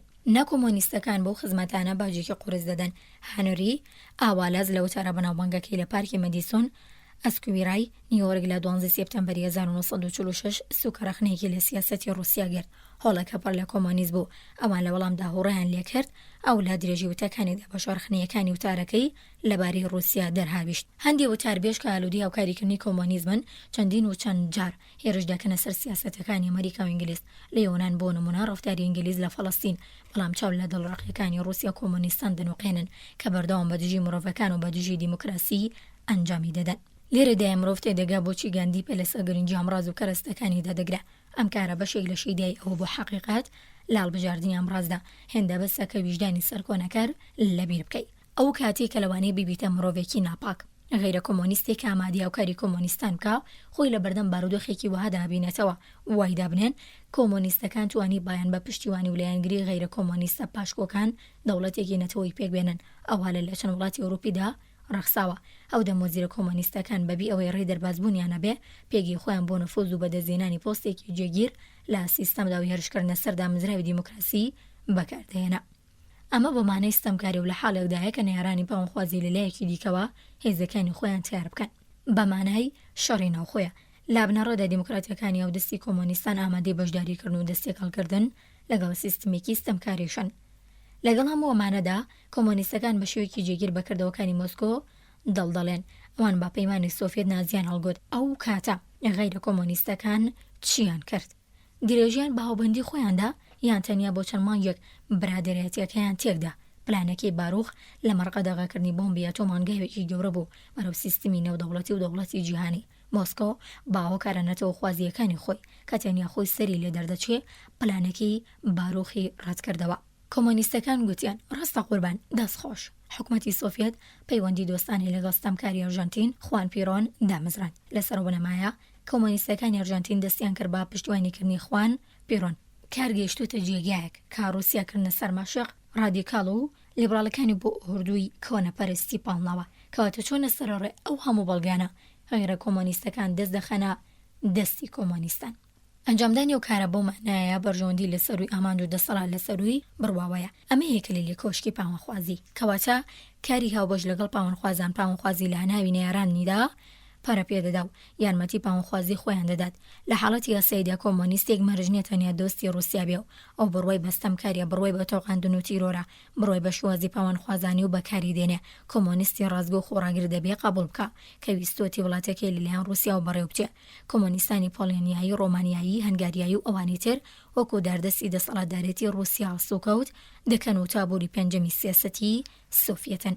یان دەبێ قبول بکە کە بەنیاز بۆ سیستمێکی ستەمکاری لە چەشنی سیستمی ڕووسیا و یەکگرتوو لەگەڵی لا وڵاتێکیدا حاکم بێ. حیزبی کۆمۆنیستی ئەمریکا کە حیزبێکی دوورە پەرێزی زۆر بچووکە و هەموو کەسانی لەم ئاواتە ناسروشتێدا هاوبەش نین بەجیان هێشتۆ و لە وڵاتێکی وەک ویلایەتی یەکگرتووەکاندا کە کۆمۆنیستەکان تێدا لە ڕووی ژمارە و ئێجگارکە من هێشتا بە شێوەی یاسایی خەریکی چالاکیە ڕۆژ بە ڕۆژ زیاتر بەڵگە و شایەتی نوێ لا پێکەڵکی بیر و باوەڕ و ئامانجەکانی دەخاتەڕۆ. بەڵام کۆمۆنیستەکان لە پەیوەندی لەگەڵ هاودەستە غەیرە کۆمۆنیستەکانیان دەتوانن جوڵانەوە کرێکاری و لیبراڵەکان تووشی ناکۆکی بکەن و بەم جۆرە دەستە ڕاستە کۆنەپارێزەکان بەهێز بکەن.